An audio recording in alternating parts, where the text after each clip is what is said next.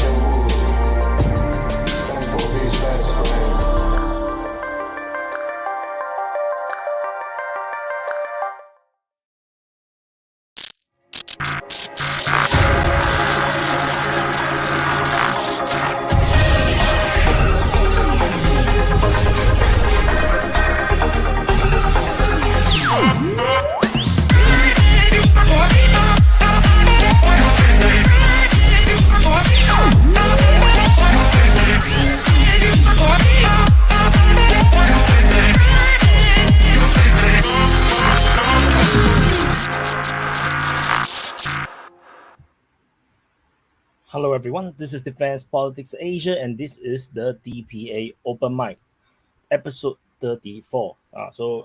Welcome back to the DPA Open Mic. Uh, I wasn't able to do it yesterday because I actually supposed to sleep earlier because one of my best friend uh, have a wedding lunch. So yeah, end up I also stayed up. I didn't sleep enough anyway. Yeah, but I was doing some editing work. So welcome to the open mic. Hello everyone. There's around 145, 47 of you guys. The number is still slowly growing, and this open mic is live on the DPA YouTube channel, the main Defense Politics Asia channel on YouTube, the DPA Open Mic channel on YouTube, on Rumble, on Twitter. So uh, do I? Maybe I'm tired. Yeah. So anyway, yes. Okay. So again, I didn't prepare beforehand. Shit. Okay, I'm going to paste the link to join. So not talk too much nonsense. And for those that have not watched my interview with the Duran, I would highly recommend you to watch it, and enjoy the emotional damage within the comment section. I think I know I really messed up the comment section quite badly. I see the comment section is like, what the hell is happening? People say I'm very pro-Ukraine. Oh my freaking god! So yeah, then a few tweets later say I'm pro-Russian. Okay, so let me get in the link to join. Dun, dun, dun, dun, dun. And this one. Dun, dun, dun, dun, dun, dun, dun, dun, dun. Okay. I'm gonna paste this link to the main channel to tell people to go to the open mic channel, and then I'm gonna paste this link to the DPA Open Mic channel, and the link to join the Open Mic is now in the pinned message in the Open Mic channel, and I'm also going to pack it into the um, Rumble, and so so for those that are watching on Twitter, do come over to YouTube to watch because the quality is just better on YouTube, and yeah, and we have people in already. Hi, Prata, Shadovi, and hi hi, Waves. Jerovi. Good afternoon from Europe, Good, Yes. good, Central Europe, and good Shadovi, night. Western Europe. See you later, Pata. Yeah, hopefully, yes. Okay, so for people in the chat, do let me know anyone's volume need to be adjusted. Hi, Yo, Simina. brother, Hello. Hi, Argentina. Shadowy, how are you doing, man?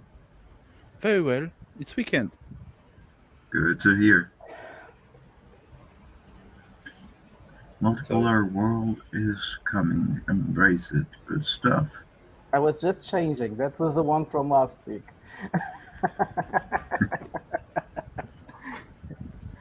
The African Hey, yo, mission Vaughn, was a success. how are you doing, man? What's up? Hey, Vaughn, from America, United States. Yeah. From Kentucky. Oh, Vaughn. Okay, See, we got. They're real well known quick, I'm for going whiskey. to drop a couple topics so we can start off. Oh, we can start with maybe we Africa. can talk about the topic that Wyatt proposed, the involvement of Africa, or alternatively, we can start with the air defender. But up to you guys. I think we can start with Africa because it was quite an impressive mission. We had 5 presidents, am I mistake? 7 countries represented. And for the first time, and even if some European countries tried to sabotage the visit, which is impressive, which we should talk about that as well. I think that Zelensky being obliged to receive these presidents, these very high representatives, and they flying back to St. Petersburg to meet Putin, and Putin even made something impressive, which is he made that kind of open session for everybody to listen to, and what he said for us to listen. It was quite a thing, especially when Putin showed the treaty on eternal neutrality for Ukraine, which Ukraine signed and then pulled back. I think nobody ever saw that treaty. We were never informed about what was inside. It's the first time we are seeing it, and I think it was something. I think it's important because it's one more element to add to the distrust between every party in this war. Sadly, it's one step away from peace, I think, because there is one more reason for Russia to distrust Ukraine. Quite true. Now, What was the story about the African delegation being held on a plane? Was that when supposedly the shells went off that they all said they didn't hear, or was that something totally different? No, it was a second plane from the South Africa representation. It was a plane with the personal security, and strangely enough, they were filled with weapons. That's true, yeah, but also journalists. But the Polish authorities were quite mean with them. They didn't let them get out of the airplane. They had to stay like 2 days in the airplane, not getting out, and even stripped naked a woman, which the Africans got really pissed off about it. Yes, one of their security members. And they got very pissed off. And let's see what's happened. But Hungary as well made something strange. He didn't let the airplane cross the airspace as well. So it's a symbol of strange reactions. And also in Italy, when the airplanes were coming to Italy, they had to go around 1 hour because Italy didn't want to let them in. See, that's the thing. That's the thing I don't get. You know, they're worried about the Africa moving towards Russia and China. They make a deal for Africa to get cheap or free fertilizer and grain, but then they fuck up the deal, and it's like, and then they treat the African guys like shit or threaten them with sanctions if they don't say the right thing, or they treat them like garbage, make them fly around, can't get off the plane. It's like, how are you trying to like get them to your side when you're, you know, offering stuff in one hand and then basically stabbing them in the back and punching them and kicking them every chance you get? I mean, I don't even see how they think that's a diplomatic, you know, endeavor even to start. You know, oh, here's this free stuff, and then treat you like garbage, and then say, be my friend. I treat you like shit. It seems like this is not the behavior of a politician or a group of professionals. This seems like this is something you'd expect from a group of like high school girls, right? Excluding someone who they don't like from like a party or a gathering. You don't let them come over, and then when they come over, you don't talk to them, and then you keep them held up, and then you just do everything to just be as annoying as like that's, I don't know how else to describe it, right? They were being annoying. They didn't threaten the delegation or anything, right? But they sent the message, and the message is, we don't want you here. It's like they're so petty. It's like there's literally thousands of Ukrainians getting butchered right now, and the only way they can own Russia is to like disrespect the South African delegation or make a plane fly around or not let somebody get off the plane. It's like, oh, you can't win on the battlefield, so I guess you just act like a child to whoever you think is against you, because that's what it seems like. You know, nothing's going right down south, so let's make the South Africans, you know, wait or fly around or fuck with them. I mean, it's always petty shit with these guys. There's no, like you said, there's no adults making decisions or calls. Kissinger's a piece of shit. At least he knew the fucking game. I think we were talking about this kind of thing in a previous open mic.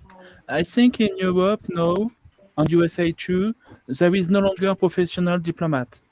All the guys who try to do diplomatic stuff are basically thinking only about their own mainstream propaganda. Ideologues.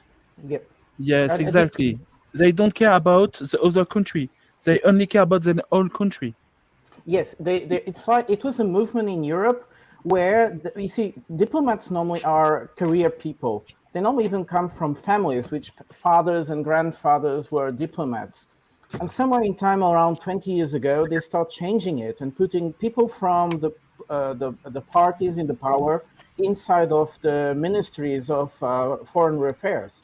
This was a revolution in Europe, and what we saw was with the time the capacity of diplomacy within the European Union got really bad, and one way after another, like scandals, behaving improperly in official visits, saying ambassadors saying things out of their heads without thinking, offending other people. Now we see as well Burrell saying something like the jungle and we are the garden, and the jungle wants to come to the garden. But you see, Shadovi, it is really bad, and you are right. They're using international politics for domestic politics, and yeah. But in this case, there was some coordination as well. You see, first it was Poland, then Hungary didn't want to let them cross their airspace. Then Poland, then they landed in Poland, and there was all kinds of delays, provoked delays. And it was very strange. And on the end, the other airplane couldn't fly to Russia. It was it was not permitted for the airplane with the security, South African security, to fly to accompany the president to Russia when he came back from Kiev. But even though I think it was an important mission and it had great results, and these events, these facts in Europe were amazing, because the world starts seeing who doesn't want peace, who is blocking peace. Sorry. I was wondering if we Can could I cover something real quick? First, go ahead. the previous super chat that was about Yeah. MSM I not wanted to talk showing about that. anything about a treaty. What do you expect? Yes. Actually, you know what? This could be looked at as kind of an odd thing to not cover, right? Because this could have been played up by Western sources as Russian disinformation or Russian like the Russians violated the treaty in one way or another. There have been a lot of ways that there's a lot of ways they could have spun it. But what's really interesting to me is if you actually look at the treaty, if you look at the essential guarantees of the treaty, what Ukraine would do, what Russia would do, from what it appears, if this treaty is real, if it's not made up, it essentially shows Russia's original goal of attacking Kiev. It essentially verifies that it was purely a political move. There was never an intention to take Kiev. Plus, you see the Russians pull out almost right after the treaty is, I don't want to say signed, but the points are agreed on, right, as kind of a sign, a good gesture by the Russians. What Putin said, Is that the Alan, treaty was that amazing. Putin leaked out? Yeah. But what is Well, I amazing mean, is I that would assume Putin it's said, real. Yeah, and Putin said it was signed, which is amazing. Well, never heard it that, wasn't signed. It was initialed. It had to be ratified. Yeah, it had to be ratified, but it was agreed that everyone on the delegation had seen those documents. That's what initialing for that would be. There was another question too. Yeah, there was another super chat. Let's see. Yeah, NGS says if the West. Oh, Dan, yeah, go ahead before we do that. No, I just like to mimic RL, but we'll go RL, then I'll have to say something after him. Okay, well, I wanted to put this question up. If the West loses decisively, will the public ever know? What do you guys think? Vaughn, you're muted. Well, yeah, I do, because I mean, you won't be able to hide it. I mean, there'll be a percentage of Americans that won't believe it or won't listen or won't know, but people that are aware will be even more aware, and a lot of people will be surprised to find out that things didn't go according to what they were told. But maybe 50-50, maybe a little more than that. But a lot of people will figure it out and be pretty disappointed. But, you know, are they going to do anything about it? Vote the warmongers out? Who knows? It also depends how you would define losing and winning, because the Finnish in 1940 declared, they made the world believe that they won, but actually they lost. And I think that Ukraine will be the same, that no matter the outcome, Ukrainians will always declare victory, and everybody which supports Ukraine will just go with that. I think they're going to feel it. Let's just say this. The question was, will the West feel that it lost? Living in Russia, after Russia wins, I know that Russians will feel the victory. So in that same sense, you just have to imagine If you're in a Western country where your government gave so much to this conflict, and then it is humiliated by a major loss, then they would definitely feel it. The shame is going to slap them all in the face, just as the same as the Russians are going to feel a great victory. This is my opinion. Okay, real quick before we jump to Wakar or Chaloui, because Wakar had a question for him. Arel, I think, wanted to say something. Arel first, maybe. So, in any case, I do to speak. think that Shadow the has West been would feel waiting it. to speak for a while. Okay, go ahead. I think it was Arel first. Arel, no? Yeah, just real quick about the how the Western public will receive any news. Just, by the way, Wyatt, congratulations for your appearance with Duran. Thank you so much. So just look at the African delegation who went to Ukraine and to Russia. Nobody told about it in the mainstream media here in Europe. Did a few days later, a few hours about later. the African security being checked by the police, and no news at all. Because in the West, they are shaping the narrative, they are controlling the narrative. They want absolutely people to not be allowed to get another perspective. They are doing everything to shut down any Russian media. They are now doing everything to try to, in Europe, to limit the range of Twitter, the range of social media. They want to control everything. They want total control of the narrative. Will they succeed? I don't know, but that's the plan. That's their goal. That's what in the European Commissions they are doing. And all the state apparatus of every European countries are okay with that. And as I've mentioned to open mic before, now we see a real gap, a huge gap between reality and the narrative, the fiction that are told to us. They just came out with the idea that 3 million Germans are able to watch RT. And there is a call from universities, to block it completely. I can't watch, Or dude. even, I go to school in the US. I can't watch RT. It's blocked. All right, let's just move on to the Shadowy and Semillon so we can continue the conversation. Okay. Yes, I agree with RL on the wood about the fact that the winner is going to be decided country by country by the media of the country. Okay? It's going to be very different story if you are in Russia, if you are in Ukraine. In Russia, whatever happens, Putin is going to be the winner. But in Ukraine, we don't know because maybe there would no longer be a Ukraine at the end of the war. But in Europe, it's going to be a NATO victory. Okay. So what I wanted to say is the following. At least in Poland and certain European countries that sent mercenaries over to Ukraine, the mothers of those mercenaries will know it. That's all I wanted to say. So I saw there was a question for Wakar. I was wondering, Wakar, would you want to answer that question that came in for you?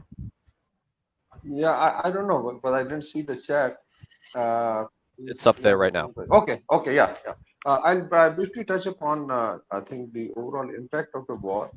And I don't know how the people in the West are looking at it, but we in South Asia and Middle East have, a very different view.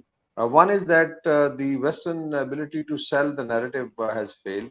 And that's why you find a reaction even from Africa, because the African visit for peace was, I think, very welcome in South Asia, because basically nobody wants war. And we also want that should finish, on the negotiating table.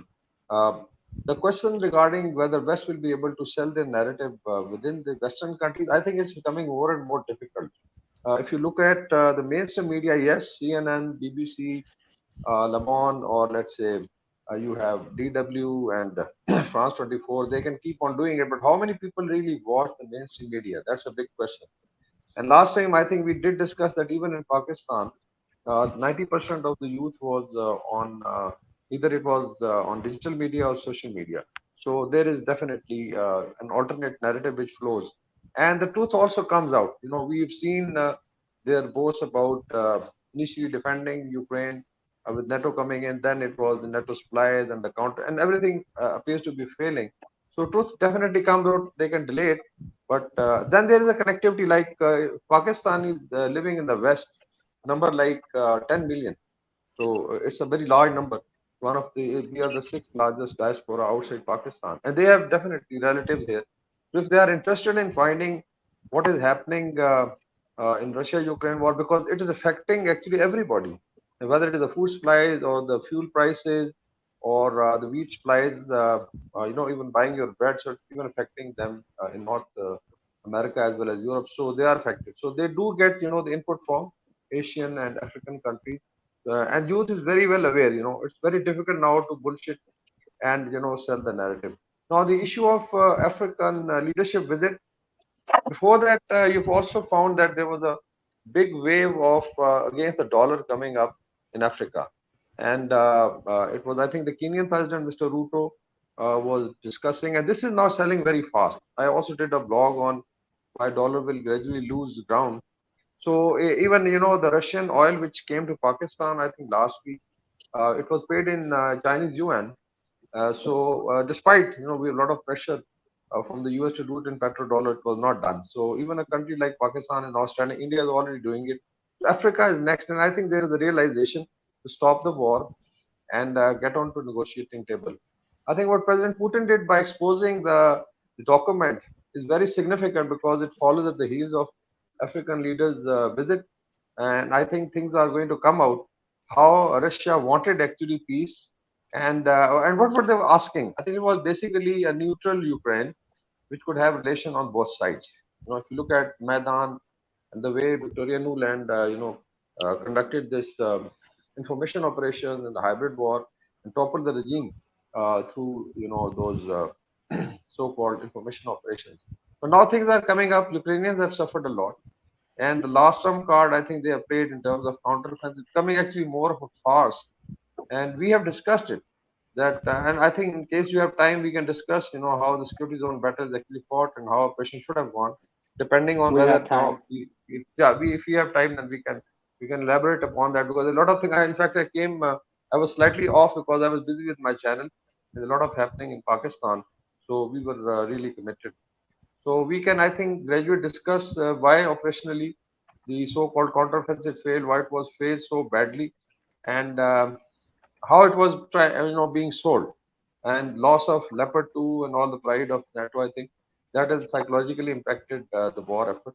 But I feel that with China, African countries, and most of the Asian countries looking for peace, I think there'll be a lot of pressure on the West, and this will be a good opportunity that we should stop the war and then look for people. It's affecting internationally. It has badly affected everything: trade, commerce, fuel, food, inflation. So I'm sure people are fed up, and Europe and North America, I don't think so they can sell it to their youth, the narrative that they want.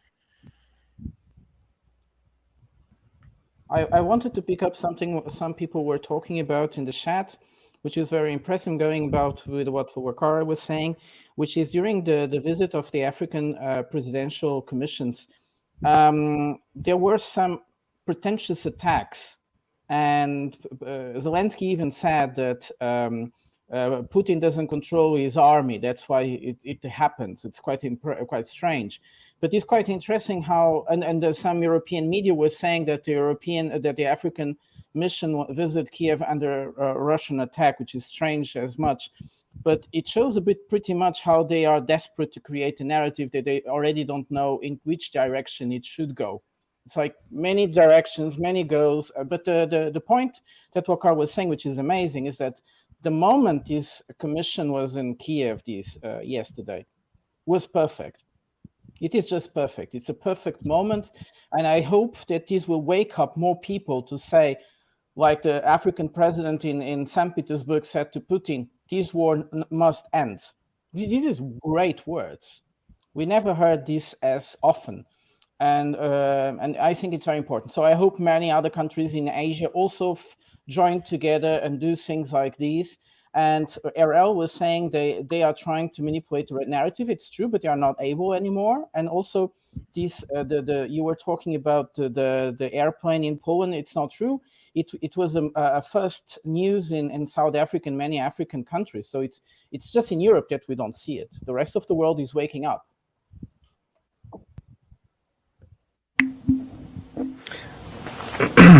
Yeah, so I wanted to mention something that Wakar said. You guys can hear me, right? Yep.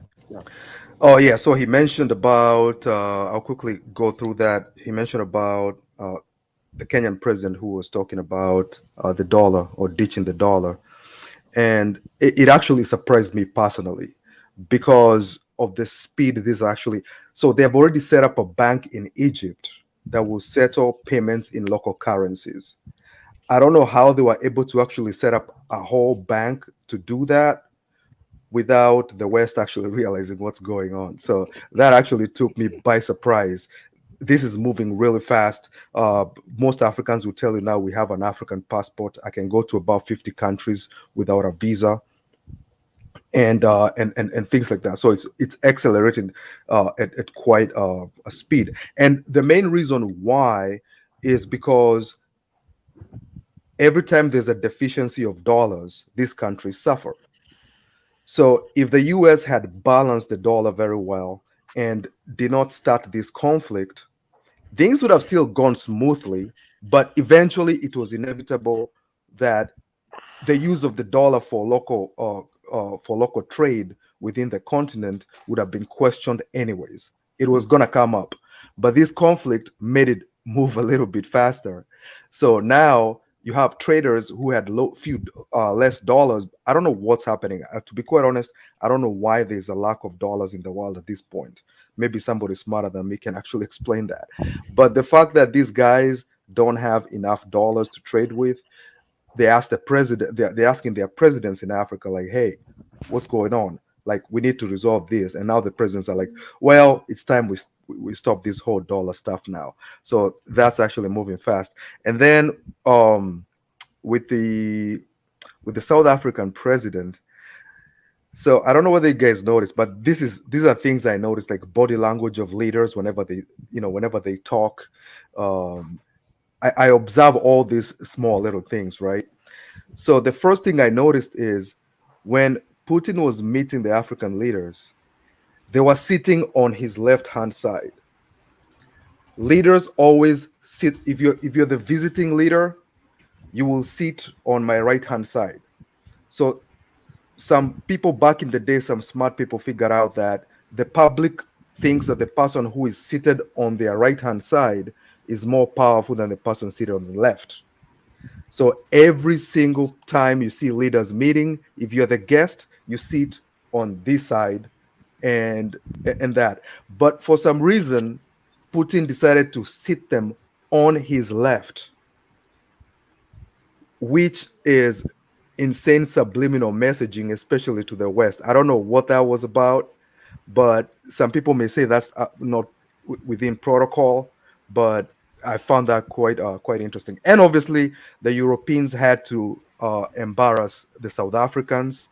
They understand the position of the South Africans very clearly. South Africa, even if they got a president who was pro-West, the ANC, the main political party, ANC, and there's another political party called EFF, Economic Freedom Fighters. They are always going to be against the West. Yes. So South Africa will take that stance for the foreseeable future. So, you heard that they got that lady and they stripped her, like she was a part of the security detail, stripped her naked for a strip search or whatever. That is to embarrass the whole nation. And if you go to the African YouTube channels and all that, they're talking about that. They're very mad because these are things that's very, very important to them. But that's what I wanted to say. Thanks. There was a question that came up, I think, for Macchiati. There was a super chat that came up for you. I think you just covered it though. I didn't remember it, so I think you just did. Oh, okay. How is the mission being covered? Well, you have the main TV channels which have a little bit of control from the West, but this information is too much. Everything that happened is too much to be stopped. Mainly because most Africans don't consume television like people in the West do. Like they don't open up the TV and watch the TV news. Most of them get their news from YouTube and Instagram. So already all this information is out on Instagram in force, and on YouTube. It's on Facebook, and there's very little love left for the Western leadership in Africa. That's for sure. It's really interesting to hear about that because you'd think if you were an intelligent politician, right, and you know you're losing allies abroad, right, because of your actions internationally in Ukraine and other places like that. I read, um, you'd imagine that there's something you can kind of extend a laurel or excuse me, an olive branch to, right? Try to build up um, some sort of rapport with someone, and we're only seeing bridges being burned. We're only seeing people be pushed away as some sort of twisted. I don't know how to describe it, like a flex, right? The West is trying to flex on people at this point, flex their muscles, show their power, and instead of building these bridges because things are getting tough around you, instead of being the bigger man, so to speak, we're seeing a utter disregard for respect for anyone other than themselves. Like you just said, what happened to the African delegation in Poland. We're talking about, you can actually see it as a little bit of a reflection when Blinken arrived in China yesterday. Did you guys get an opportunity to see what happened there? When when Blinken arrived, instead of the usual fanfare, people standing around and the big parade ready for a diplomat, they had like 8 guys, a rollable little set of stairs, and I think 5 or 6 guards. And this is Blinken, right? This is what is he? Is he the head of the State Department? He's the Secretary of State. Secretary of State. Secretary of State. Counts for many people that are not aware about how the United States government is organized. It's the foreign minister of the United States. Yeah, totally. Just to jump into the question of Macchiadi about the US dollars, the disparity of it and how difficult it is to actually have US dollars in some part of the world. You have to understand that the first commodity of United States is not oil, gas from fracking industries or their military stuff. It's their currency, US dollars. That's their first commodity they are exporting. And by making it less available, they want to rise its value artificially just because of that. But again, that makes sense. Because United States for sometimes decided to weaponize that currency. So now it's kind of a bargaining chip. You are not siding with us. I will make my currency less available for you. But those who are making those decisions don't understand the drawbacks it will come to them. Well, now it's over.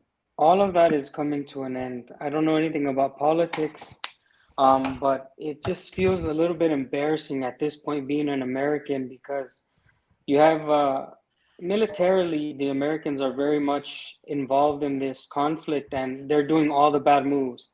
Now you can imagine how horrible, if they're doing such horrible moves in this war in NATO and training these Ukrainians, just imagine their politics is also it's a shitstorm. The Americans are essentially a giant shitstorm that messes everything up, and now it's actually biting them in the ass. The last thing you want is entire continents just hating on you. Like they look at the continents. there's maybe Antarctica. Maybe they can go to Antarctica and convince the penguins down there, like, hey, they're good people. But no, it's not working in Asia anymore. It's not working in Africa. It's not going to work in Europe. Once these Europeans figure out that they've been used for so long, the South Americans surely don't give a damn about the Americans. So that time is completely over. This is not a good time to be an American or be in American politics, because you look like a monkey. All of our politicians are monkeys. They have no idea what they're saying, and it's annoying. It's quite interesting you are saying but that. One last thing, Prada, and I'm basing all of the things that I just said off their inability to to have a successful military campaign, which I don't agree with. But I mean, if you're going to get involved in something, you might as well do a good job, and it's a miserable attempt. That's all. Yeah, something amazing that Blinken also said this week. First of all, was that military success of the Ukrainian army at this time will create a better negotiation position for the United States at the table, which is impressive, because we kind of thought Ukraine does what it does for itself. And something also very stupid from Blinken that he wrote in his Twitter 2 days ago or yesterday, I'm not so sure now, was that threatening Bangladesh politicians if they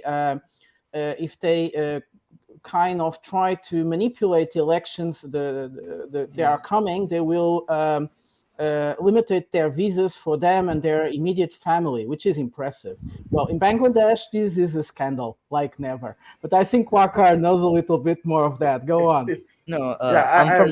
It was I'm very from interesting Bangladesh. response. I can talk about it. Okay. Basically, like our prime minister responded to this, and they were like, the United States and the UK are not the only countries we can travel to. There are a lot of other countries in the world we can build relations with, and we can travel to. So our prime minister was like, there are other countries. The United States is not the only country in the world. That was I think I'll pick up from there. This is what I was highlighting. Actually, I met Sheikh Hasina. I did a course in Bangladesh, and I personally met her. She's a great lady. So the response was very prompt. I think it was something, as Red is saying, that there are more oceans and countries, and definitely Bangladesh. So this is very unfortunate. I think what Dan is pointing out is really an unfortunate situation. Now, I'll just cover two important. And one is, I still feel that Ukraine basically is being used as an info ops theater by the NATO and West. So it's so unfortunate that you are sacrificing people, equipment, cities, and everything, and the land, and still you are playing info ops. So if Blinken says, Ukrainian victory, so it means basically it's an absurd theater. And gradually, I think people don't believe. The other is of de-dollarization. And why there is anxiety in some of the countries. Even in Pakistan, there was a feeling that we are taking a risk when we were buying Russian oil through Chinese yuan. Is because the US dollar has stayed, I think since Bretton system, and then in early 70s when it was de-linked with gold. So it has existed, as a way of life throughout the world. And that was, I think there was weaponization and manipulation by the West, especially US, because I think RL is right. That is the main export that they have. So now there is a transition, and definitely there are risks because you're not used to, like our traders who are exporting, yarn or let's say garments or IT products. They're not used to trading in other currencies. There's always, a matter of risk. And I think, as pointed out by my African friend, that he was surprised at how Africa is moving, establishing, bank, and then what Kenyan president was basically explaining that it's going to be a very different market. I think he told his own people who was holding dollars, it's going to be a different market, and why they should. These are basic fundamental questions. So let's say Pakistan, Iran are trading, or Pakistan is trading with Bangladesh. Why we should do it in dollars? So what's the compulsion? So I think this de-dollarization will have some period of anxiety, and then the slide will start. So I did I think a video on that also, and it was picked up from the sources. Basically, I'm not a financial guru, but those people who look at the currency and the manipulation. So Africa is now and Africa is very large continent. I'm sure it's more than 1 billion people, and there are dozens of countries, large and small. And having lived in Africa for 4 years, so I have some personal, liking and attachment. Very simple, straight people, especially Southern Africa. I have traveled to South Africa and seen the leadership, and stayed in Zimbabwe, Mozambique, then of course Botswana, and those areas. Very wonderful people. But now there is a realization that why we should basically be hostage to the dollar. So BRICS is again going to, I think, go into BRICS is very large group, including Russia, India, China, South Africa, and definitely Brazil. And now we have, like Egypt getting inducted, Saudi Arabia, Iran, even Pakistan has probably applied for it. This will become the Maybe market. Mexico, baby. Exactly. A lot of Maybe countries have applied to join BRICS, like also Bangladesh. That's right. That's Like right. our So foreign I, minister I'm like really, said that BRICS pleased will to, admit Bangladesh. yeah, I'm pleased to hear the remarks by Bangladeshi Prime Minister. She's a very strong lady. Despite that, a lot of Bangladesh diaspora works in the West, like Pakistan. But still, I think she felt it very badly that how diplomatic norms are violated. And I think Dan is right when he says that why are they playing, so badly? When you need actually friends, you have relationships, you are actually creating enemies. And if Europe and North America, across the Atlantic feels that they can live with it, good luck.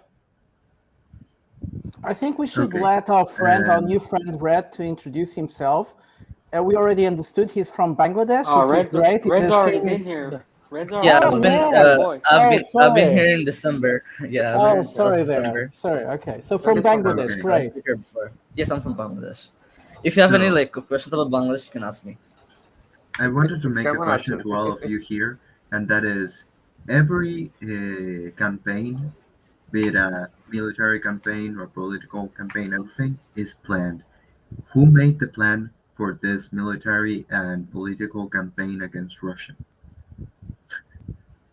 That's my question. Someone with a very, very big imagination, and someone who honestly has no idea what he's doing. And this is the common thing. Like, as a military man myself in the United States, you know that your higher ups are very, very undertrained, and like everybody blows smoke up the next guy's ass in America. Everybody, the NCOs and the older generals, like I'm talking about the older guys, those are the only people that actually have any clue what's happening. Everybody in the middle, man, is absolutely clueless. So that's the military. Diplomatically, you already know our guys are just complete animals. So I have no idea who's doing it, but it's scary. You Could have it to understand, just could it be to essentially answer done? Semilian, you have to understand that you had thinkers 100 years ago who have thought about geopolitics and they've written books. And to follow the generations that follows them, those thinkers were retaking those thinking, those books, and reactualized to their time frame.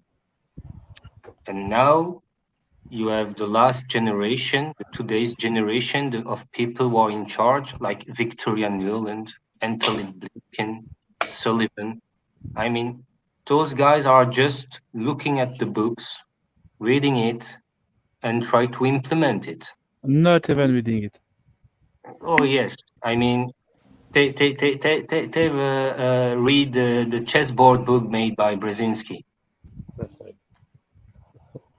I was actually, Where it stated Russia without Ukraine is no more.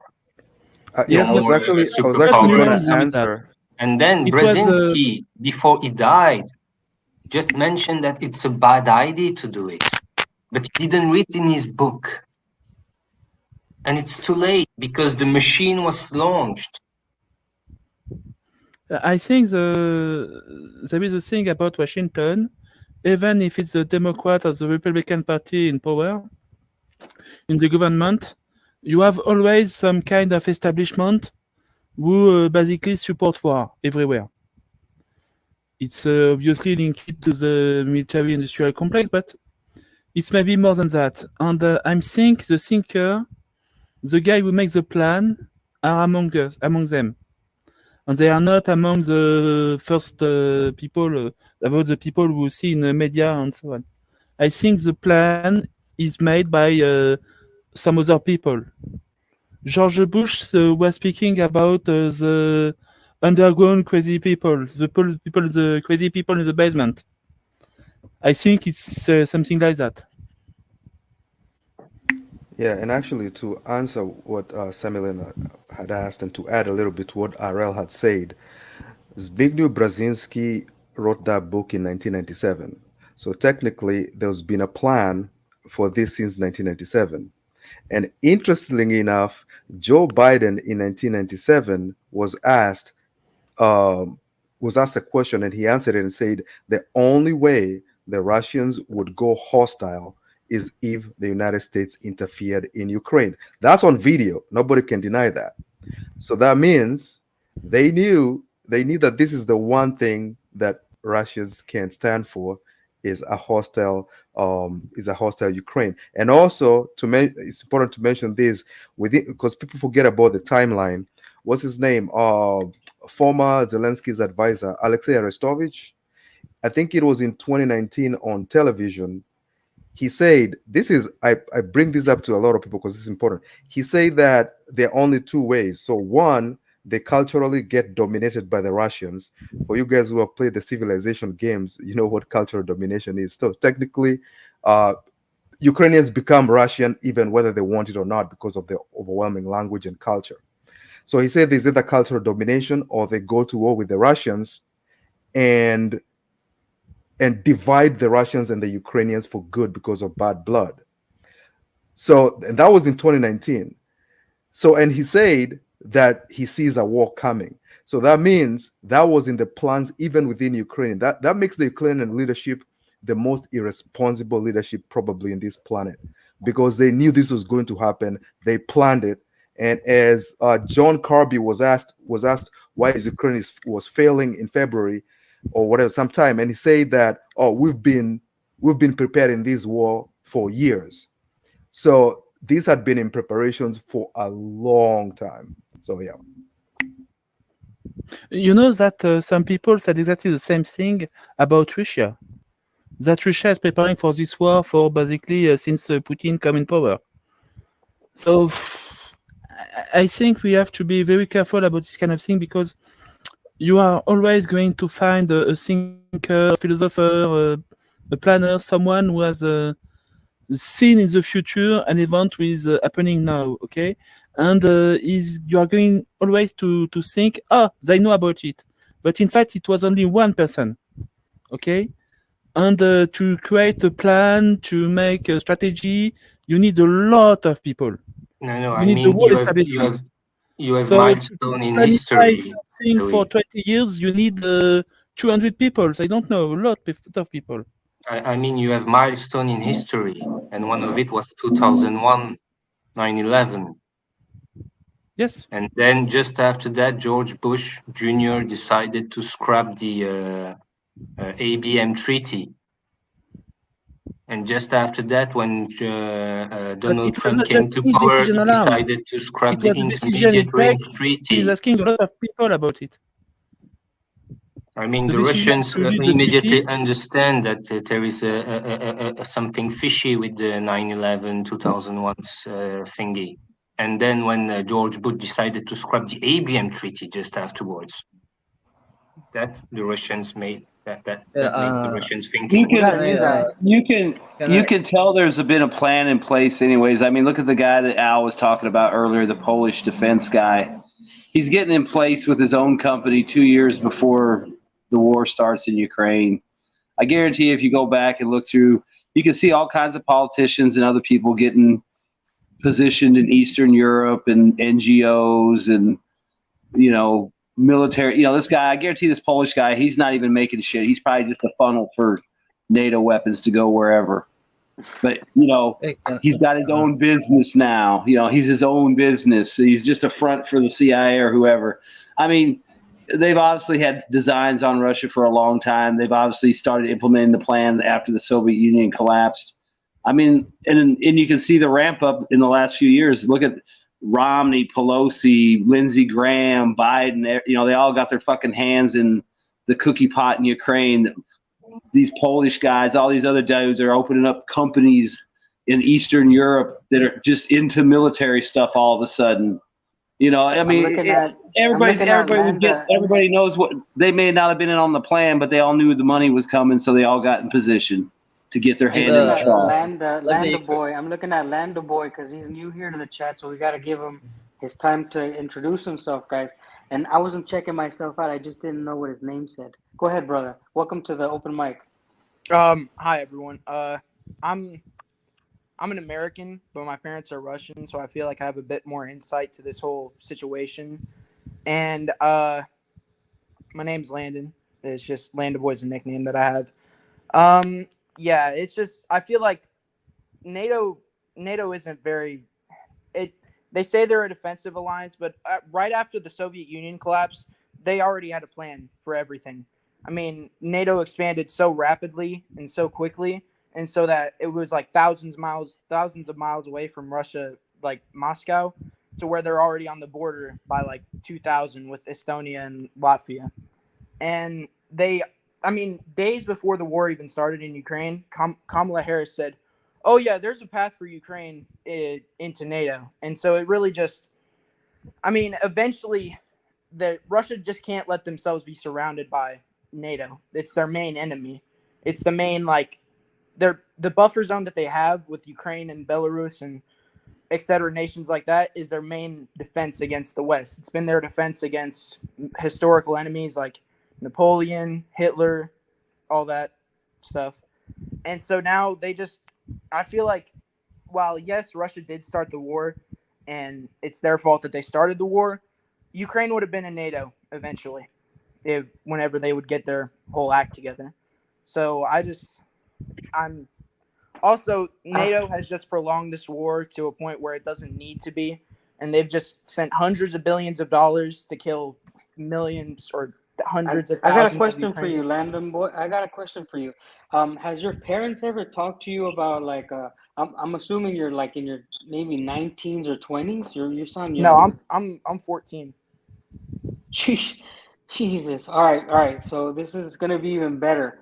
So your parents has a political position. That's great. Yeah. So, but the question is, because you're 14, that means your parents are probably in their 30s to 40s. So they were born towards the end of the Soviet Union. Have they ever told you stories about how life was? I'm curious. Have they ever told you anything like this? So my mom was born in 1985. She doesn't have many. She was in the Soviet Union.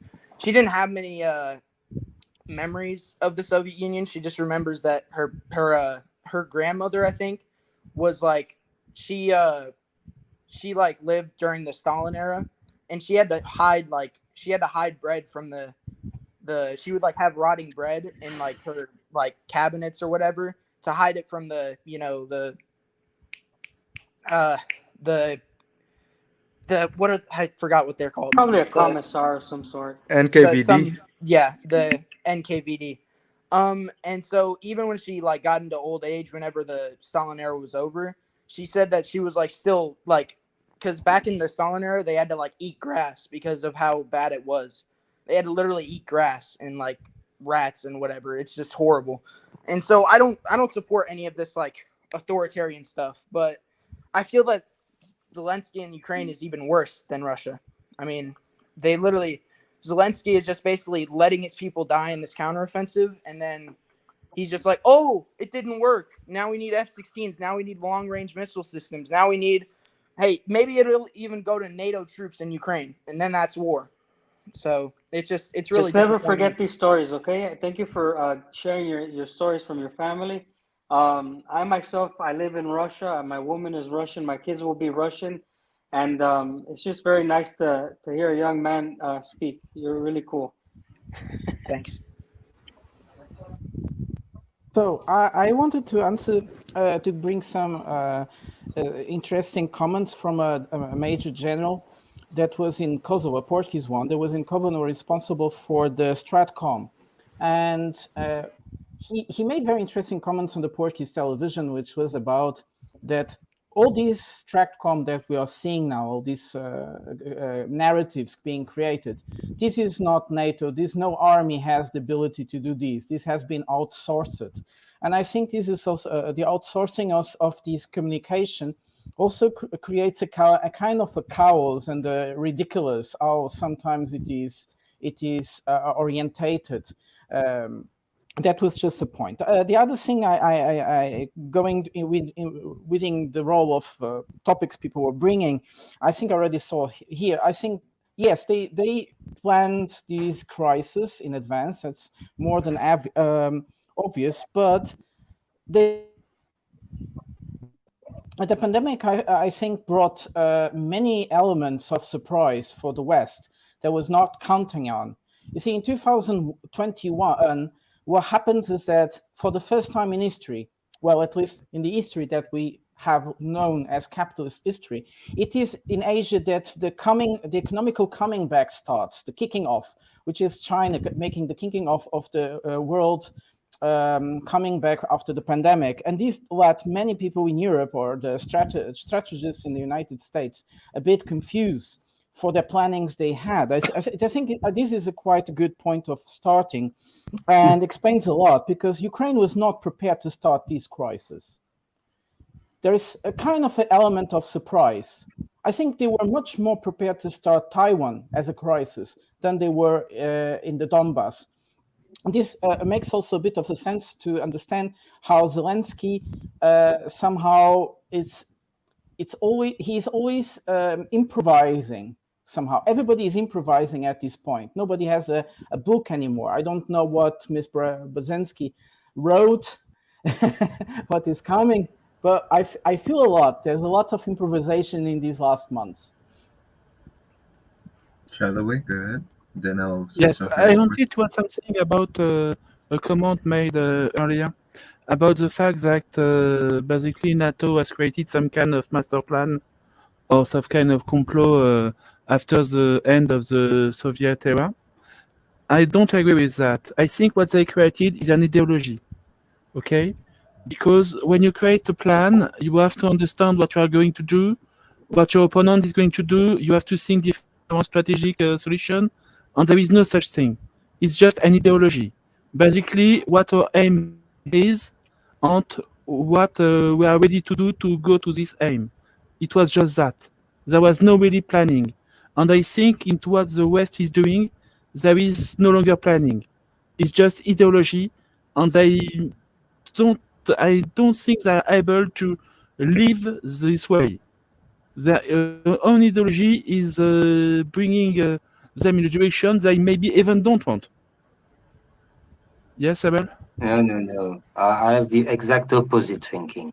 Ideology is just something you sell to public opinion.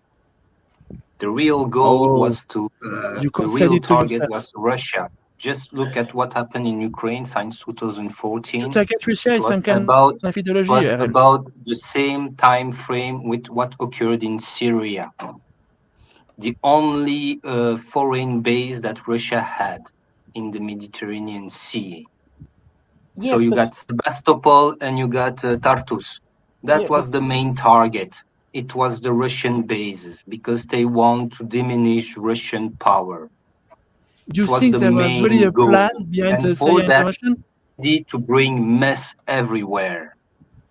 And now you it's understand that backfiring during the Russia, Syria rebellion? in Syria, Russia made well. Still today, Yes. Bashar al-Assad is still in power Because and now NATO is was not accepting back in Arab League.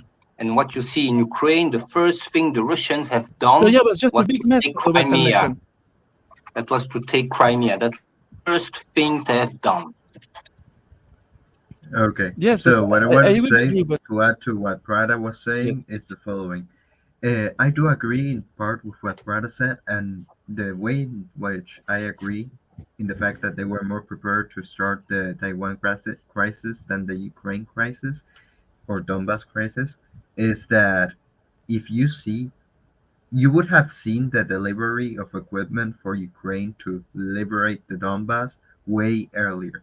You would have seen a lot of information, a lot of tracking, a lot of equipment going to Ukraine before the Russians even moved, if they were prepared to start this crisis. You were seeing that, but it was a very slow process. They were ramping up a lot faster over at Taiwan, where there were ships, there were transfers of equipment, etc., etc. But go ahead, Shadowway. Sorry for interrupting you.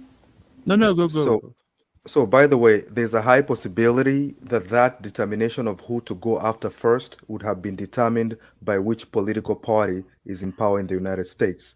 So Republicans are very much anti-China, and then the Russians are majority anti-Russian as opposed to be anti-China.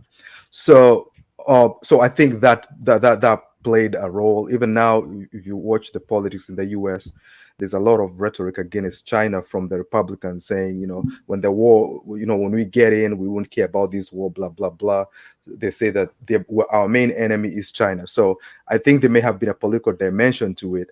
But on the other hand, I think so the strategy, so the US government moved from the strategy of combating near powers, which near powers are countries like, like Iran, and they went for the powers. And the funny thing is that a friend of mine was asking me right after the war began, was like, how did you know this was going to start? And I told him, man, just observe these countries and you can tell. The US moving from Afghanistan, they moved from Afghanistan so that they can go and deal with the Ukrainian issue. So and I also knew it was going to happen around February, and it was a guess, but I was right. And the reason why I was right is the war in Georgia also happened during the Chinese Summer Olympics. So I had predicted that the war in Ukraine would also start during the Olympics in China, and it actually did. And I figured out that the reason why they do that is to get the attention from the Olympics from China, which they consider an adversary, right? But the other thing is, another mistake a lot of people make is they assume something is done for one reason. Even the attack on Syria, it was done for multiple reasons. It's just many reasons come together. But somebody can correctly say that, oh, there's a main reason. Somebody can argue it's energy. Somebody can say it's geopolitics. But there's never usually one reason. There's multiple reasons for something to be done. The question that I haven't answered myself personally is why it was done at this time. Because as I had said in a previous open mic, is that this took a lot of planning, and the US knew they were taking a huge risk, like de-dollarization and all that. They knew this was a risk, but they decided to take it. So that's the one thing I still haven't figured out, why it was important to go after Russia at this time. I want to just verify, because I think I have an answer. Are you saying why was it important for Russia to go after Ukraine, or why was it important for the West to double down against Russia? No, why did they? Because Ukraine was triggered towards this. Like when they were being told to remove the heavy weapons from the east, when Russia said, "Hey, we are serious about this." Zelensky, there's a video Zelensky where Zelensky is telling his soldiers to pull back the heavy weapons, and the soldier tells Zelensky no. So there's much more to the conflict. But what I was wondering is, there seems to be a faction within the West that was pushing for this very, very strongly. So what I was wondering was, why now? Like, what window is closing that they have to deal with? Somebody was suggesting that it's the hypersonic weapons that they have to deal with the Russians before the Russians fully become experts in hypersonics. But yeah, so that was what I was wondering. I don't know. Actually, I guess Wakar, you might have something to add. Yeah, I think there's a need to cover the historical background, because the point I think raised by Lemon Boy, and then we come to Ukraine. After the fall of Soviet Union, there was a PNAC, a Project for New American Century, by some of the neocon, and some of them are still there. Like John Bolton is there, and definitely this has been followed in letter and spirit. So there was a big class of a plan of strategic chaos, and that was against the developing world, mainly MENA region. I attended a seminar in France, in IHED and the Defense University or College, And there was then that time I think the Gaddafi had been toppled, and they were really rejoicing. And then they drew a map of MENA region with a line along the southern Mediterranean, and then one passing through Nigeria, Kenya, and going up to Pakistan. And they said this is the future area of instability and destabilization. And I said, this is bulk of Muslim countries. So are you thinking of destabilizing them? They said, no, this is how it is. And then there is because of effects on MENA region. If you look at Syria, if you look at Iraq, then of course North Africa, the refugee crisis was created. And then I raised the point that if you feel that you can create a crisis in Northern Africa, in the MENA region, and Mediterranean will be safe because people don't have an option to go across Sahara to South Africa. They will jump the Mediterranean and start getting into Europe. And I think even today, people are crossing by boats become a serious problem. So these are the, I think, results of this chaos strategy, which is still being followed. Then there was a study, U.S. Air Force study in the War College, and there were certain timelines I mentioned. This was 1996, and one of the timelines, one was of course Saddam being eliminated in 2001 and 2, and then it was Russia-Ukraine War 2014. It was very intriguing and surprising. How could U.S. Air Force officers of the rank of wing commander or lieutenant colonels thinking of Russia-Ukraine War in 2014? And look at the date, the time. So I'm sure the strategic chaos plan was there. Initially, it was applied against the developing countries, not very big powers. It was asymmetric, like Iraq. You had Afghanistan, you had Syria, and then triggering certain, international wars like Yemen. So I would say that that phase has passed. The Middle East and Arab world themselves realize that we can't get involved into, and that's how the China comes in, especially the rapprochement between Iran and Saudi Arabia. This is actually epoch-making, historic. Nobody could believe that Shias and Sunnis will sit together and then talk of peace across the Gulf. So it became as a big surprise to this entire plan.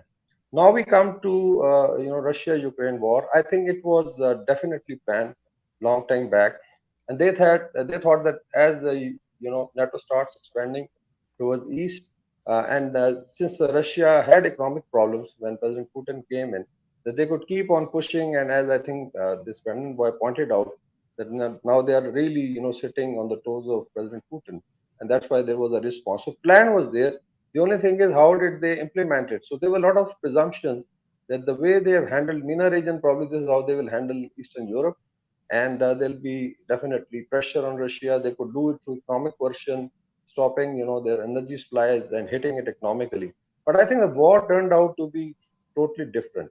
The response by Russian Federation was, I think, what any country would do it, because look at Russian, sphere of defense and security.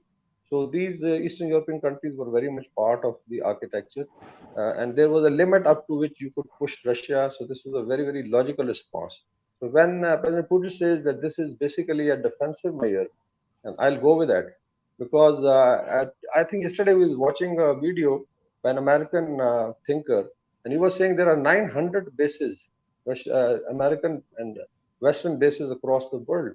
And how many, let's say, do the Russians or the Chinese have outside?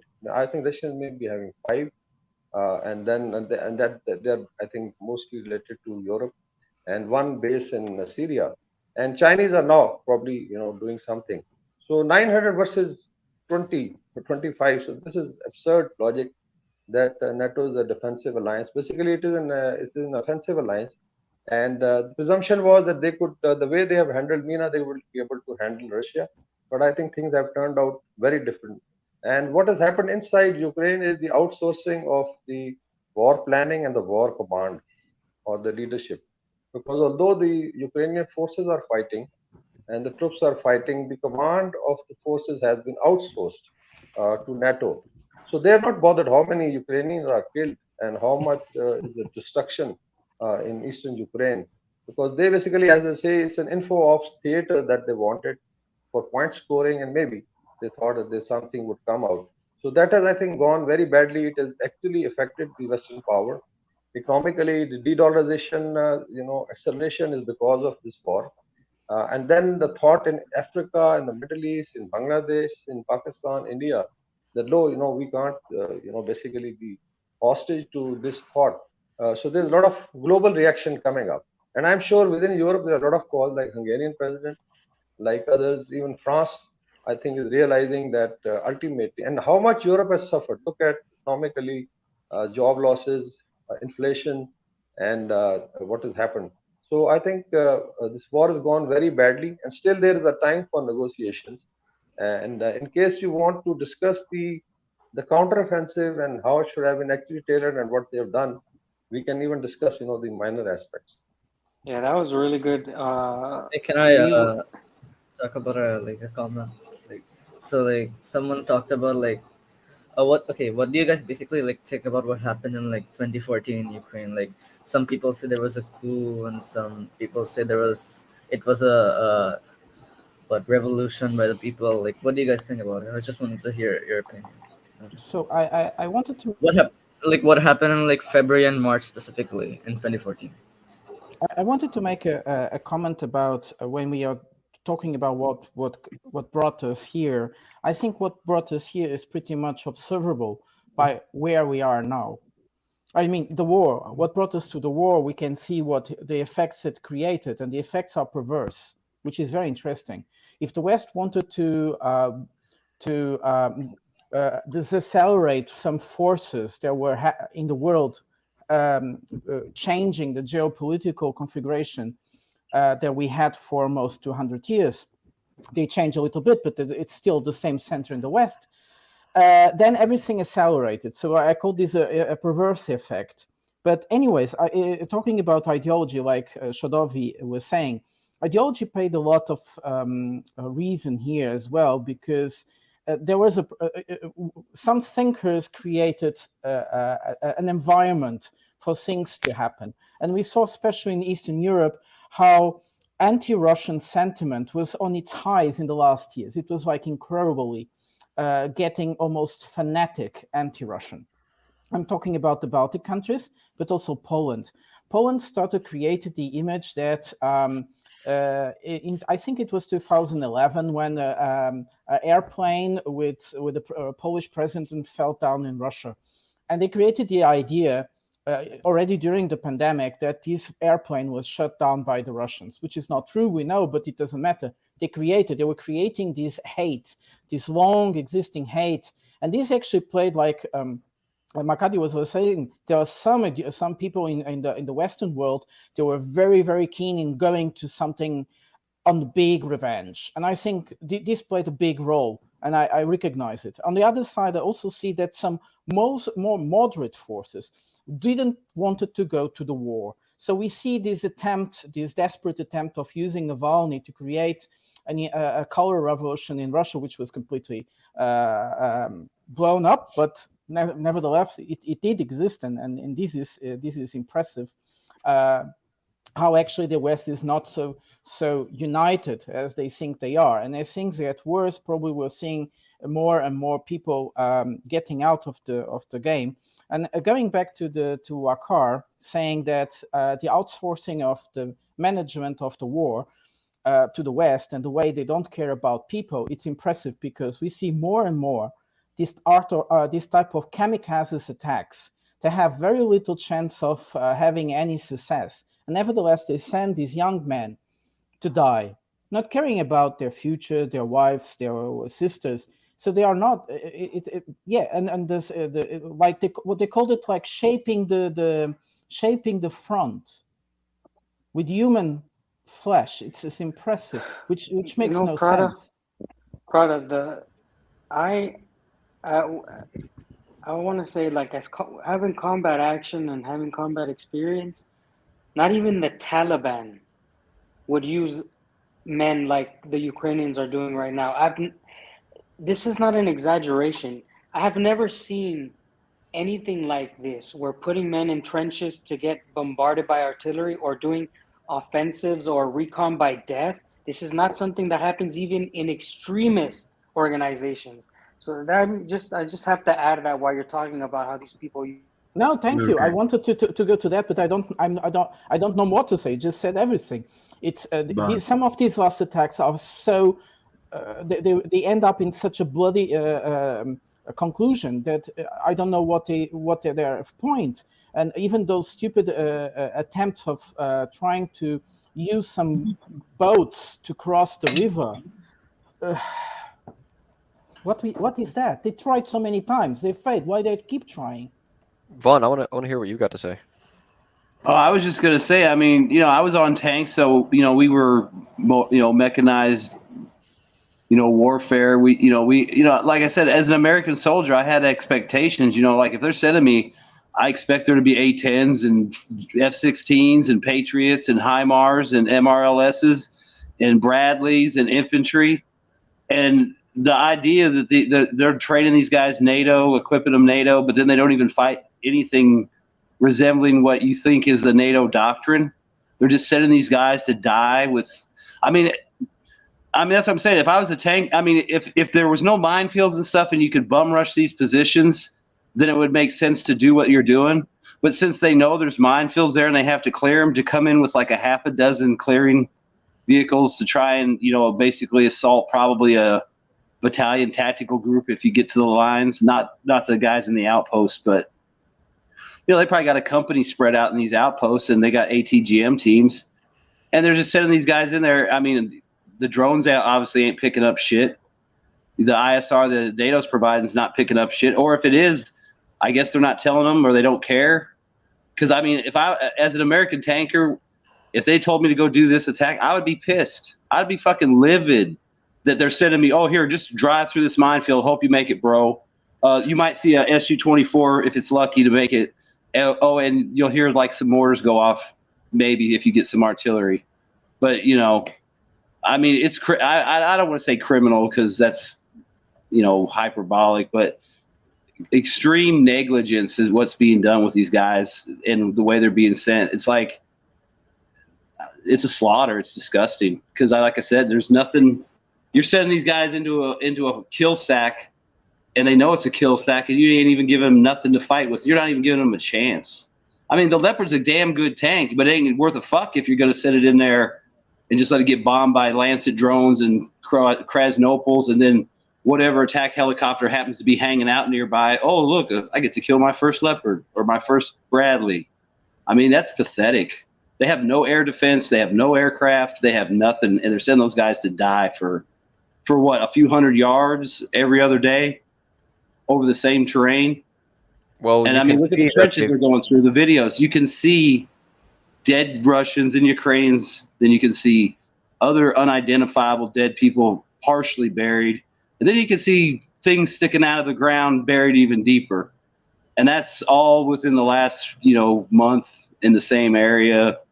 Nothing's getting done. It's just pathetic. It's disgusting. It's horrible. It really makes you wonder what these people are thinking that are sending these guys to die. Because they're not doing shit. Do you think the same thing happened in Vuhledar, like when the Russians tried to capture or tried to attack it earlier this year, but they basically faced the same problems with the minefields. They had but a lot of them just stopped and they left the vehicles and ran down the road. Once they got hit, they stopped and they, a lot of guys got fucked up because they kept trying, but. Some of those videos, they just pulled off on the side of the road and left. The Russian military is not allowed to do this. Let's go around the people that are raising their hands. Let's let them talk and see what's up. Go ahead, Simeon, and then Wakar. Okay. So what I want to say in regards to what Prada was saying, or rather, let's let Wakar talk first because I wanted to talk on a point that Prada made.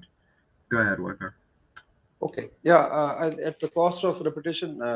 Initially when we started in DPA discussions on how the war was going on, initially it was probably that Russians were looking for space, or even we went wrong. And gradually then we realized, no, it was more of a destruction-oriented strategy. And the way they have, I think, built up this wall of defense. And then, of course, the weather and terrain was also affecting, when the snow came and then it was a different thing. And then we also expected probably in June, this is going to pick up the fighting. So one is, as far as the Russian planning is, it's a monolith controlled by a political military leadership. The operations are being, done under unity of command and under a plan. Whereas in case of Ukraine, as we discussed, it's outsourcing of the command, and it creates its own problems. And then they started doing, mid-course corrections. Now coming to this counter-offensive, because I feel it is very important to discuss the operational part of it.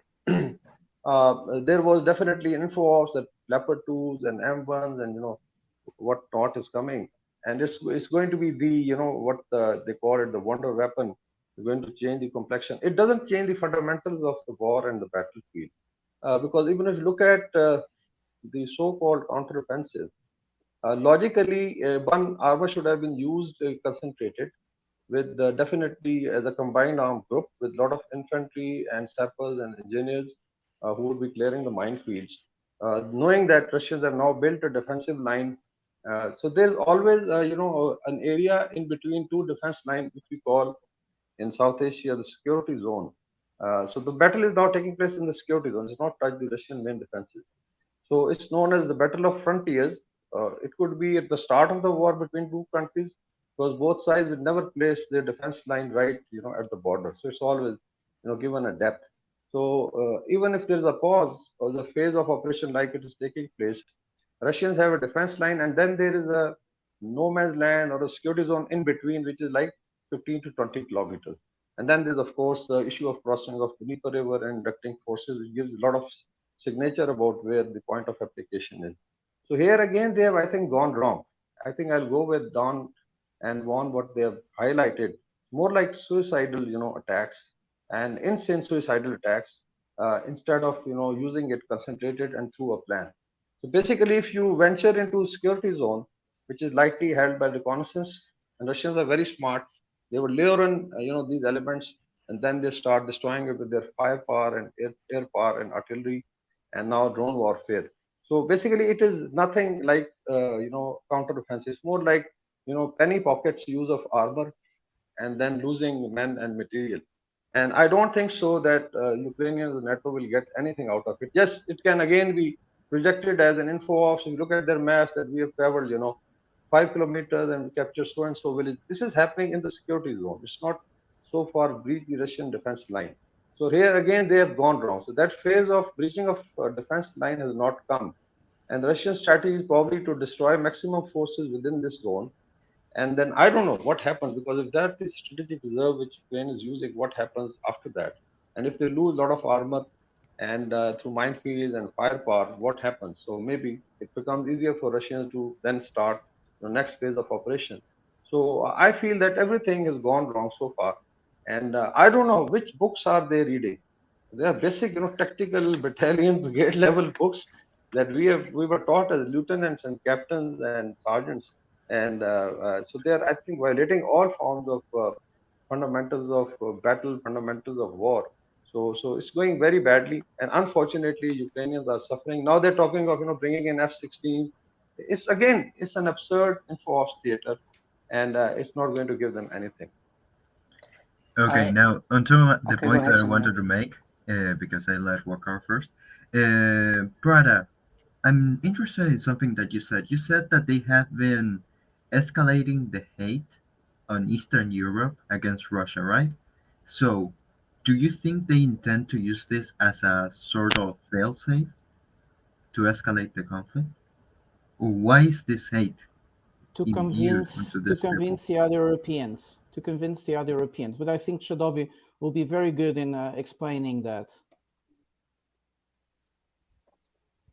You're muted, Shadowi. You're muted.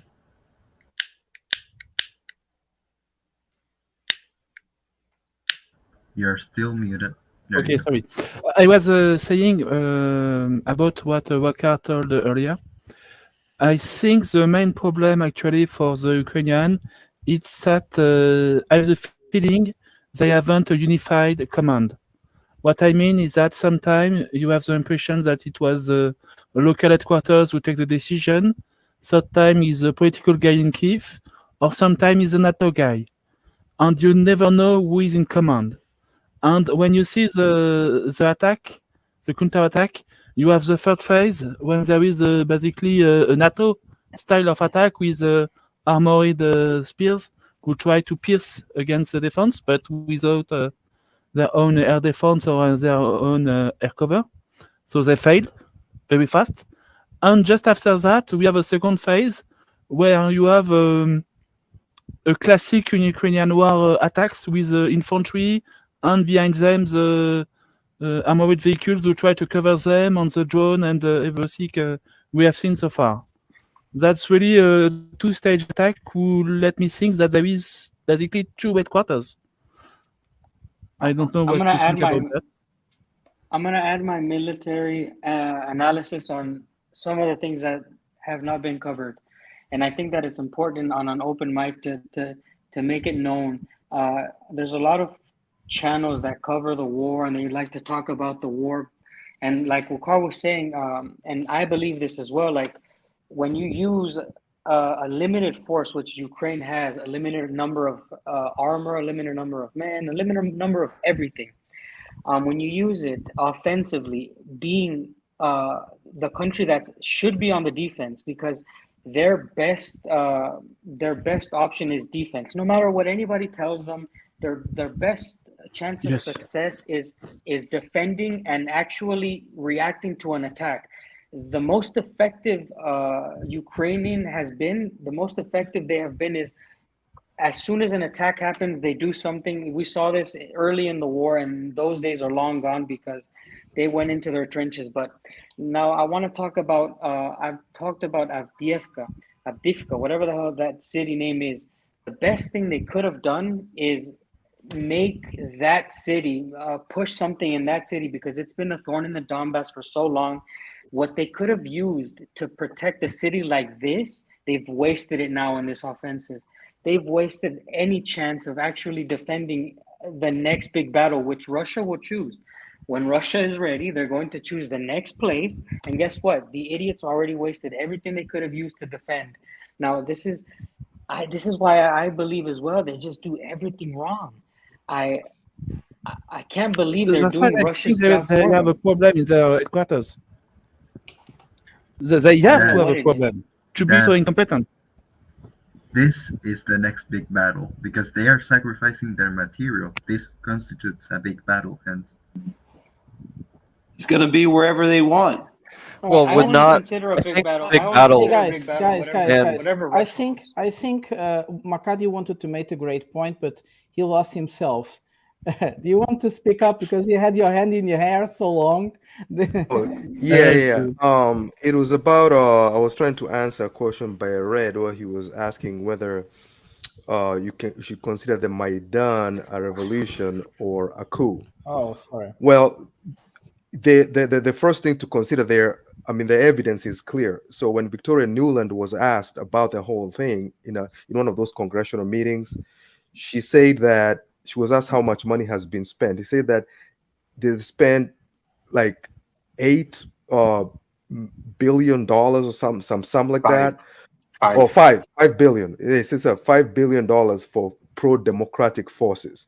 So first of all, that tells you those people are bribed. A lot of money was spent. So that's number one. Number two is the fact that a simple fact that the embassy of the U.S., the website of the embassy of the U.S. in Ukraine had directions for the protesters where to go. Yeah, that clearly tells you that these people are being directed. Secondly, Right.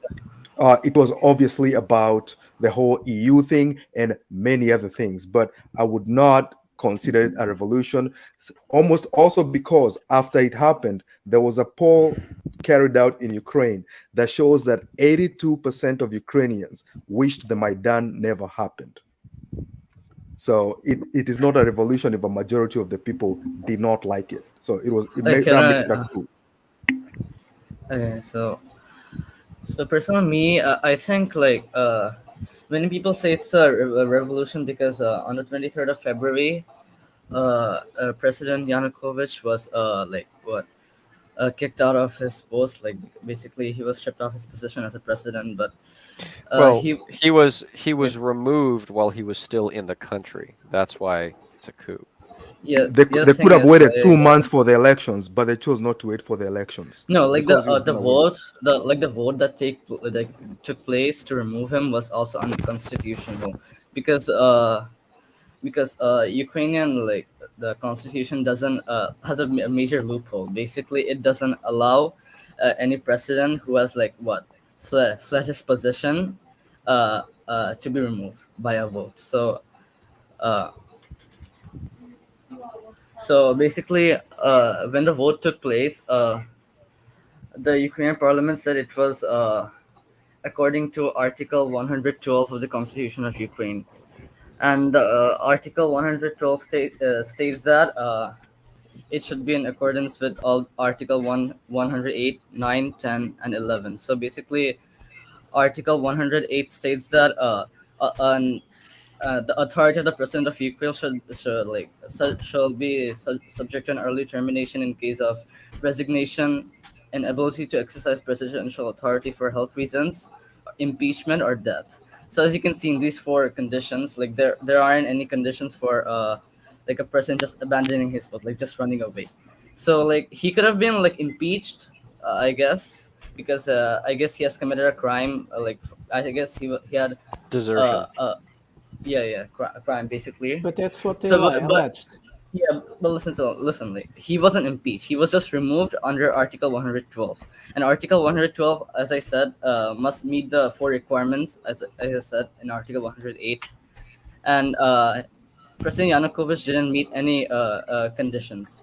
Basically, he wasn't impeached. To impeach, you need a three-fourth majority, and they were 10 votes short of three-fourth majority. So I don't think that's an impeachment.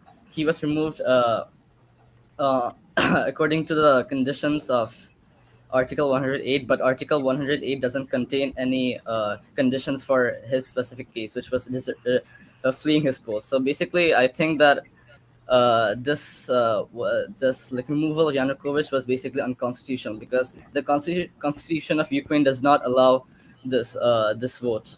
Well, you can. One second, guys. Simeon has to log out. So let's just let him. If I can speak after Simeon. Okay, going to do a quick closing now. Thank you guys for letting me talk with you again today. In any case, for the guys over at YouTube, please give like and subscribe. And hope to talk to you guys on another opportunity. And just a bit of advice. If you want to learn why Alan is a Reddit troll, jump onto the open mic. Bro, guys. Bro, you're a dead man. Okay, can I continue my point? Can I continue? Okay, so basically what I was saying that, so as I explained, like why I believe this was unconstitutional. Like I think even it's well known that it was unconstitutional. They because back then they alleged that he fled the country, but he was in the country all the time. That's why we call it. He fled. When the vote took place, he was in Kharkiv, not in. Yep. Well, not in there's two ways to. Okay. RL, you've been waiting for like 30 minutes, man. Can I finish what I was saying? Yeah, and then I wanted to. Okay, so basically, like due to this, I think the vote was unconstitutional, and basically, like in these cases, the constitutional court, I think, should come in and like interfere and like stop these from happening. But like the thing is, like on the 24th of February 2014, like the Ukrainian parliament stripped the two main judges of the constitutional court of their position by a vote. So the constitutional court was also like kicked out. So there's no court to determine if this is unconstitutional or not, and this is clearly unconstitutional. They kept changing everything after that. They used they did respect the constitution, wrote new laws, wrote everything. Well, in these 2 years, I think it was 2 years until the next election, they did all types of illegal things to sustain their power. And they illegalized parties. And now Zelensky, that nobody talks about, what Zelensky did just a little bit before the war and after the war, illegalizing parties, closing down opposition media, and so on. You see, nobody in the West actually is. Nobody really cares. That's a problem, but it's it's what it is. Ukraine today is not a democracy. Did RL get to talk? Oh, yeah. Just wanted to jump into what Semilian and others have said about the loss of equipments, of valuable equipments. I mean, those equipments are not made in Ukraine. So the Ukrainians don't care really. And about those who are providing those equipments, the West, United States, Europe, it's yes and no. Yes, because those are expensive ones, but no, because those are equipments that are kind of outdated Obsolete. and they are scheduled to be replaced But no matter who is what. losing the money? Look at Like who is the losing the money, Bradleys, like the not the Maidan, countries. like the I don't. AMX-10RC, which are not anymore used by the French. I don't believe that. That I don't buy into that as an American who like my country says, oh, we're sending all the stuff we don't need. I talk to my friends in the Marine Corps still. They're like, yeah, we don't have any more. We don't have any more artillery. We don't have any more of this. We don't have any more of that. Even if they replace it, they're not training with the real thing. They're not training with the things that they're going to use. You don't train. That's another With. topic. That's another topic. Just. United States officials clearly stated that the Bradleys will be replaced. The AMX-10RC is already not anymore used by the French armies. The Maidan is already a piece of junk not used by the German Bundeswehr. The Leopard 2 is already an old tank that needs to be replaced by a new one, which is actually a prototype. That's just what I'm saying. Maybe there is not the replacement of those equipments already now, right now, but it's the plan. And of course, you have a difference between the military personnel who need the equipment to train and those who make the decisions. And of course, you have a gap, but who cares about what the people on the ground are saying, in fact? Can I talk about a comment in the live chat? I wanted to. I had like 3 or 4 things I wanted to touch on, especially actually read on what you were talking about the legality of what happened in 2014. Yeah. As well as I wanted to touch on what Dan was talking about like troop deployments, but that we can talk about that later. About legality, oftentimes people get really deep into the minutia of looking for legality in a situation like this, when politics, like what's written down within a constitution, although important, doesn't provide as much information or context as the decisions or actions taken surrounding an event. So someone brought up Victoria Nuland's discussion and speeches. Something else I haven't heard discussed is American, I guess you can call them sponsorships or funds into, or what are they called? Scholarships for students in Ukraine for specifically, it was called media influence and I think like it was essentially teaching people how to grow social media channels, how to grow political content on the internet. To grow some weed. No, they didn't teach them how to grow weed, unfortunately. That would have been a good plan, though. Oh, they did enforce the Taliban. Well, yeah, but not with opium, but in Ukraine, it was a much greater operation than just, oh, we got to get this vote and hope nobody notices, right? This was a extended operation psychologically. This was an extended operation politically from the United States into Ukraine to destabilize and, or what you ended up ultimately discussing, the overthrow of the government and installation of a new one. A lot of people didn't like it, but you still need to look at the context surrounding it. This overthrow didn't happen, this coup didn't happen because of some legal vote that happened in Kiev. This was a long time coming from the United States.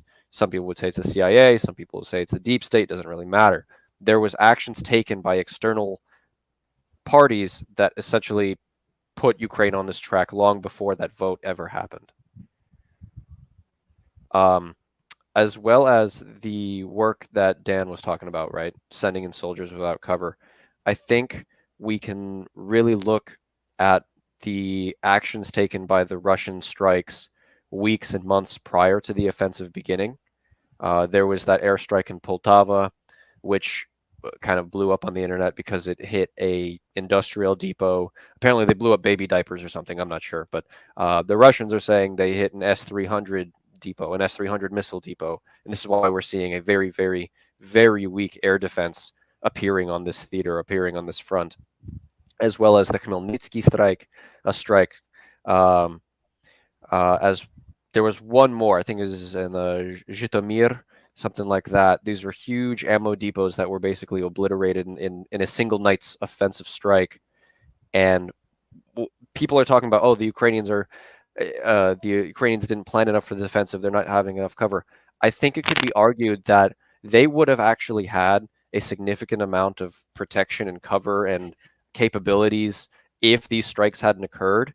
But although these strikes happened, Ukraine was still politically pressured for PR to commit on this offensive because they had pushed it. Winter offensive is coming, and then spring, and then they pushed it back to summer now. This is, I think it was a very, very deliberate PR stunt. You're seeing people like Zaluzhny even said, oh, I don't support this offensive. This is going to be an absolute shit show. Excuse my French. But it was going to be bad, right? They knew it was going to be bad. The Americans knew it was going to be bad. That's why you see the Americans running. Basically screening actions in the media. You're seeing all of the Western channels being like, yeah, Ukraine's having a really tough time right now, but the Russians are really suffering. The Russians are retreating from their lines and just shoving fresh meat into the front lines for them to get completely obliterated by the Ukrainians again. You're seeing these takes be popularized because at one point or another, you cannot hide the losses that you're suffering. And then there was another comment I saw in the chat about Budanov being and Zaluzhny possibly being dead. I'll talk for a while. I know Mehdi has been waiting to speak. So I would like to, if we could have a chance, could we talk about Budanov and Zaluzhny's supposed deaths? Mehdi, you're muted. Like last month, there was some like, rumors about Zaluzhny being dead, but after a few days, like he just appeared on camera saying that he's well. Yeah. But I'm not sure about Budanov because cover that in a minute. Strike, I wanted to let Mehdi speak because he's been sitting here very patiently for yes, please, Mehdi. Thank you, guys. Thank you for letting me up. Good morning, young man. And you are all young to me, but to you, young man, thank you for being awake enough to be here. We need more like you that are looking forward to prevent shit like this from happening again. Thank you for being here, sir. I just wanted about Zaluzhny. What was the other one now? The head of SBU, right? Yeah. You know, the State Department needs their scapegoat too. So that explains the second one. The military is going to use Zaluzhny as their scapegoat. The other one will be used as their scapegoat because he was more of the intelligence agency. You know, there's fingers pointing around everywhere for where this shit show is ending up. And nobody wants to take the blame for it. So they're going to look for the most convenient characters that they can blame that cannot defend themselves. They did it. I'm telling you, World War II, Eastern Front, downfall of the German Empire. The patterns are the same. It's the same thing. As it deteriorates, things literally are happening the same. The caster players are different. The names are all changed in some of the situations, but you know what? It's almost the same damn thing. As they retreat back, their forces get smaller and smaller. Hitler's getting more desperate. So he starts replacing commander after commander, which what happens is that he winds up being surrounded by sycophants who just tell him he can't do any wrong. Like when he jumped on Heinrici and Heinrici told him, frickin', you can't be doing this shit. You're going to destroy our army. None of the other ones would stand up with Heinrici. Had they stood up, Germany may have had a chance at least maybe stopping it at some point to a negotiation, but they did. Anyway, I'm going off on a tangent, and I know it.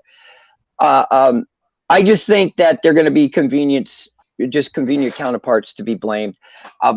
The one thing that's not getting mentioned about this attack is the waste of all the specialized vehicles they need. They lost most of them in the security zone. They're not even close to where they need to be able to breach actual Russian multi multifaceted, multi-layered, mutual supporting lines. Right now, where the Ukrainians are traveling, they're just traveling wherever they can, which is exactly where they're being channeled to go. So just look at the terrain and look at where the Russians have their defenses and where they're settled down at. They're all on the high points.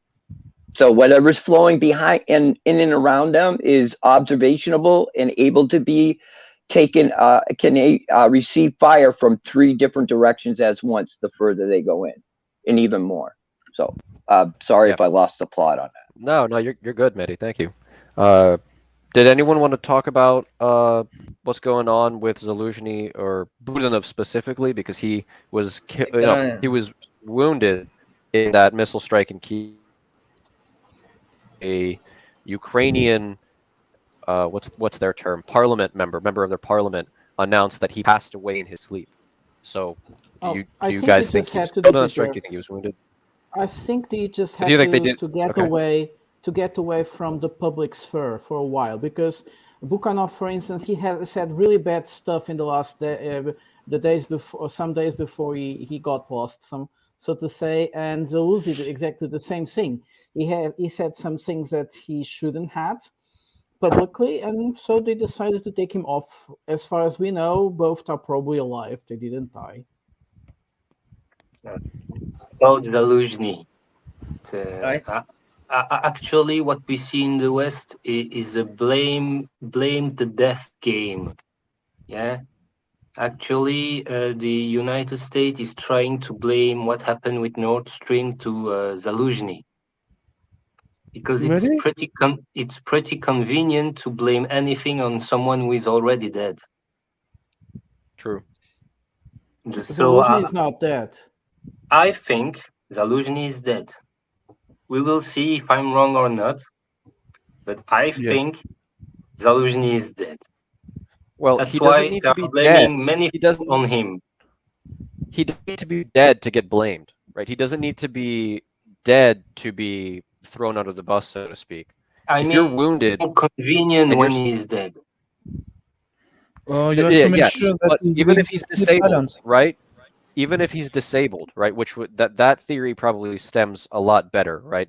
If he's wounded in some kind of way, maybe a brain injury, maybe a spine injury. If he's wounded in some kind of way, it's really easy to throw someone under the bus that way, and then eventually they'll die, right? You can let them, you can assassinate them, you can kill them off, you can have them be giving orders in a very open area, necessarily whatever it is. You can kill them off if you need to, but blaming Zaluzhny, even if he's alive, because he could be in theory severely wounded, dead, to say it doesn't really matter, right? But Zaluzhny being blamed for this stuff is a very, very interesting topic that I think we should dive into further, because for a long, long time we said, oh, we don't know who did the Nord Stream attacks, we don't know who did this, we don't know who did that, it was a national security protection, all this kind of stuff, and now suddenly there's these really subtle implications that the Ukrainians did it, and specific Ukrainians, maybe Zaluzhny, maybe Budanov, maybe Sirsky did it. So you're seeing, like in these little propaganda videos, right? You're seeing very, very subtle implications, but you're never seeing it outright stated. Point, yeah. RL. So I don't think.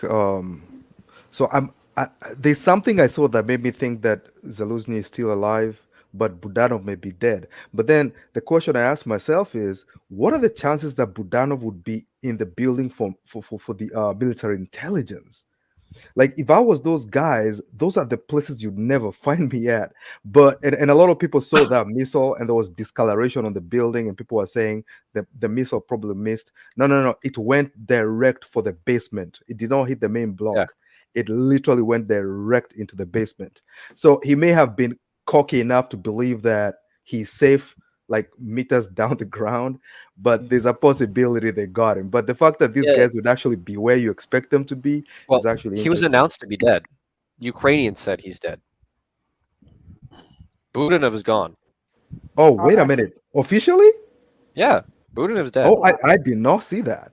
Yeah. Oh, wow. A Ukrainian member of parliament. I heard that he's in Germany for head treatments. Yeah, they said he'd passed away in his sleep at the hospital.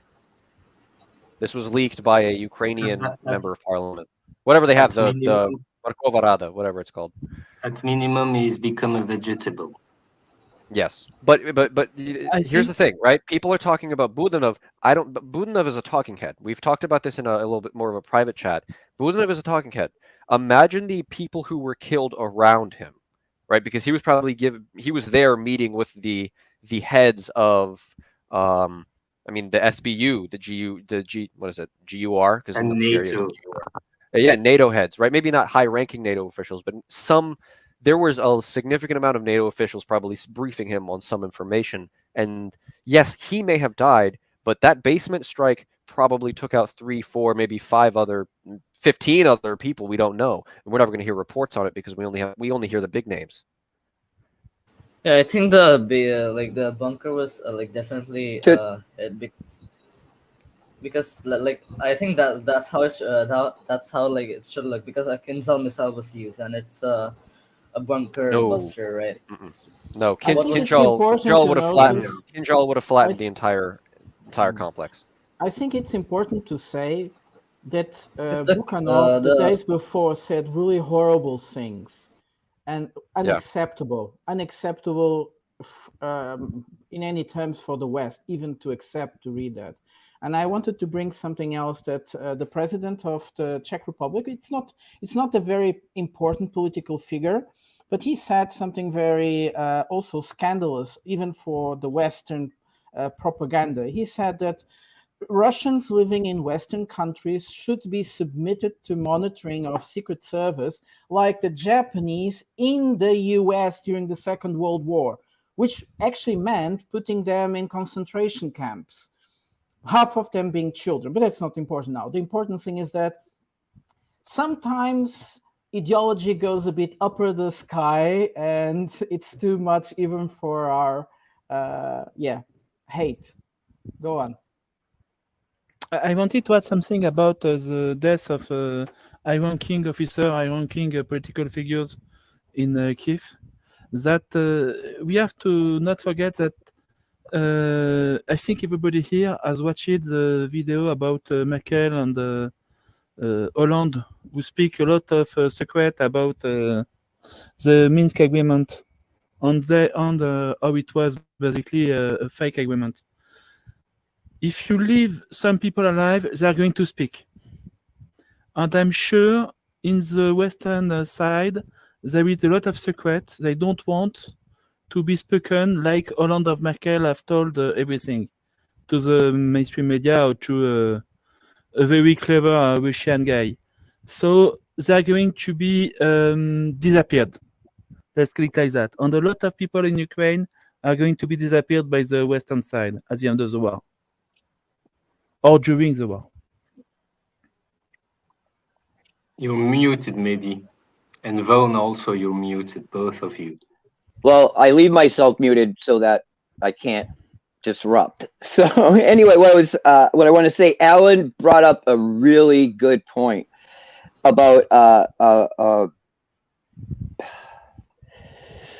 Budanov being gone. Is, one thing is do we even know? All we hear are reports from the Ukrainian side. For all we know, he's disappearing himself out of view and trying to run as fast as he can away from any of this shit. There was something else Alan said that I just had it and then I forgot it. I'll remember. Go on, Vaughn. Yeah, I was just going to say, whether Zaluzhny's dead or alive, I kind of tend to lean that he's dead. From the point of the supposed strike on the bunker, from that point forward, the entire Ukrainian hype offensive fell apart. The wind was taken out of their sails. They got hit, and all those huge depots got hit. All those big concentrations got hit. Their air defense got hit. There was another report of another bunker hit that caused the earthquake. Then there's the hit on the SBU. You could, the reports that there's like hundreds of NATO people that were killed or injured in the thing. They probably took out a lot of the people that were planning the operation, and then the people that filled in those positions after the strikes. are probably incompetent and very inexperienced, and it's reflected in the fact that they're ordering these offensives and attacks and going along with things that are obviously suicidal. So I think Zaluzhny's out of the picture, and it is convenient for him to be blamed because he's dead or injured. He can't defend himself. And, you know, if you think you're going to have problems after the war with guys like Zaluzhny, you know, you get rid of him, you blame the offensive failures on him, Nord Stream on him, and any of his adjutants or assistants or underlings that you don't like, you can get rid of them too because you can throw them all in the lot. I think there's a lot of people probably getting ready to cut and run because what's going on. But yeah, I mean, it's perfect for them because he's obviously not available and he could be blamed. And then the other guy voted off, you know, whatever atrocities are committed by the SBU that are discovered, they'll just blame him if he's dead. I mean, that's what they always do. It's always someone else's fault. And those guys are in the position to be blamed. And, you know, I think that first strike on that bunker was the cascading effect on the entire offensive that's fallen apart. I mean, it's just been one hit after another after that. We just don't know how bad they are. We just see huge explosions. But I think they've been devastated since Zaluzhny was injured. Okay, so that day, like, I saw some reports about like what Zaluzhny being like fired from his position because I personally think that Zaluzhny is a great general and he wouldn't have allowed this disaster in that counteroffensive to happen because as we can see, like the Ukrainian counteroffensive in the Zaporizhia region has been a disaster as is evident by the reports coming from there. But I think Zaluzhny was like what Zelensky or the other elites wanted to like start the offensive like right now, but Zaluzhny was like, no, this offensive needs more time to like plan or for it to work out. So I there's a chance that he might have been stripped off his position. So like the other official like Zelensky and can go like with this offensive, like start this offensive because real quick to my point also, if you look at the way Bakhmut was handled after that strike, everyone's like, why aren't they pulling out? Why aren't they doing this? Why aren't they doing that? Maybe they were doing all the bad moves like Dan and everybody else has been saying because the guys calling the shots were all amateurs. They're all lieutenants and captains, not majors and colonels and generals. So I just think that's another example of possibly Zaluzhny being dead or a lot of the competent command being dead because Bakhmut was that's kind of the beginning of the disaster right there. I mean, stay to the end, fight to the end. And what did it get them? Nothing. 70,000 guys dead. Yeah, I think Zaluzhny is like. Now they're doubling down in Zaporizhia. It's probably going to be Zaluzhny way worse. I think like Zaluzhny is one of the best generals in Ukraine. Like from what I can see, he's a really good general.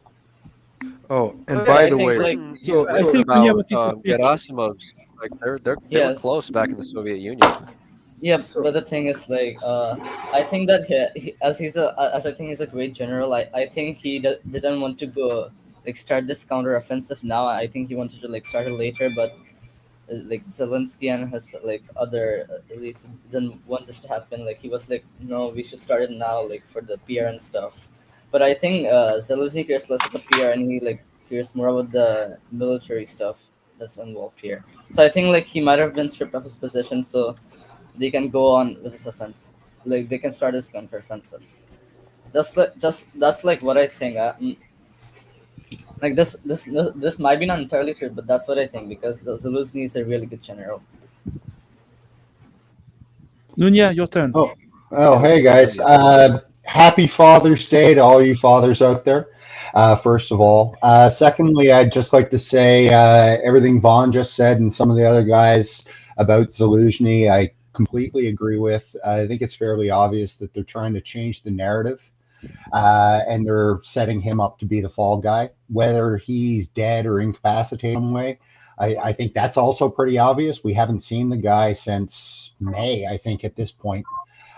So there's something definitely going on there. I think the narrative to anybody paying attention is they're looking to set him up as the person who blew up Nord Stream, the person who ruined the offensive, and so on and so forth. That's the first point. The second point I wanted to touch on was something Prada just mentioned about Peter Pavel, the Czech president. What he said was one of the most disgusting things I've heard in a long time. Basically, what he said was we should round up Russians the same way we did Japanese people back during World War II. Now, you know, I used to work with a guy who was actually born in one of these concentration camps, for lack of internment camps here in Canada, up in Kapuskasing, Ontario. It's about as far north as you'll get in Ontario. It's basically in the Arctic. That's where we sent our Japanese people back in the 1940s. He was one of them. And he's told me many stories about growing up in that camp. And the fact that a Western leader is even suggesting it, I think deserves more discussion, because it tells me that our Western leaders are, I would hope that they're acting irrationally, because the alternative to acting irrationally is they're just a bunch of racists. So I think they're just grasping at straws at this point. I would like to add something to what Nunez said. I just want to know what Clark has This to is say. really bad. Just a second. This is just really bad because he was a NATO general. He didn't came up with that just like without nothing. Right. He's a very controlled, self-controlled person. He knew exactly what he was talking about, and probably even the consequences. He probably, because he's a general, he was not aware of the reaction of the public, which was not very good, but also it was not very publicized. But anyways, it's so dangerous because some people in those circles are thinking about it. Yeah, it's terrible. Makadi, you wanted to say something? Oh yeah, I wanted to mention something about Wakar, Budanov Wakar, and well, hold on. Wakar had his hand up for a very long time. okay. Akari, you can go ahead. Yeah. Then I come. Oh yes, it's a very short statement, by the way. So I wanted to mention about the rhetoric and the whole fire thing that Budanov was doing. He's shouting, saying all these crazy things. So first of all, I don't think he believes most of what he was saying. So I've noticed that most of these countries, they usually have one of those people, right? So in the US, they have Lindsey Graham, who will shout all kinds of things and threaten nuking people and whatever. In Russia, there used to be Zhirinovsky, but then he passed away. And so Medvedev has taken that position of, going crazy, going on fire, So that's what Budanov was doing more than anything else, making threats and all these things. I haven't figured out why they need that person, but probably they need somebody to sort of lead the people towards, an aggressive direction or something like that. So I don't think Budanov really believed most of what he was saying. Roger? Okay. Yeah, I think a fundamental question is the element of hate and why it is required in wartime. So I'll just briefly go in the history and then relate two important aspects and then come to what is happening now. Have you heard about the Creel Commission or the Creel, group which was formed by the United States just before, during World War I? I think Woodrow Wilson was the president and he wanted to remain neutral, and he won the elections that he would not be, taking part in any European war. And when the war started and there was, U-boats and all that, so there was a lot of pressure now to bring the American public into war, and their perception had to be changed. So they then hired Mr. Creel, which was who formed a Creel Commission. Within 6 months, basically the aim was to, bring hatred against the Germans and then prepare the American nation for entry of US into war. So Creel Commission, went in hating the Germans. So they had 3 minutes or 4 minute stories by different people, because there was no social media. Actually, I don't think so. They had TV. So basically, it used to be, run in the theaters, the 4 minutes talk. And these, I think, guys were known as 4 minutes people. And so there were a lot of, talk about against the Germans. And within 6 months, the American nation was now ready to jump into war, and then Woodrow Wilson joined the war. So this has been an old book of creating hatred. Now come to what happened with the Russians in Europe and why there was talk and I think statement by the Czech president, whosoever you are talking about, is part of the same, I think, playbook that you start demonizing, initially leadership, because initially, they were targeting the hierarchy, the Russian Federation, President Putin, and let's say military commanders or Prigozhin, and then now they are homing on to common Russians. They also, there was talk of Russian elite and all that. So this is part of that old playbook that you create hatred in the nation. Basically, it's to gain the public support because war has to be supported by the public.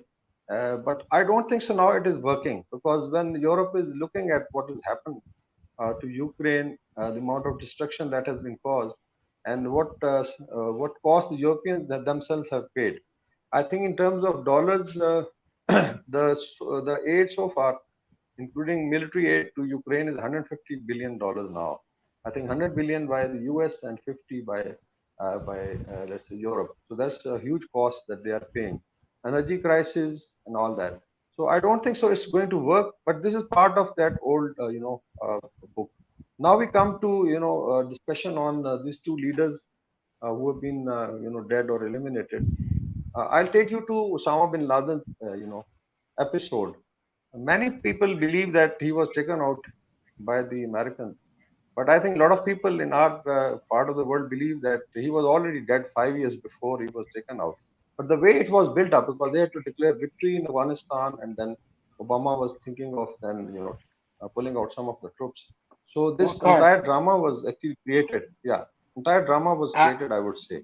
So these two gentlemen that they are using, whether they are alive or dead, is basically for public perception, scapegoating, or blame game.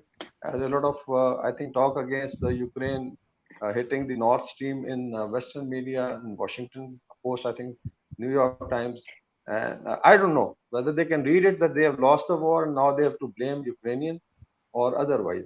So these are, I think, very in post-truth era where we are living, where anything can be twisted to prove any point, depending on how much strong you have the information operations. So this will keep, I think, people bewildered. And I don't think, like Osama bin Laden, you can't prove that he was taken out or not. Still, even can after I 10 jump years, off of that? Yeah, please. It's beautiful that you bring that up, because in 2011 in May, I was on the Pakistan border in Afghanistan, and they were like, "Oh yeah, we got him," on the radio, and I was like, "We got who? Who are you talking about?" Nothing changed in Afghanistan. No, like nothing came from top. Nothing came from nowhere. It was just suddenly on the news, and I mean, none of us believed it. And honestly, this whole story, when I see interviews with this guy that he said he shot him, his story just doesn't add up on rules of engagement of how we do it. We don't go into a building, we don't kill the guy and then disappear the body. I've never heard of this.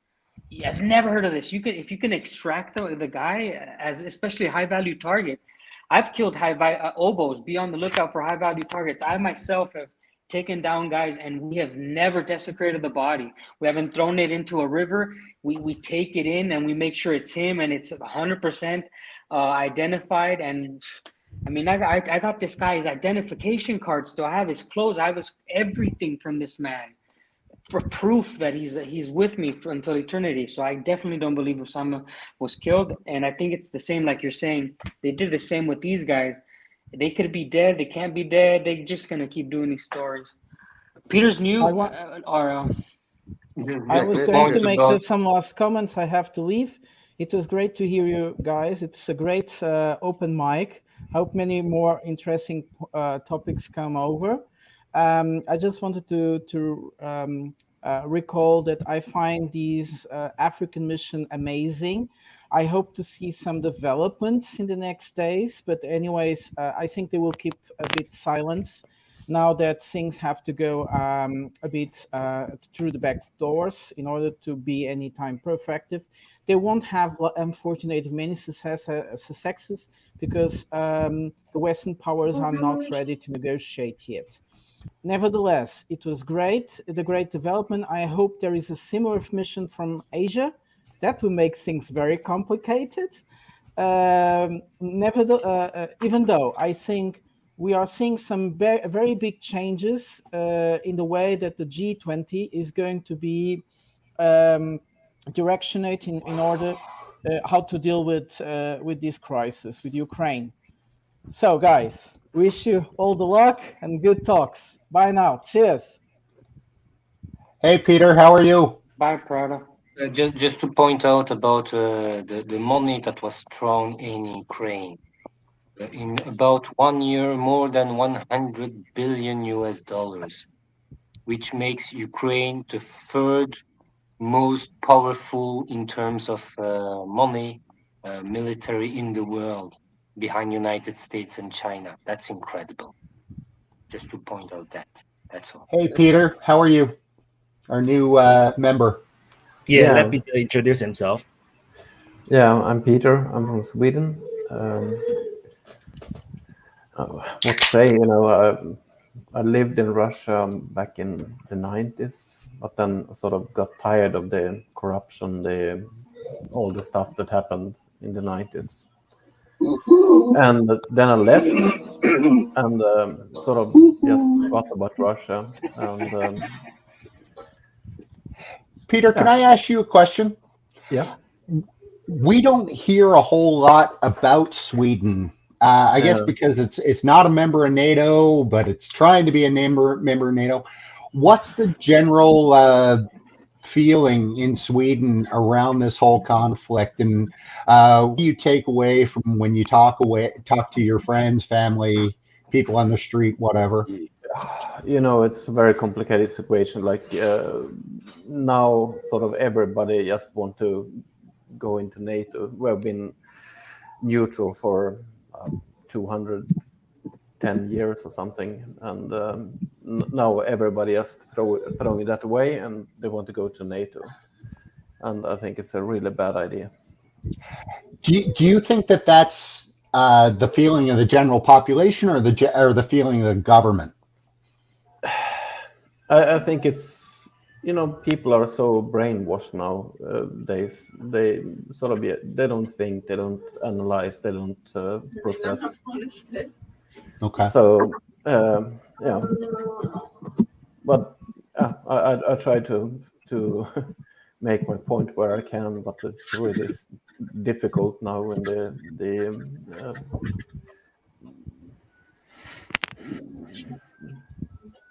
you're muted.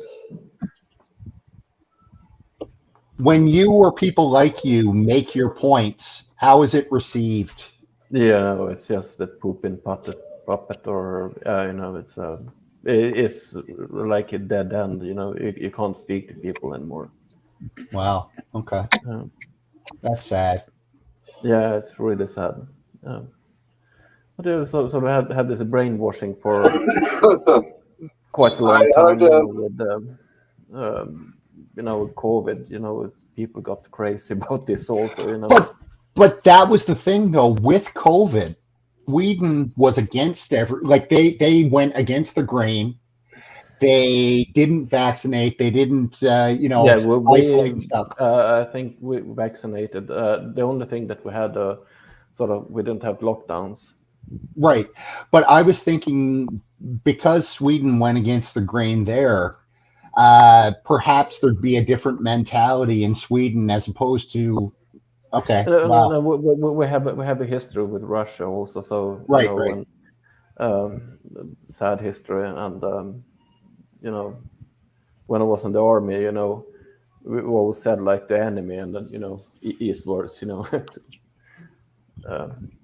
Peter, do you think Sweden will send Gripen to Ukraine or not? Well, That's my main question. I don't know. I hope the conflict will be ended before. Hopefully, they will put an end to this.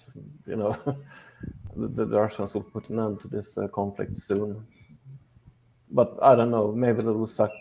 You know, just keep grinding on. You know, for 1 more year. Maybe then they will send Gripen. I don't know. You don't deal with sane people. The politicians. They're so ideological. Maybe I don't know. We send our artillery system and some infantry fighting vehicles. I think some have been taken out. I think already. Yeah. Yeah, the countries in your area and Europe in general, everything that they sent. We had a panel a long time ago when they were talking about tanks, and any armored vehicle is basically an armored. How do you say this medical machine? Ambulance. It's basically an armored ambulance until it gets knocked out itself.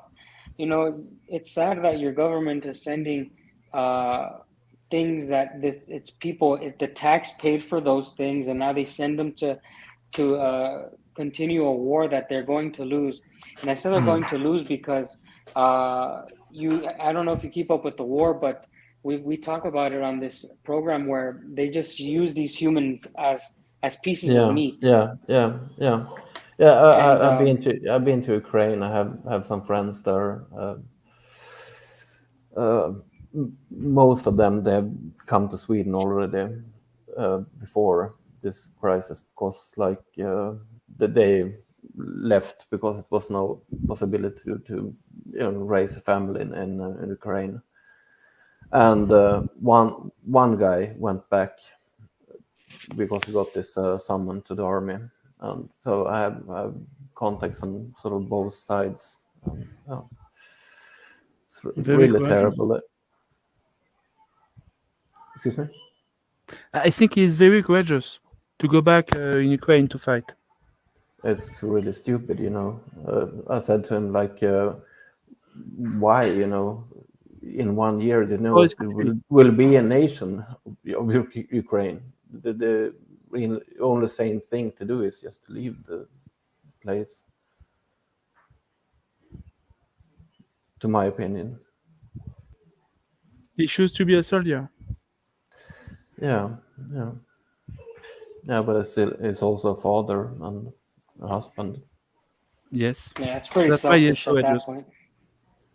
No, I think if he was already out, I believe it's the opposite. If you're already out and you don't have to go back, and you having a wife and kids and choosing, it's the most, this conflict has been everywhere. So it's the most recorded in history. It has to be.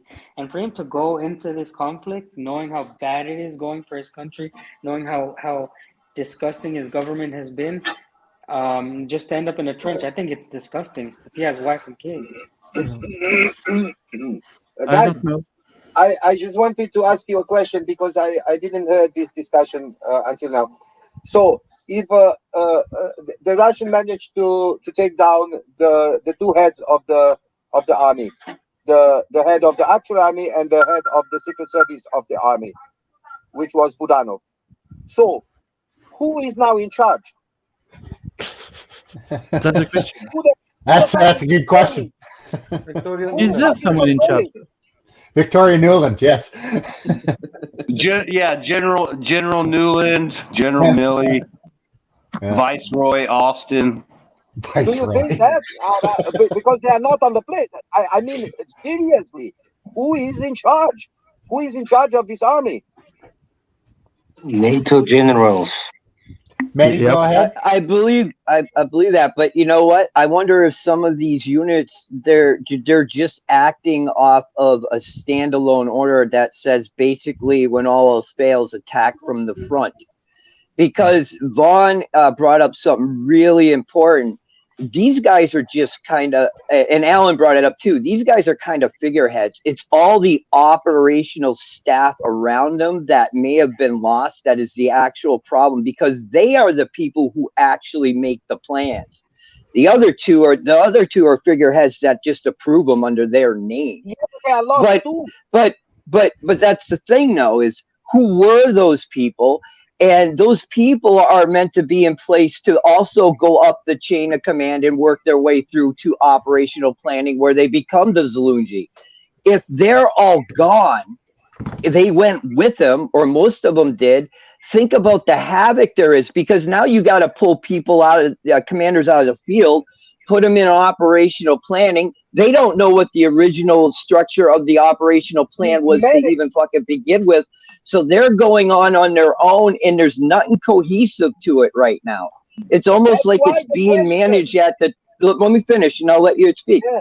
It's almost like it's being managed at like the almost like at the battalion level where or brigade level where they're just making these decisions on the last general orders they got. That's all I can think of to keep on doing this stupidity. Yeah, so who is now in charge? Still, the question is still there. Who is now in charge of this army? Because Ukrainian army, it seems for me, in the last time, to act like kind of awkward, like chaotic. I don't know. Yeah, well, I mean, if you think about it from the point of the strike that might have gotten Zelensky, it's been chaotic since then. It's been a power vacuum.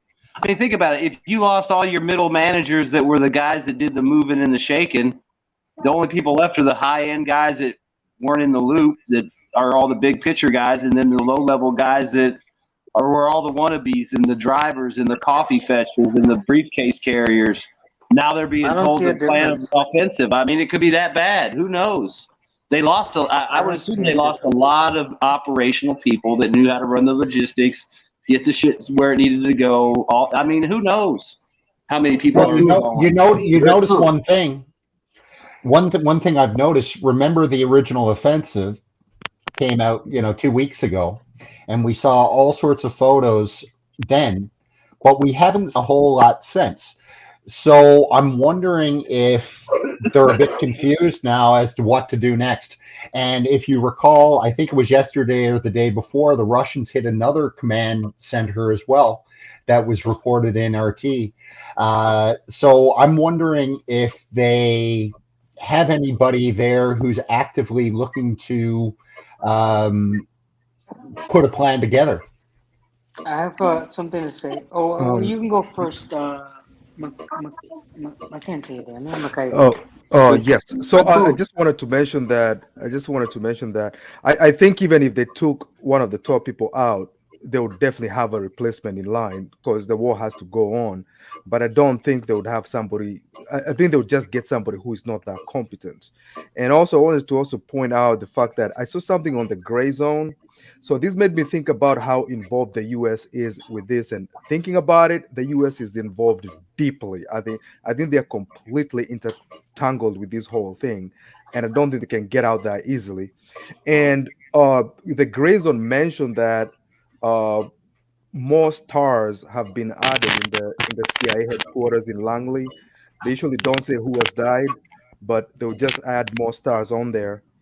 And they were saying that those people are dying in Ukraine. Yeah. My thoughts were this. I don't think that it's changed at all. Like the Ukrainian military, even with all these potential deaths of leadership and change of leadership, the way they fight has not changed at all.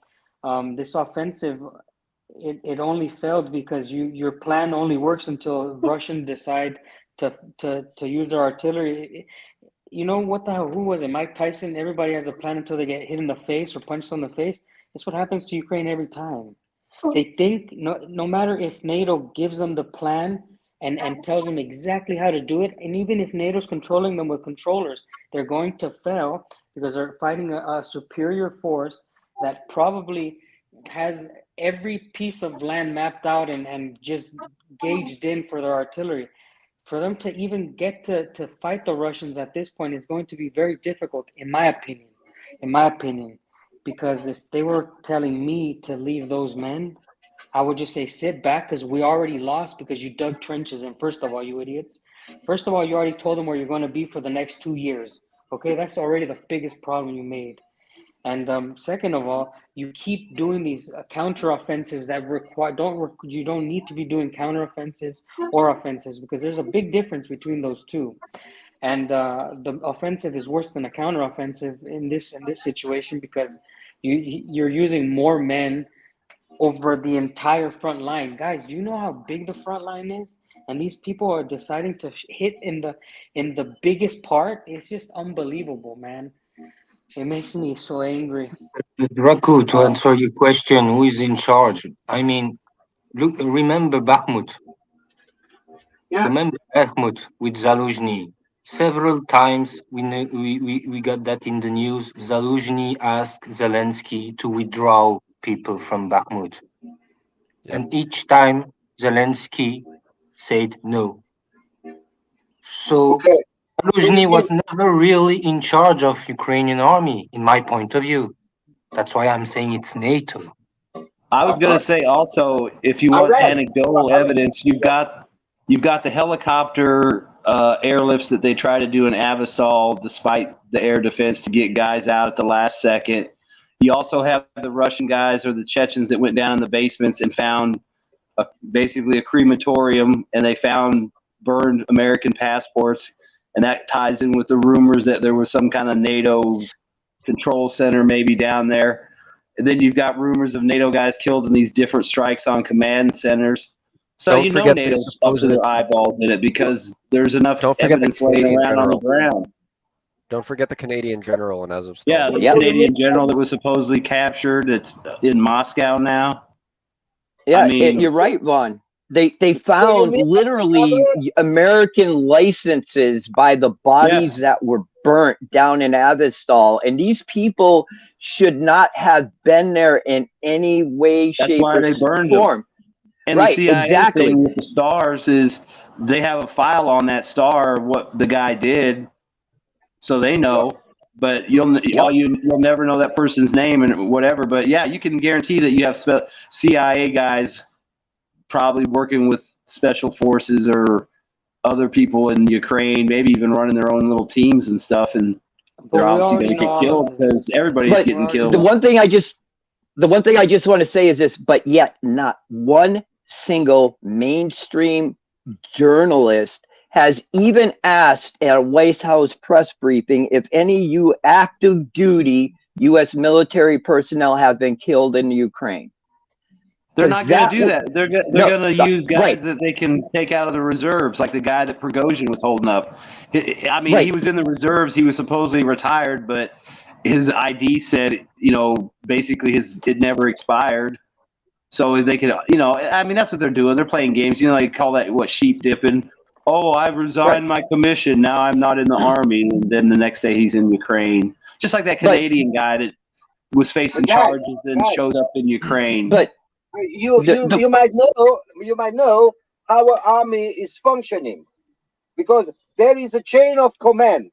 So, and if this chain of command, this is the most important axe in the middle of the army. On this chain of command is based all the action that the army is taking. And if this chain of command had no highest rank, has not only not highest rank, it has the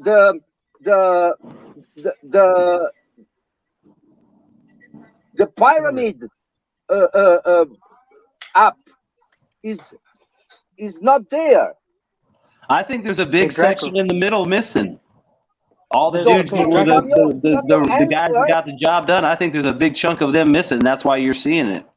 There's a huge vacuum right now. From your answer, I understand that nobody knows who is there in charge now.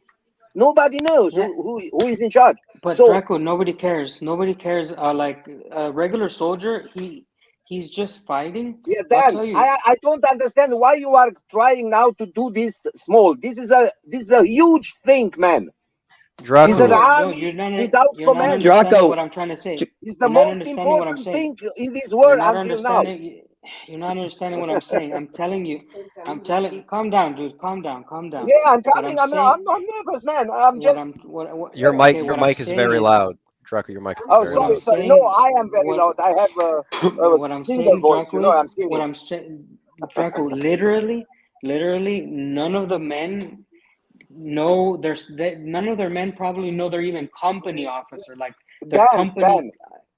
Dan, sorry, you're completely wrong because Zaluzhny was the hero of the Ukrainian army. He was I'm like a talking about. god for these guys. How Okay, can you say listen. that? Zaluzhny was like a god. Zaluzhny was Because much Are more you gonna let me important. talk or not? Are you gonna do what No, you no. always do or not? Jesus Christ, this guy is—he's just gonna keep talking. What is this guy, Dan? Draco, there has to be some form of at least some command structure there, because we're just talking about the battling going up front. The more important thing is how are they getting water, fuel, bullets, and food? Yeah, Manny, that's what I'm trying to say. And I know, and I get that's where Dan's trying to tell you is that you're talking something that is so far above that at the lower level it doesn't. But you don't understand, Draco. Can I just say something? Mehdi, I brought this question.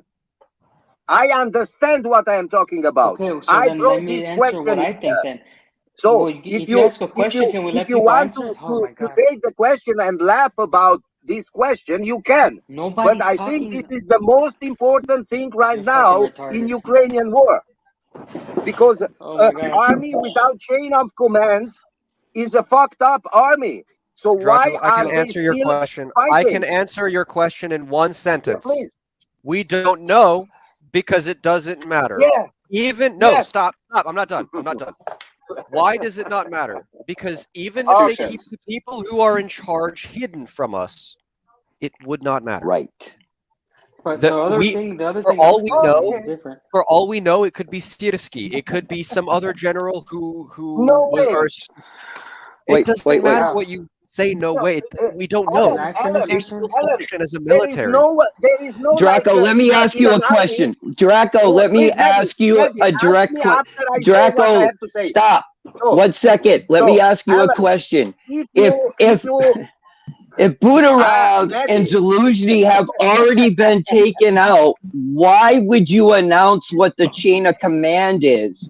If the two top people, because the two top people, Draco, give me a second, because the two top people were already targeted and removed. So why would you put the name, why would you put the name forward of who is in? Why? Because, listen, Draco, it's about being targeted. Oh my God. It's a very clear answer why.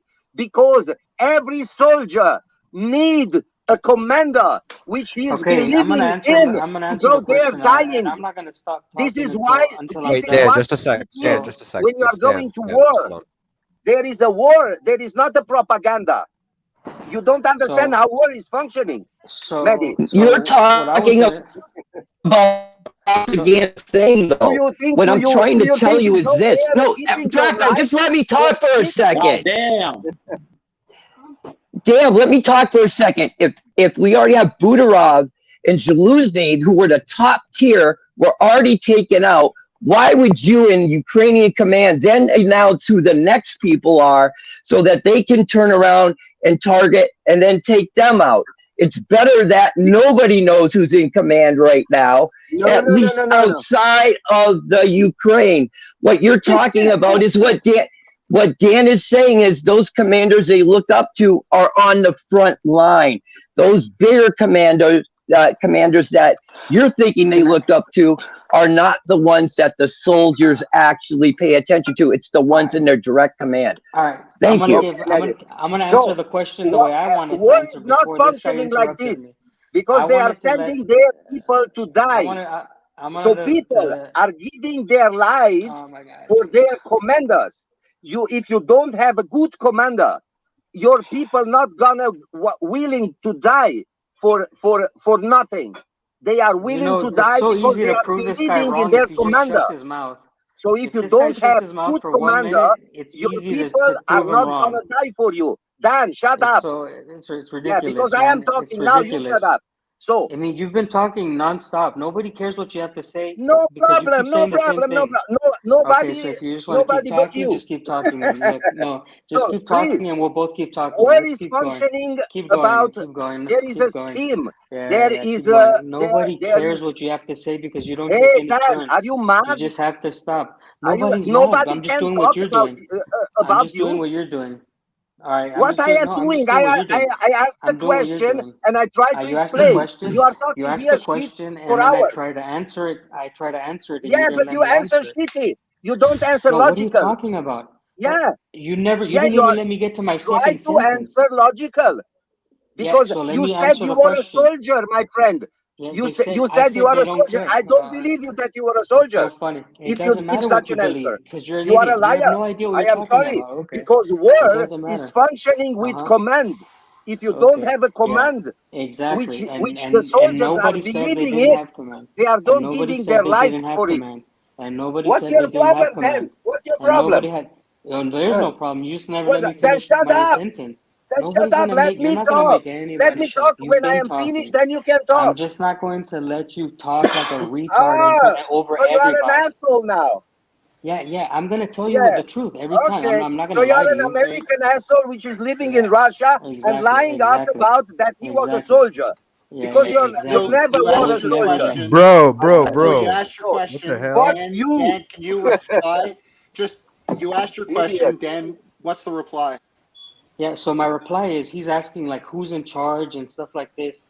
And what I was trying to tell him is that, and to prove the point that there is no command right now in the lower levels, when Ukraine is being double enveloped, when Ukraine is being you know maneuvered around, it's very hard uh, to know that this is happening. So the command is failing the Ukrainians. They're already enveloped by the time they get the word to get out, and it's happened over and over again.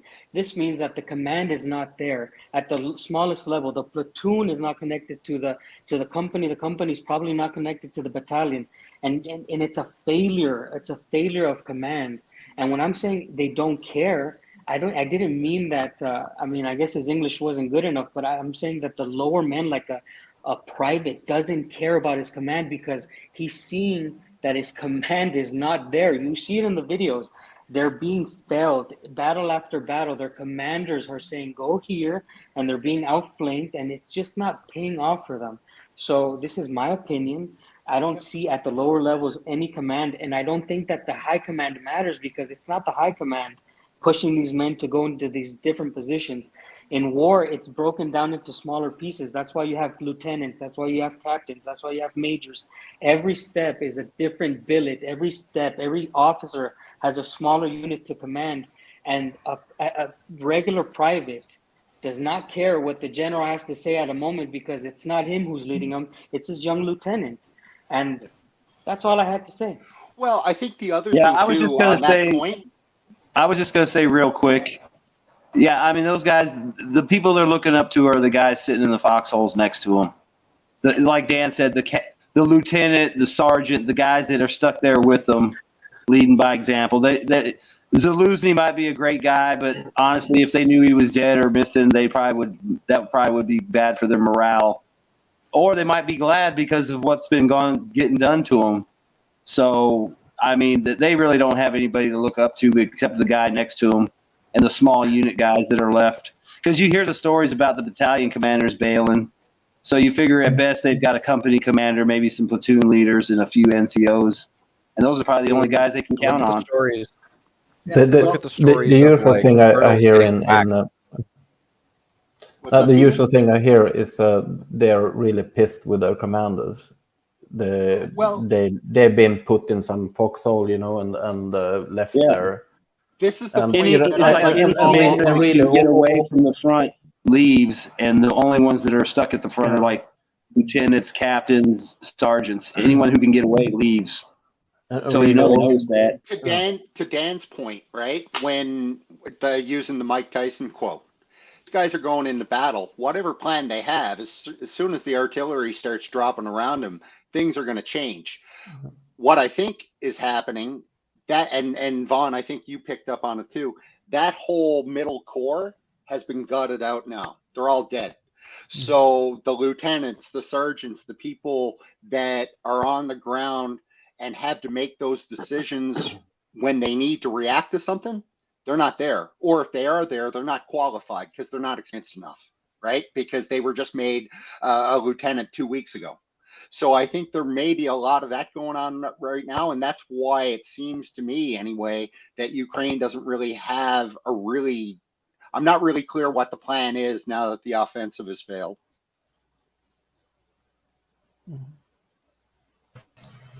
Hey guys, I just wanted to say something with regards to Zaluzhny and the whole is he alive, is he not? As of June 6th, he was alive because he was pictured at the emergency meeting that Ukraine held for the Kakhovka Dam. But I think he's injured. For one, he's injured, and then two, he's even if he wasn't injured, I don't think he's in charge anymore because him and Siersky had a huge disagreement about what to do with Bakhmut. I think Zaluzhny wanted to pull out and Siersky wanted to stay, and Zelensky went with Siersky's idea, but he intentionally threw them under the bus. He said, my generals recommended that we stay.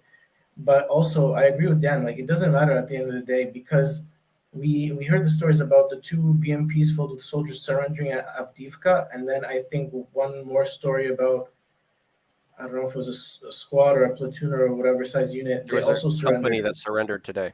Two Yeah. companies, excuse me, that surrendered today. And the one I'm talking about was a few days ago because when they asked them, why did you surrender? They said, we realized that when our commander sent us into battle and they went on whatever path they had to go on, they went to that place and they saw the dead bodies of their comrades of the previous wave's attack. So it doesn't matter if Zaluzhny, if they want to use him, like Draku said, as this propaganda guy, they could still show him because he's alive, but he's not in charge, and it doesn't matter. Wakar, you've had your hand up for a minute. Yeah, I would like to address a fundamental question that was raised by Raku, but then we have to go into the conduct of war, and then we come to the chain of command issue. Somebody mentioned the last days of Hitler and how the German armies and we and the corps was being commanded by very junior officers. So maybe if you look at the losses suffered by Ukrainian forces, and this is from Colonel, I think, McGregor in the United States, is more than 50%. So, or maybe he says 2/3. So it is 300,000. So that takes care of definitely that proportion of soldiers, officers, and senior commanders. That's a very natural process. We are not into a very ideal situation for Ukraine. So maybe it is it's the fag end of the war. And this is very natural process that when the senior commanders are taken out, it doesn't matter, Zelensky or whosoever, because in war there will be casualties of senior commanders, and the Russians have been targeting the headquarters. So one, it's a natural process. Two, fundamentally wrong thing was the direction of war right from the outset. As I mentioned that a Ukrainian command of the forces was outsourced to NATO, who may not be really looking at how the Ukrainians look at, Ukrainian commanders look at. So any advice which was given by Zelensky of, let's say, conserving or staying back and not shoving into meat grinder may not have been taken positively by the political. So there are a lot of politics. Third is as I always say, Ukraine has been turned into an info ops theater. And it's basically now meant for point scoring of the weapons kept on coming from NATO and Leopard 2s. And even if Blinken is mentioning in China that Ukraine will win. So it's very, very absurd that here we have lost more than half of the army and the forces, and they are still talking of victory. So this is, I think, the fundamental problem is the direction of war and the outsourcing of military command. It never happens in a conventional war. Ultimately, it should be with the Ukrainians. That has not happened. Now we come to where we are. I think of this counteroffensive, we have already discussed that it was. I don't think it was. It was more of probing attacks, just for the information operations. So because they have not breached the Russian defense line, they are just in the security zone, and they are being taken out by the Russian defenses. I think that was Dan has pointed out, and one will bear with me that this is how it is happening. So there are a lot of losses. So this is very natural. Normally in military, if the colonel is gone, then the major takes over. So this is something similar to the German army's last days, the last year, when the Russians were pushing them, that there were a lot of loss of senior leadership, and then there is bewilderment. And the amount of surrender that is taking place in the security zone is it confirms that the soldiers and young officers have lost morale. They feel they have been shoved into meat grinder, into an unending battle where there is no chance of success.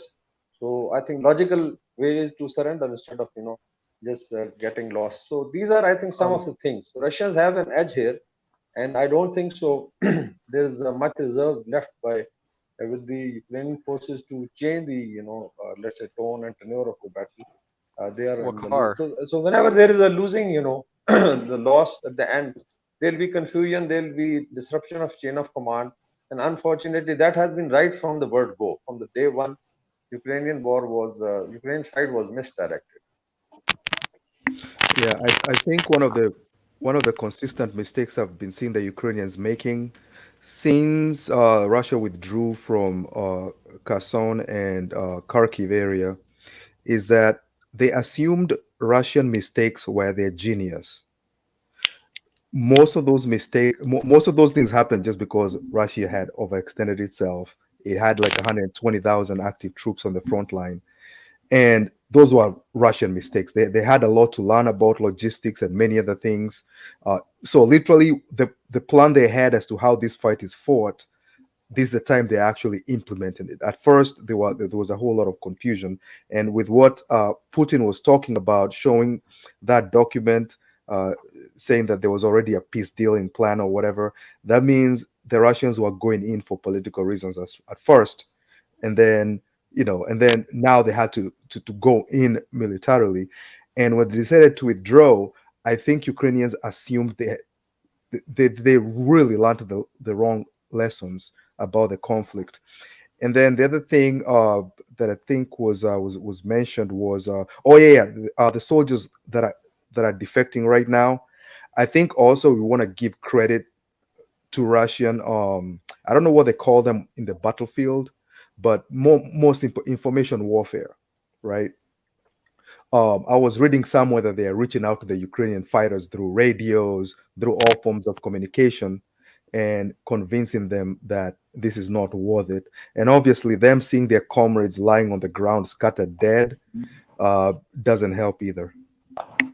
Yeah, I even heard they were using drones with speakers on them, flying over and giving them instructions how to surrender. That was earlier but I'm sure they're still doing it now because anything they can get over there. I mean, I've seen there was even videos of them loading artillery shells with leaflets to fire at the Ukrainian positions with instructions on how to surrender and all that. So they've been very generous on numerous occasions. But then again, you got to figure a lot of those guys probably get shot in the back if they try.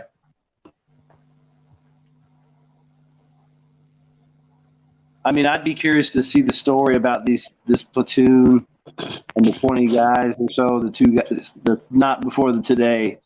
I'd be curious to see how they were able to break away from their lines and surrender, especially the guys with the 2 BMPs. Because I could see you dropping your gear and sneaking away through the woods, but they actually took 2 vehicles, I guess, to haul their wounded. And then the other guys were carrying the guy with the stretcher, and there was about, 15 of them, plus the 6 guys on the, with the stretcher. I mean, I'm just curious how they're getting away because, I wonder if they are actually just getting dumped off, and since no one's around, they're like, screw it, I'm out of here. There's been quite a lot of this, how do you call it, when they have the control forces that shoot the guys that run. Yeah, you should see how. I think Russia is playing mind games with Ukrainian soldiers. Some of these prisoners, I think they were caught over than a week ago. They just showing them now, like they're surrendering, like hours ago or something like that. Yeah, make it look like there's a big wave of surrenders, even though it's a week old. You know, because they probably think everybody died in the first two waves. Now the third wave, everybody surrendered. You know, that makes sense. I mean, that's a good play too. And they always make sure they show videos of them not being mistreated. You know, they're carrying the guy on a stretcher. The only thing maybe, they got to walk with their hands on their head and hunched over, but normally Wagner is the one who make video, but now Russia army is showing lots of videos. And that might work too if they see a lot of guys surrender and they can get that out there. Maybe guys will be like, "Hey, they surrendered. Why don't we?" You know. Yep. Haven't been sort of a theme now during the winter that the Russian army can't do anything. They're just sitting in the hole, and it's only Wagner that's capable of something. But you know, if you look at the first weeks of the offensive or the intervention, they were moving like, I don't know, 50, 100 kilometers per day. You know, it's really. They've also held the line, Peter, so that's very important too. No. But I mean, they sort of have this narrative during the winter now that it's only Wagner that can do offensive action, and now sort of And they're doing it with a lot fewer losses too. Vaughn, you're muted. Yeah. Yeah, I just feel sorry for the Ukrainian soldiers because, I mean, think about it. I tried to visualize this in my mind because I never went to the military. I just did paramilitary, which was like one of those things where you have to. Shame on Kenya.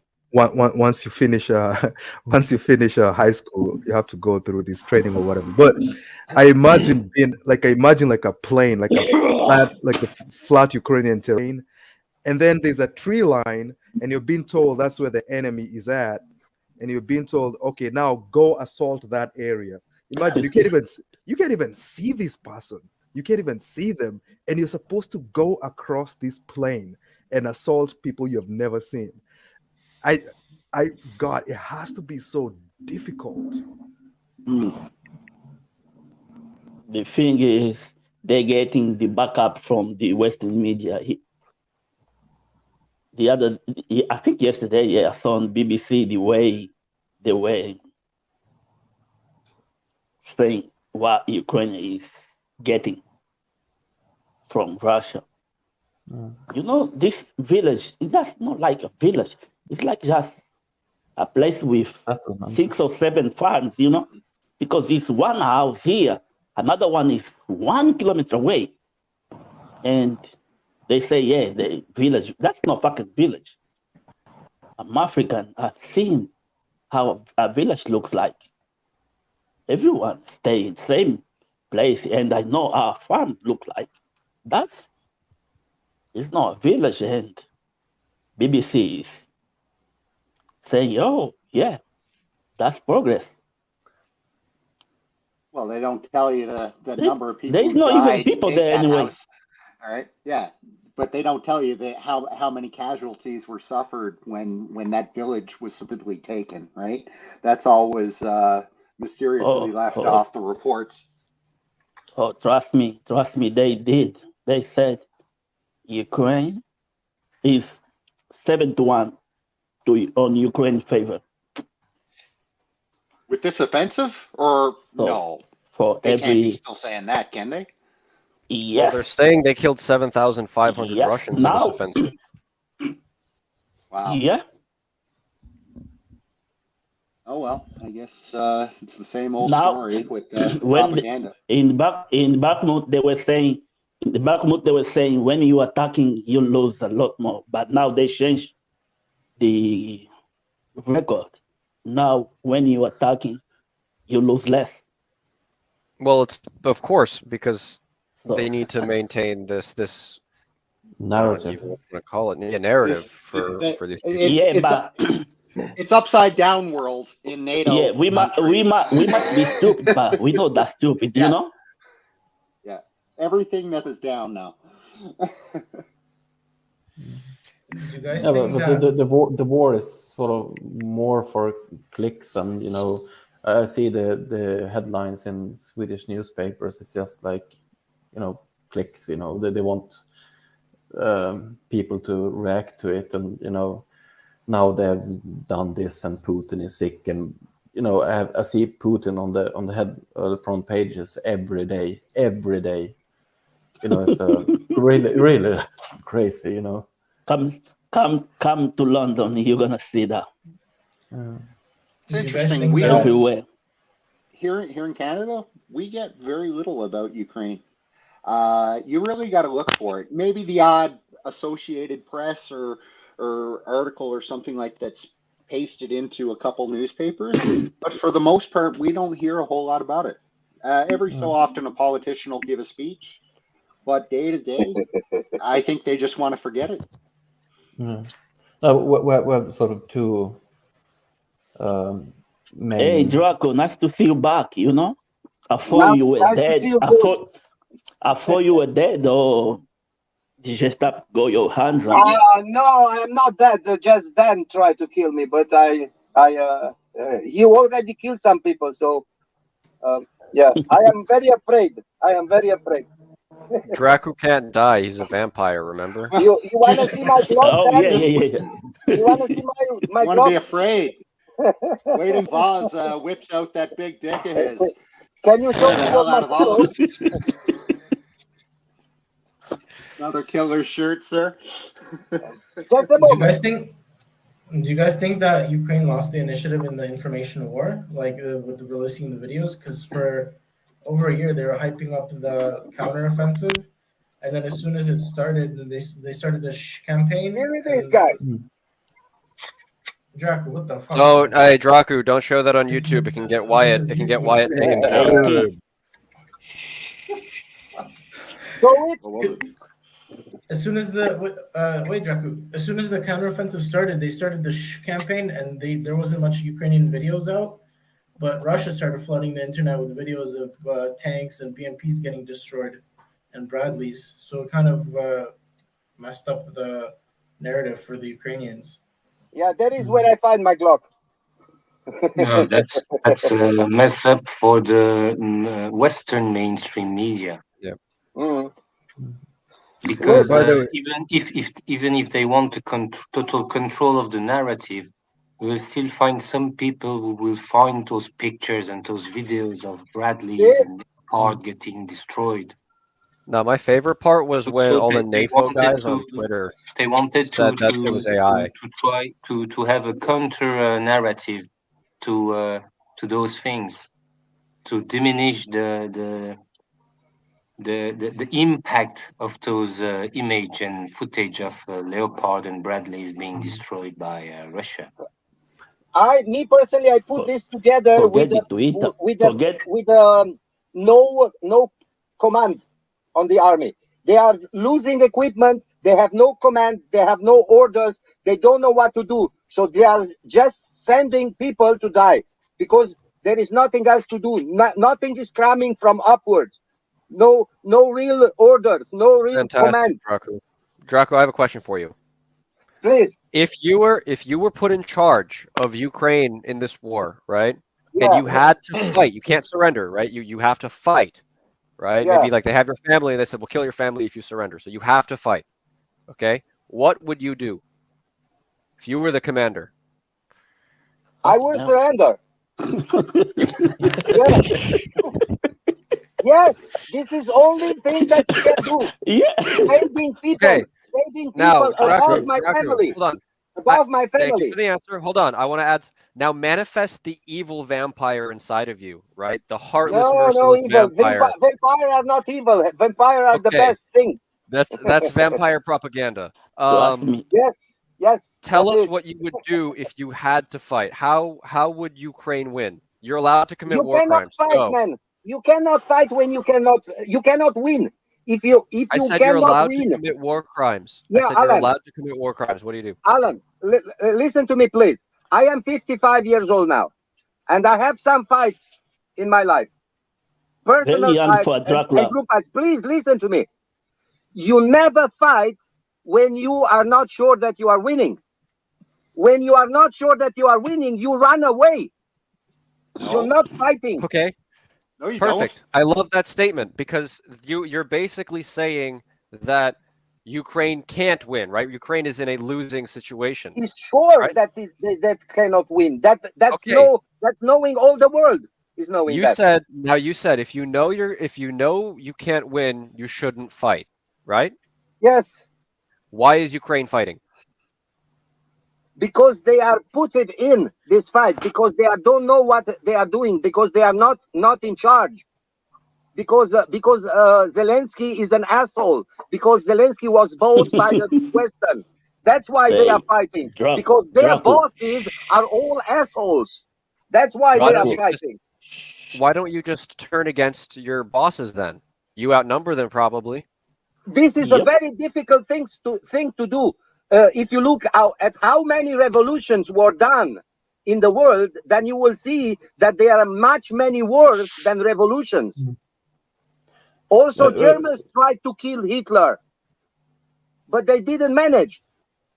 They were unlucky. Mm-hmm.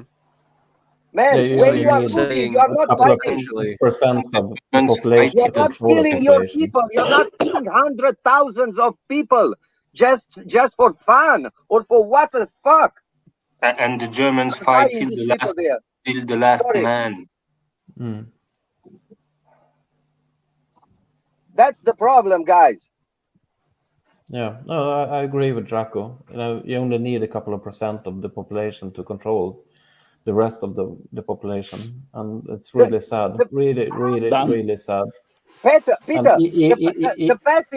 the fastest percentage of Ukrainian population is 2% are fascists. Yeah. And they are in charge.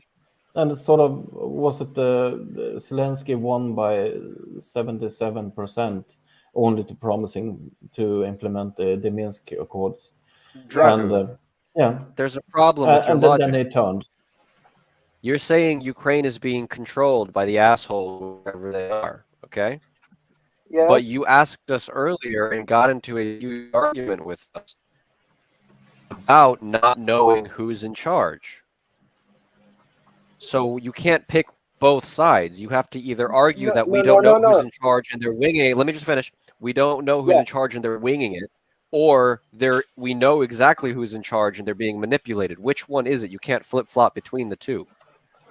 My question was addressing not who is in the political charge, who is in the army charge, because these are two different levels, and the political is controlling the army. So, but in order for a soldier to fight, he has to have a very, very charismatic commander.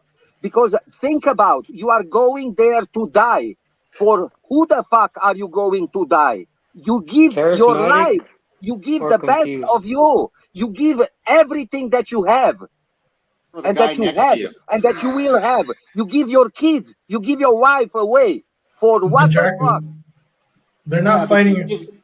You give it away for the guy next to you in your trench. You don't necessarily give it to the general, right? You need to. Why do you think that they killed the Iranian supreme general? Why do you kill the USA killed him? Because he was a hero. The Iranian young people were listening to him. He was their hero. That's why they killed him. Yeah, no. But they generals created are a important, martyr. no doubt. I think we agree. I don't think anyone volunteering to fight in Ukraine is volunteering because Zaluzhny is charismatic. I think they're fighting because they think they're protecting their country from Russian hordes. So it's not. How do you think that? Zaluzhny. Okay. If you think that, you're free to think. No problem. But try to go to war yourself. Try to put yourself in this situation to get empathic, and imagine how it would be when you would be there for real, putting your life to risk for who the fuck? Draku, did you not just hear what I said? My friend, you were ever in the army? I was not in the army. I mean, I was in the army. So, Draku, which country, which war did you fight in, Draku? I fight in the Romanian Revolution, my friend. The Romanian versus the not Romanian. The Romanian Revolution was before you were born. No. The Romanian Revolution, 1998, my friend. There was a war, a small war in Romania. That was no revolution. That was just some Oh people. yes, we call it Romanian Revolution. There were dying 10,000 people. 10,000 people, civilians. Okay, Jaku. Yeah. And which side did you fight on? I fight on the side of the people. Of the people. Yeah. Exactly, of the people. Yes. And who are the people? The people are your family and your friends and the people. You know what it meant when you say people? Against Ceausescu. Of course. Simply. Yeah, but thank you, because Aurel. you think you're protecting your family and you want liberty, not because some fucking general told you to. Yeah, my friend. But when they began to shoot at us, I was running like a rabbit. I was running like a rabbit. I was hiding behind a statue. I was hiding behind the statue and looking at the people which was shot near me. You said you drove a T-55. Which one was it? Were you an infantryman or a tank driver? That's a natural response. Are you sure that was in 1998, though? Are you sure that was in 1998? 1898. 1898. 1989. Oh, 1989. Okay. That yes, my friend. Oh, it was the year of the revolution. So, I can show you pictures from there if you like. No problem. But and I am the right age for it. You know, every Romanian fought in this revolution. Which was where was your tank?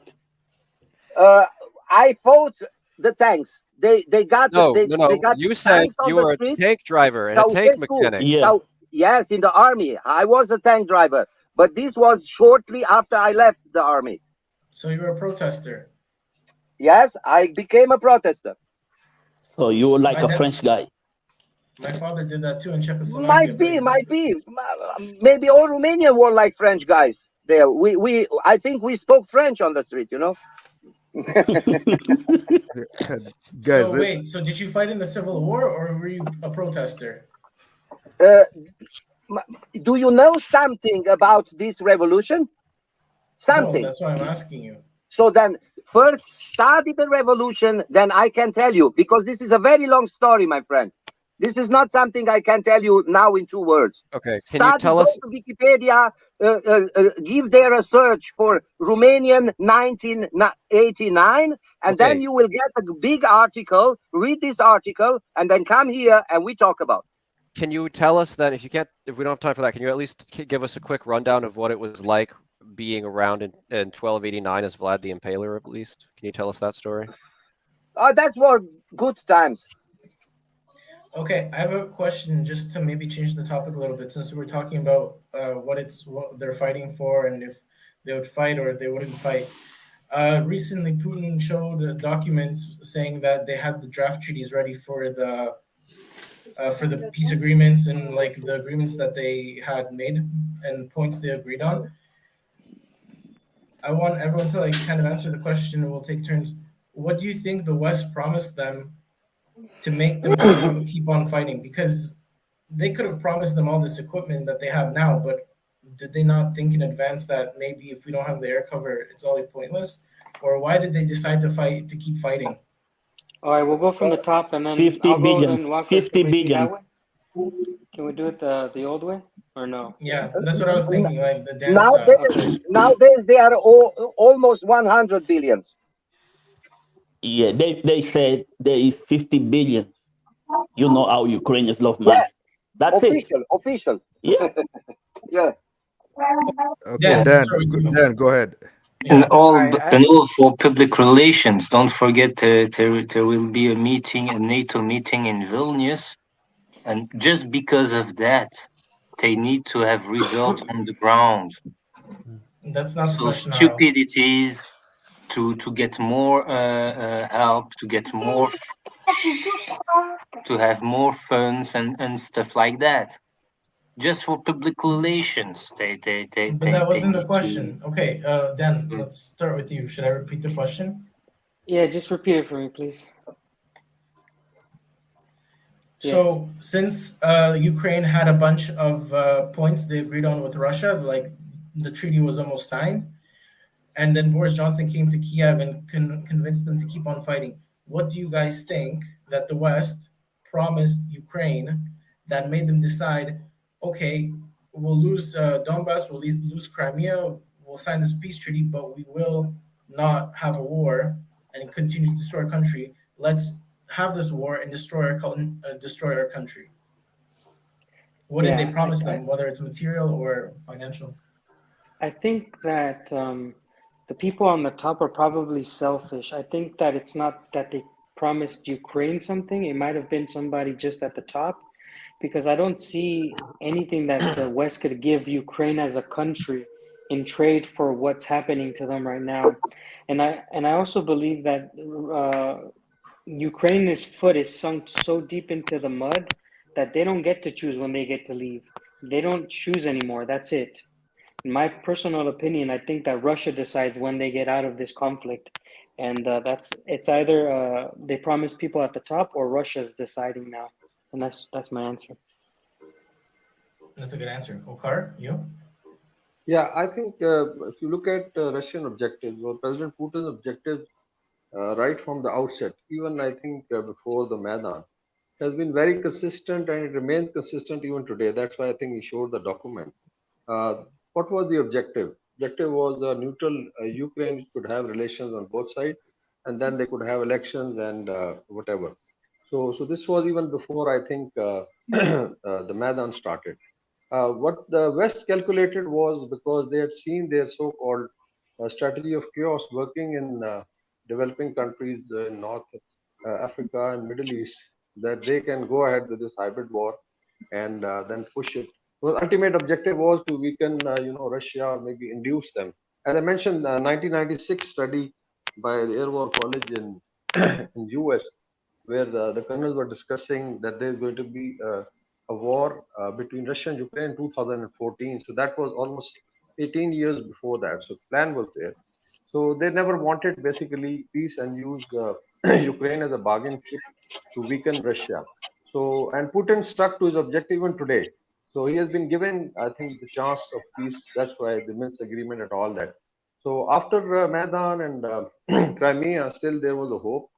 I think Putin calculated that looking, because the states are supposed to be rational actors, they should have known what is the Russian military power and what are the Russian sensitivities as far as their eastern and southern borders are concerned. They are very, and it should be very, very natural process, because NATO was expanding, very fast towards the east. And then there was a chance after Maidan that probably Ukraine will be part of European Union and then maybe become a member of NATO, which Russia never wanted. So I think this peace chance was given by Putin every time, but with the same objective of Ukraine remaining neutral or demilitarized. And even today, when the war is started and we are now more than 1 year gone through that, it still remains the same objective. And the only thing is miscalculation by the West, because they thought that through war and through sanctions, through cutting the energy supplies, they could weaken Russia economically. The reverse happened actually, because I think West has suffered more in terms of economy and energy and food supply and all, because it was all connected. Russia was connected with Europe. So that has not worked. So when you enter into war, I think then it's a madman's game, but then you can keep on trying, for your political objectives.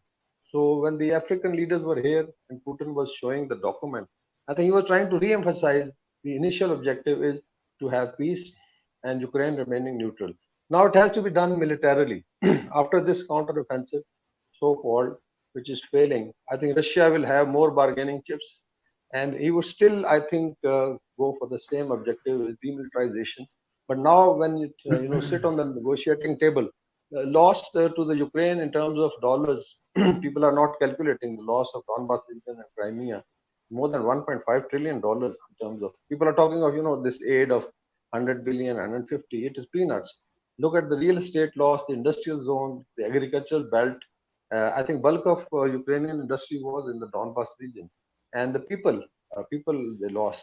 So I think it's going to be very, very hard discussion. And Russia still, I think, maintains the same objective, the demilitarization, and they probably will have to agree with it because the entire world is suffering. People are fed up of this war. So I would say right from the outset, the objective was a neutral Ukraine. But now it has to go through the process of war.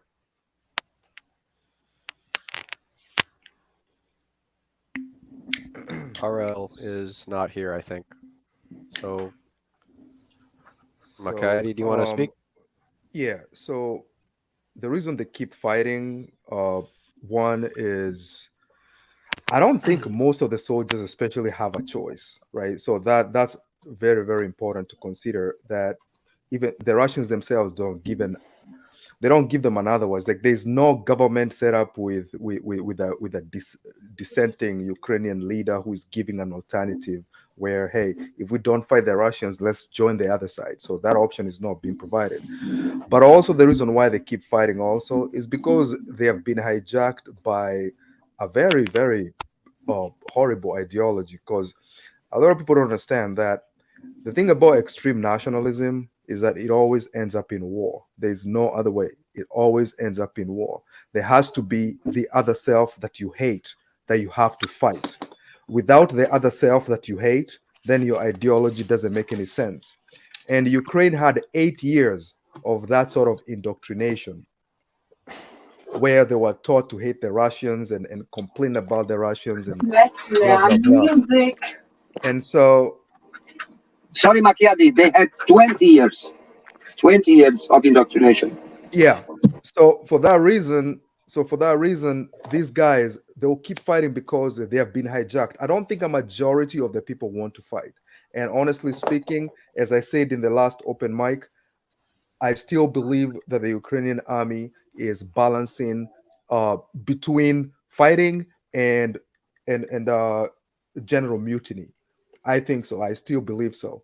So they'll keep fighting because I don't think most of them have another choice, and and they'll keep on being told like you saw them, that guy raising the bandera flag on that village. Yeah, these are really hateful people, and if you have a small hateful people, that that's how Hitler took over. He didn't take over with the majority. If you have like 10 hateful people, they can control 1,000 average people. Yeah, so I think that's why they keep fighting.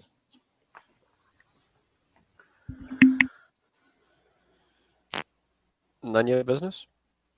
You there? Oh, sorry, Mehdi, did you want to respond to something?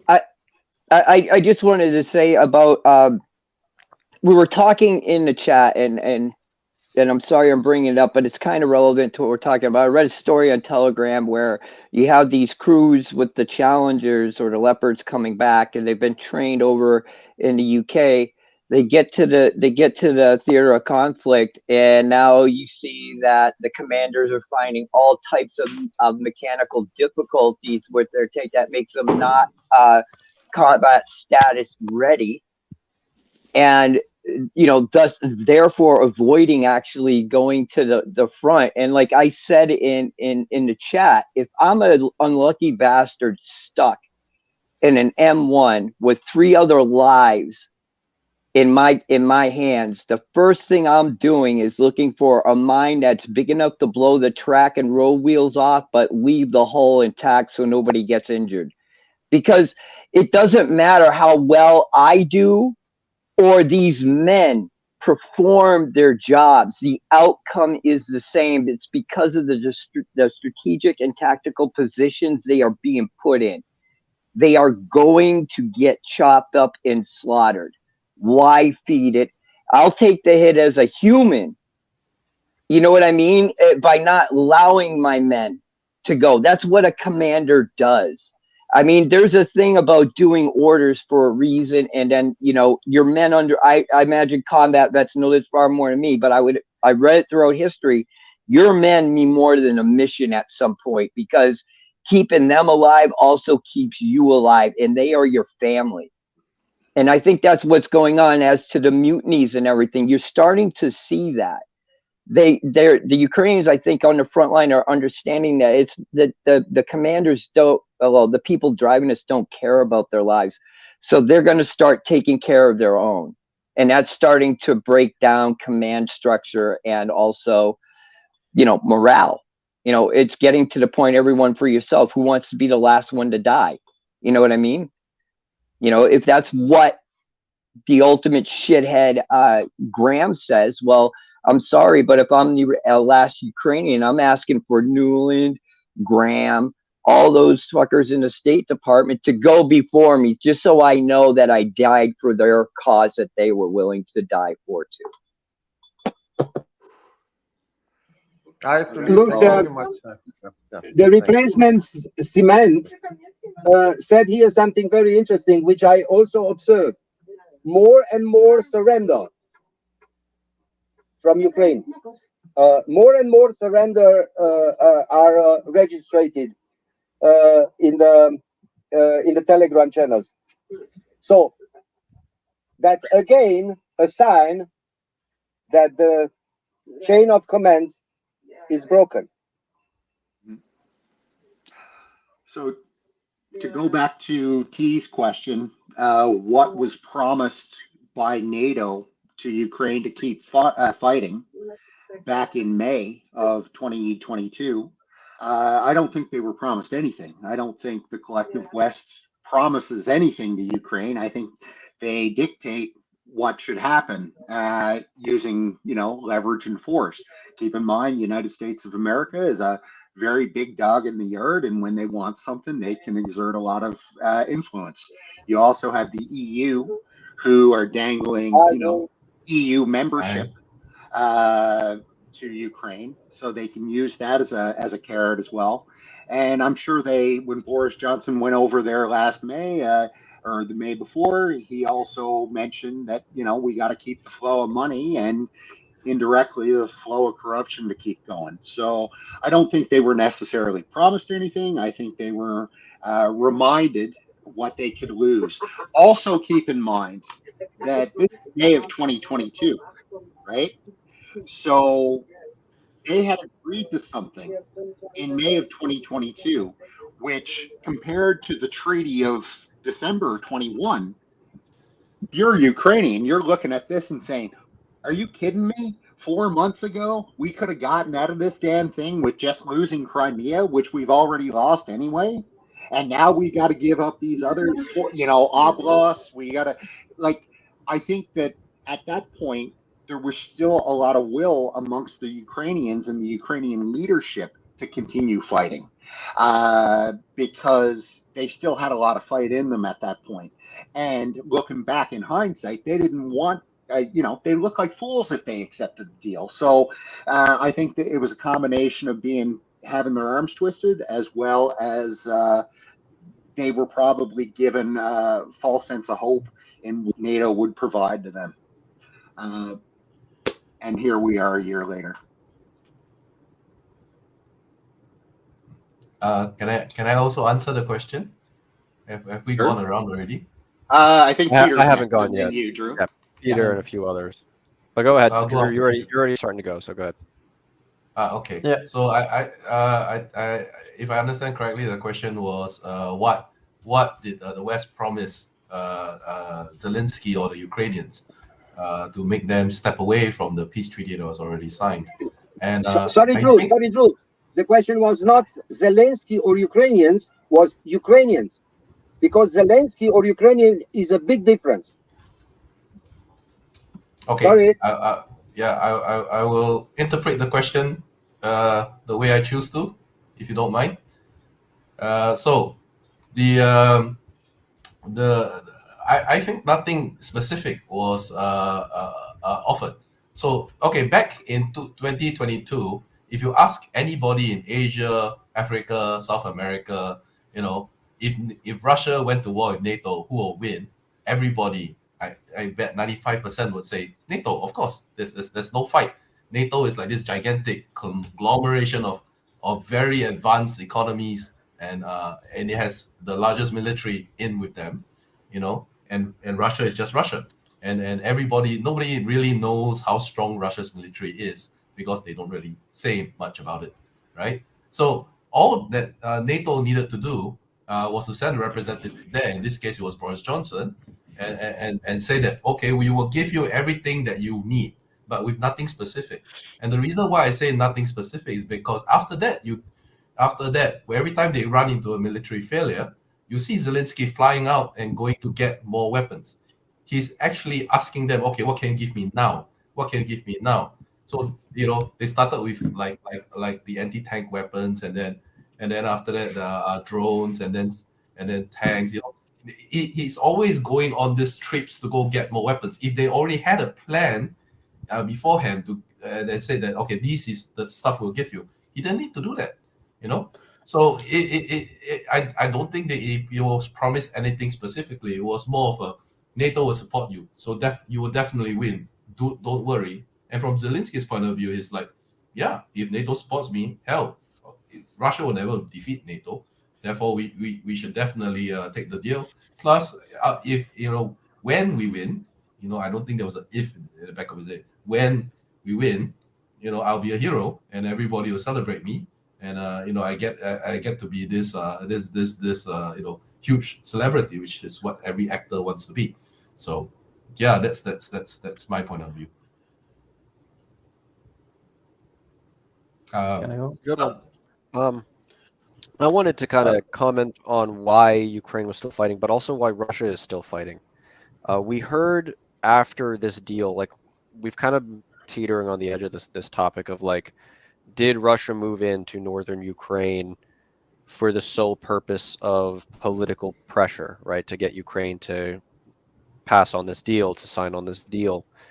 But what we also have to remember is, I think it was around November, it was may have been late October, there was like a lot of comments from Russian political heads essentially saying, well, or excuse me, not from Russian political, from Western political heads that like leaked or like were coerced out of them in like phone calls or something, that they were saying, yeah, we never actually intended to honor any of the previous deals we had made. And if you're going to take that information, you can kind of extrapolate it to the deal that was going to be signed in April, like late March, early April. For example, Merkel said, no, we knew that the Ukrainians were signing the Minsk II Accords so that they could plan future military action, whether that be in Donbass, Lugansk, Crimea, it didn't really matter. She knew that was the case, so did Macron.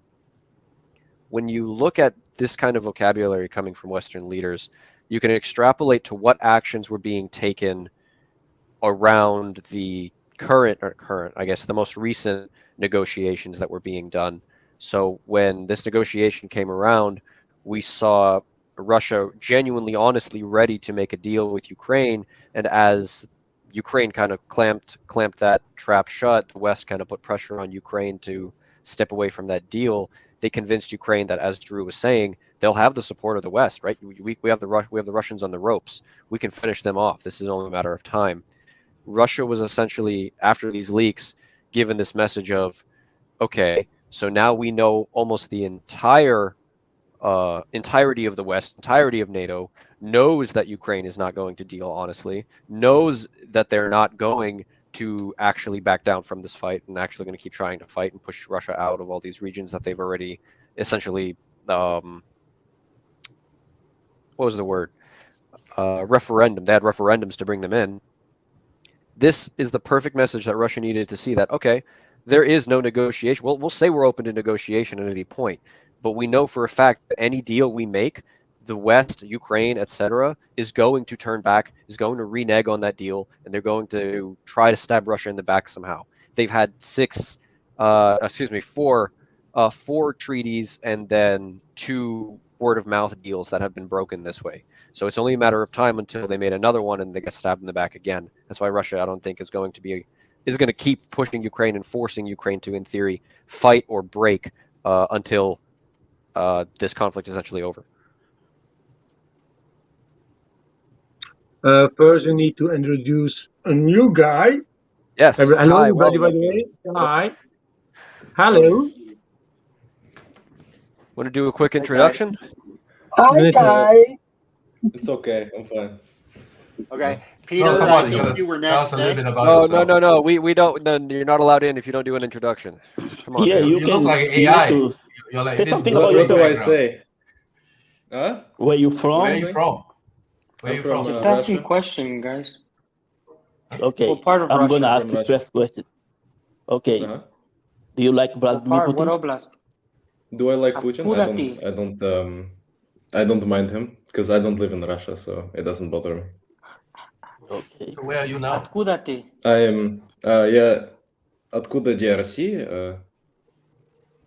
Да. In Russia or in? No, Да, no, in where are you Russia. now? Where do you Like, live where do you now? live now? Oh, I live in the United Arab Emirates right now. Oh.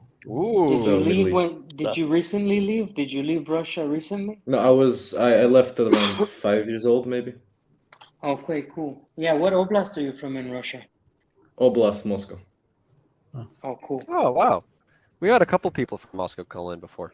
It's actually really interesting to hear from people from Russia.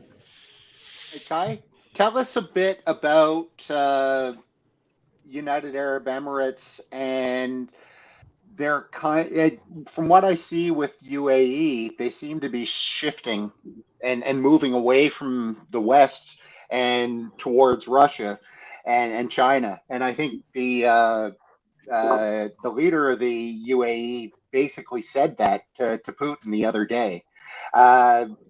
What is the media saying about it? Because I don't hear a lot of news from UAE, so it'd be I'll be honest interesting to with you. get your perspective. The media here doesn't talk about the war a lot. It's controversial in this country. It does not like anything to do with controversy. That happened in 2011, the Arabic Spring, was it called? Yes. Yep. There was nothing here about that because it just causes problems. It just causes instability. So it's better not to talk about it at all if you're not involved anyway. So you are living in a dictature. I guess you could say that monarchy. Yeah. So It's a very negative term, but what do you think about It's Syria not being negative, back it's truth. in the Arab world? Pardon, what was your question? What do you think about Syria being back in Arab world? It's fine here because this is a very, very safe country. So it's not like I deal with the problems Libya or I guess Syria would deal with. So the Arabic world it's very big, of course, but we don't deal with any of that here because it's just unnecessary. Do you go to we deal school with in the UAE or do you just live there? I finished education this year actually, so okay. You can get education in the Emirates, Arab? Yeah, it's very private though. So most schools are private. Okay. Because the Arabs are always coming to Europe studying. So At least university, yeah. Universities are not that big here, but they're opening branches of Western universities here, which is very interesting. My school actually is doing that next year. What school do you go There's to? lots of them. Yeah. It's a small local school where I live. It's Virginia Commonwealth. I see. Oh, welcome. Thank you. Peter, I think you were next to make a comment. Yeah.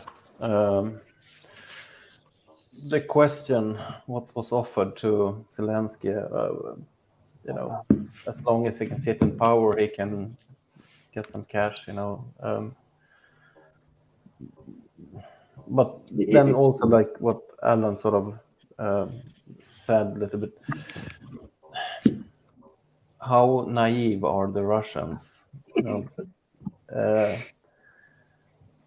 They maybe make an offer that the Ukrainians can't refuse. They will refuse, and they've been preparing for this war for such a long time. Now is the time. They're not going to give it away for. I'm a little bit sort of, I don't know really how to think about this. I think the Russians have decided that they will put an end to this, and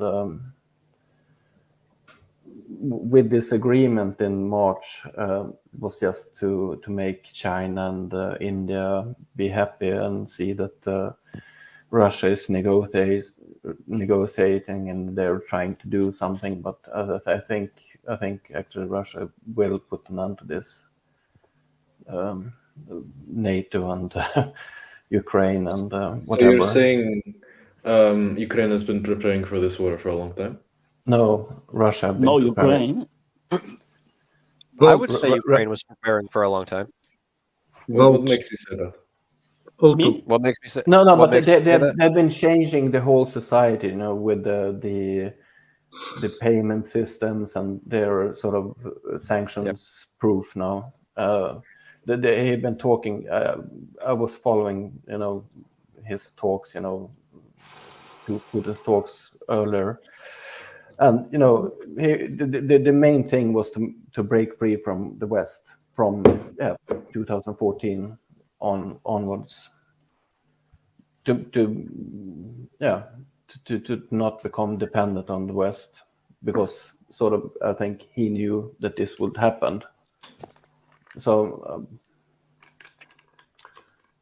the Minsk agreement, Merkel and Hollande, they said that this Minsk agreement was only for to buy time, but for Putin also it was to buy time. It's my impression, because he knew that it will come a conflict, and he prepared. NATO also knew that it will come a conflict, but they didn't prepare. Yeah. I mean, it's been a conflict. This is just, I guess you could say, it's a flare in the whole Donetsk conflict. An escalation, you could say. Yeah. That's where I was saying Ukraine has been preparing for this for a long time. Yeah, but have they? NATO, have NATO been Ukraine, preparing? NATO. They haven't been preparing at all. Ukraine. They thought like that they could break Russia with sanctions, because Ukraine would never beat Russia in an open conflict. So they thought that they could break Russia with sanctions and then walk in as victors. Can I? Lambo, go ahead. To continue, hi guys, everybody. Long time ago, not see. Hi. To just continue to Peter's Ukraine. No sound. Technical problems. Is he frozen? I think he's frozen. That's Bozo, we didn't hear anything you said. Bozo, we did. Yeah, I am back. We didn't hear. Yes, okay. Yes. Yeah, I had some internet issues. I have like lightning outside. In Belgium, it's raining again, so it's good. No, but if I'm just looking to the numbers of active planes, active tanks, so all are operational compared to 2014 and 2022. Like in planes like the Sukhoi 25, they tripled to the numbers to be more active in 2022. So the Ukrainians were already preparing. And just about the offer the agreement that Putin wanted to have with Ukraine to stop the conflict, it's just a logical way of thinking of the Russians. If you're just looking what the Russians want to have, is what is a logical thing. And Ukrainians didn't have a choice. It was that or nothing. Ukrainians knowing that. So I don't know what happened with the NATO and between them. But everybody knew that if they don't going to sign that, there's going to be a war. It's going to be done. It's going to be the conflict we have now. So the Ukrainians need to know that, and they prepared for 2014. Like I said, they prepared everything. They were maybe not ready to directly defend themselves, but they were already ready military and weaponry. They tripled numbers. They really prepared everything in the age. They had the time to prepare in HIF times, and they did that also. So for me, it's just what was written, what we read today on that paper. It was for me just a logical thing, and I agree with everybody else that already respond. So I just say to Peter, yeah, everybody was ready sort of to have eventually a war. Ukraine were also. But yeah, it was just a yay or nay, and if you say nay to Putin, it was war, and that's happening now. So, voila. Ariel, your turn. Ariel, your turn. Ariel, you're muted. You're muted, Ariel. Ariel, it's your turn.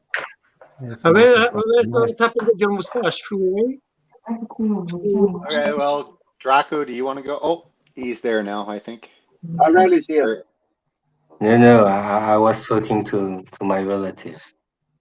Don't want to annoy you. So you're doing. I will jump in later. Don't worry. Okay, Draco. So okay. In my opinion, this was just a stupid question, because you cannot promise a country something to put their sons to die. It's not you. So if you promise someone, then you promise you. If you give someone something, then you give a regime or a guy something, because you cannot give a country something. A country, you know what a country is? A country is not a regime. A country is an entity which is full of people which don't want to die. They want to live good. That's the purpose of the people which are living in a country. So, and that's why I'm gonna say, I am sure. Yeah, boss, say it. I'm gonna say that again. Money. You know. Yeah, that's it. What I wanted to say now. So they promised Zelensky to make a billionaire. Zelensky was 300 million worth before the war, and now he is a billionaire. All these people that's a fact. That's a fact. All these generals, they were offered money. Plus, of course, you know, I'm from Angola, and all my life in Angola, everything we had came from Soviet Union, and they always say one thing: everything from Russia is rubbish. Everything from Russia is rubbish. If Angola wants to win this war, they need to start buying things from the United States. I believe Zelensky was told the same thing. Drop all the arms, weapons you have from Russia, and we're gonna give you the best one from the West. And you could see everything change, even the tactics. They now is appropriate. When they come to TV, they say Ukraine is fighting like a NATO nation. So they changed everything. Plus the money was involved. And there is a point which you are all seem to ignore, that this Ukrainian conflict is actually going against Europe and not against Ukraine. This conflict is against Europe. Europe has the most to lose here. Europe was lost the most, except life. But in economically, Sweden is a fucked up country. Germany is a fucked up country. England is a fucked up country. Hey, France, England is Belgium. good. England is good. Trust me. Okay. Sorry, Mehdi, did you have a comment? Yeah, pertaining to this, I think the territory we're in, and the reason why we're in where we are, is because when NATO basically made this happen, it is by design. They wanted this to happen at some point. They never considered anything about if they would have to bail out and stop the process. They couldn't conceive that they would lose.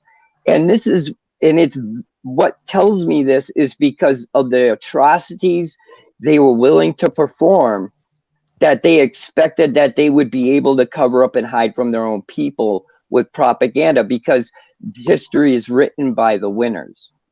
So they never expected that maybe they could turn out to be in a Nuremberg type of trial at some point down the line. And now we've moved into the territory where some of these dipshits, it's dawning on them that, holy shit, BRICS could do anything that the UN could do, and maybe even worse, because it'll have more participation and trust around the world to do the human rights investigations. I've been saying this from the beginning, is the reason why BRICS exists, is to be a place where Russia can go in, because it did the SMO, Special Military Operation, which to me means they were gathering evidence to build upon and show the world. You know, and Draco says is right. Like, everybody sees it from a different angle, but all these points of view are right up to some point. You know, and that's the thing. We're kind of arguing minutia, but we're all going in the same direction. And that's what I want to thank every father that's up here or listening in the chat. Thank you for being here. I'm a father myself, but thank you for being aware enough to know that why we're here is because we don't want them to die on a nuclear horror show. At least we're going to talk about it. And at least history will show that some of us actually gave a fuck.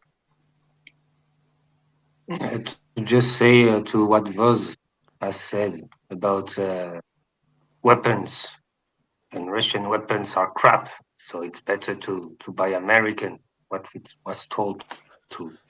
There is a saying in the world of arm manufacturers and the market of weapons for armored vehicles, fighter jets, and so on.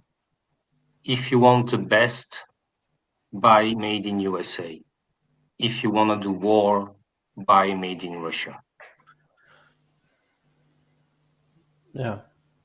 American weapons are made for projecting power. They're not made for winning wars. They're made for make money. They just money. Money. You can see a $5,000 drone destroying fucking 2 million or whatever. There's a big misunderstanding what Russia is. Like, if you're not Russian or you don't live in Russia, you don't understand what Russia is. And I think that there was a big, massive miscalculation on the world, especially like the NATO countries, when they wanted to start conflict with Russia, because the culture in Russia is completely different. Their people are willing to make war with the world if they feel that their existence is in jeopardy, and they have the resources that you would not believe.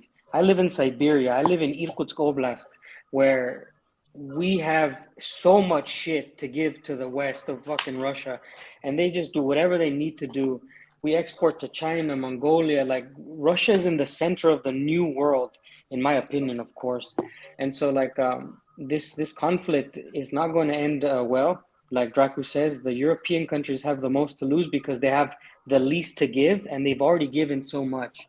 So it's a very strange situation that the Europeans are in, because they are acting like they have infinite amount of raw material, infinite amount of money, when in reality they're very poor and they have no natural resources. 100%. So it's not looking good for these guys.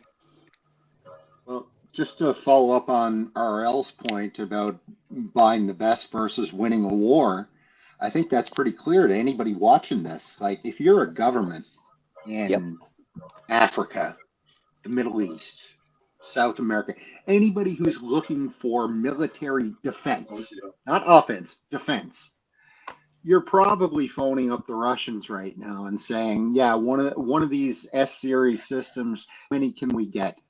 Because, you know, it's clear to us that if we want to defend our territory, anti-air weapons seem to be, you know, the best bang for our buck. And, you know, economies of scale, you can get a lot more Russian gear than you can U.S. gear, just because of the purchasing power of you know, your euro or your dollar or your peso is going to go a lot further in Russia. So I think any country right now watching this comedy of errors that we have going on in Ukraine, it's going to be a boon for the Russian military industry. Yes, one more thing. You know what they offered to Zelensky.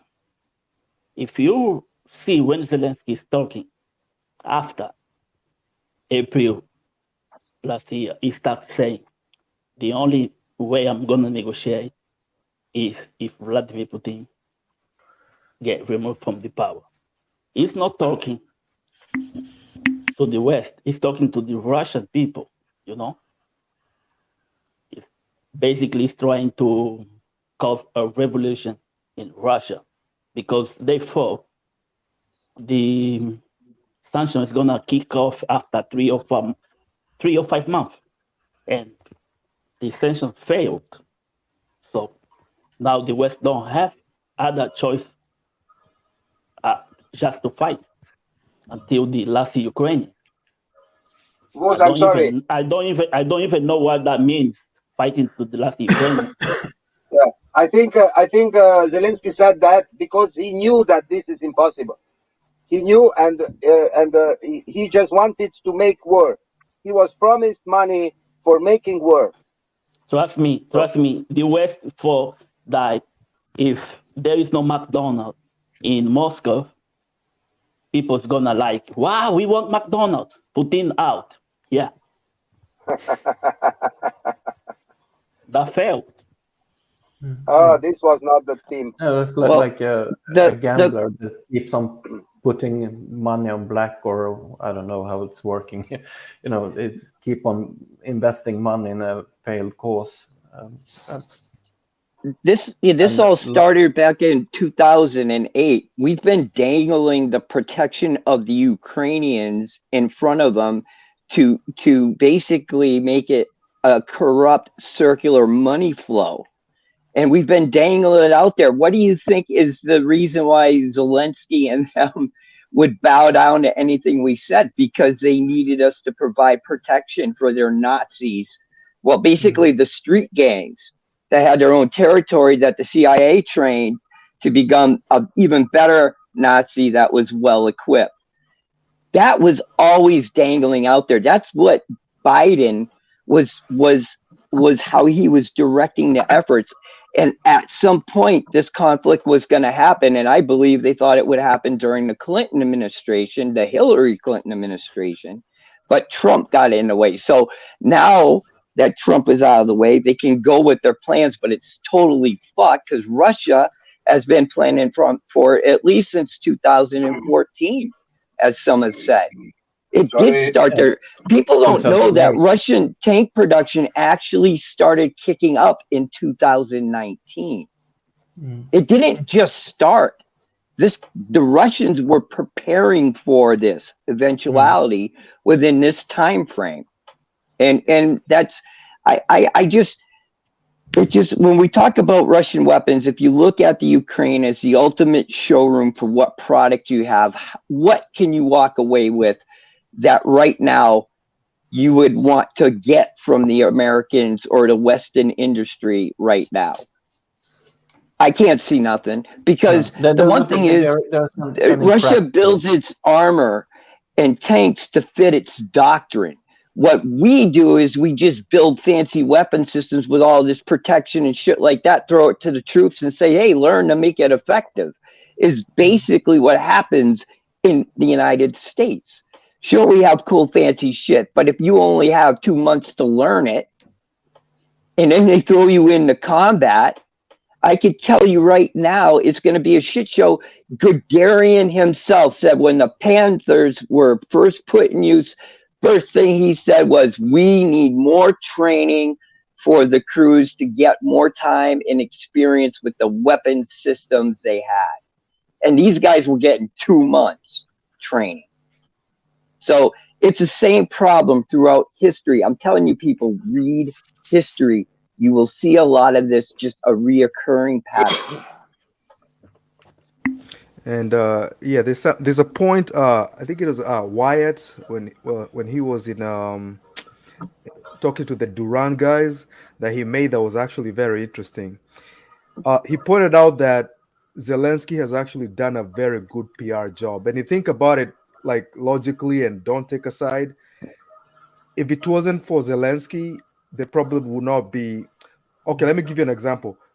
Petro Poroshenko would not be as effective as Zelensky is right now. One, he Wouldn't can matter. barely speak English, and he just looks like an old guy.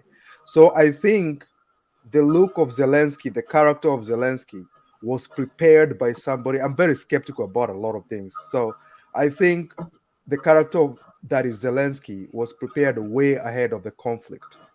Oh Because yeah, all these definitely. young Machiavelli, people, all these young people on Twitter with the whatever with the Ukrainian flags, oh, they needed that guy. That guy is the guy they needed. Well, it's kind of funny Machiavelli, because if you listen to him speak, it would make a big difference when you have BBC and right? CNN on your side. But here's the fun thing about Plus, Zelensky, right? plus Facebook. He had to learn how to speak Ukrainian, right, while he Yep. was the president. This guy didn't. He's marketed as this hero of Ukraine, the leader who who saved the nation. But like, the dude couldn't even speak their language for his first 2 years in office. Please He's not the quit only the one. fucking Ukrainian language. Dean, there is no Ukrainian language. Yep. This is an invention. There's as much as a Ukrainian language as there is a Southern, like United States American Southern drawl, right? Drawl. Yeah, but this is not a separate language. Yeah, exactly. I'm Yeah, agreeing. so I'm agreeing with you. speaking about That's a Ukrainian dialect. language. It's like American jive. Dialect, but it's the closer you get to the east. I get what you're saying. That's funny. Getting more sort of Russian sounding, and yeah. Oh, Yeah, Machiavelli made a point before about the Nazis. Yeah, these people, I think I said that before. These people, they don't need to be like 1 million. One is too many. But imagine now they have people like Zaluzny in Iran. He gives interview to the Western media with a fucking picture of Bandera on his back, and the people interview him say fuck all. Means the West knows this guy's a Nazi and is supporting him. The weapon being sent to Ukraine one day is gonna backfire. One day it's gonna backfire. If the West stops helping Ukraine, these people are gonna see, yeah, I lost my friends, I lost my family because of these people. So let's go and get them. Who's at risk? Poland, Germany. There's a lot of these people in this country, even here in the UK. So these people better watch out. Belgium, France, all these countries are at risk. I mean, having Nazis or neo-Nazis or whatever, it's not a problem. I mean, people have the right to think what they want to think. It's their actions that matters. If they decide to mess with Russia, it's normal. They should get bombed. And the fact that it's the action. It's not the ideology per se. I mean, they can think what they want because I can think what I want. But it's the action. Okay, let's go to Donbass to kill all those guys because they are Russian-speaking people. Yeah, that's different. That's way different. Like let's go fighting in the side of Ukraine because we will kill some Russians. That's different. That's actions they are doing. And of course, for the Russian point of view, at least, those guys must pay the price with their own life. Guys, correct me if I'm wrong, to follow up on Vaz's point and Ariel's point with respect to their actions. I seem to recall, like last October, weren't a bunch of these Ukrainian fuckheads arrested in Italy for planning a terrorist attack? It was in Naples. Do you guys remember that? Yeah, It's like yeah. Yes. 3 or 4 of them got arrested for planning a terrorist attack in Naples. So what Vaz is saying, seems logical to me. I mean, you know, they're going to lash out once the war is lost. So I think we're already seeing that type of activity. What happened with ISIS? They had like when sort of the West stopped financing them or turned away from the cause. What That's happened? why You know, they started These bombing things always backfired. Turkey. These things always backfired. Always. Yeah. But that's And why I'm saying France. neo-Nazis in Europe are less of an issue than Islamist terrorists. No, I'm saying that when this backfires, where will it backfire? They have networks all over Europe, you know. No, And let they me go. explain you. In France, we got many terrorist attacks. Some of them but were I'm from just independent comparing group. two proxies that have been sort of left aside. What I want to explain you is that among those terrorist attacks, some of them were made by far-right groups. Okay. Yeah. And those not real actions because they got caught before they could act. Those far-right groups got caught before they could act. Because at least here in France, but I think it's the same case in all other Western countries, far-right groups are more watched by internal security services than the Islamic groupuscule and groups. That's why you got so many Islamic terrorist attack that succeeded, but not far-right groups attempts. This is Because the the problem far in the right West. is controlled by the state. So this is the in Western problem in the Europe. West. They are This is the totally problem in the controlled. West. They care too much about the far right and forget about the others. I know, man. Look, far right is totally 100% controlled by the state. There is no doubt about that. There is no even controlled no doubt or infiltrated. Yeah, sure. Control, infiltrated, fucked up. They are not. They have no power in Western Europe. Hey, Peter, you asked what happened to ISIS. They do. They literally went to No, they Afghanistan don't. and they were rebranded as ISIS-K. That's the funniest name I've ever heard. No. But what happened when sort of they went out and made terrorist attacks in Europe? That was what one would say. ISIS. Who? ISIS. ISIS. Not even expressed the smallest part of their power. The ISIS is to come in Europe. Yeah. They are to come. They are not yet there. They are not even begun to express themselves in Europe. The point they want to say, when Europe or the West disappoints these Nazis in Ukraine, what will happen?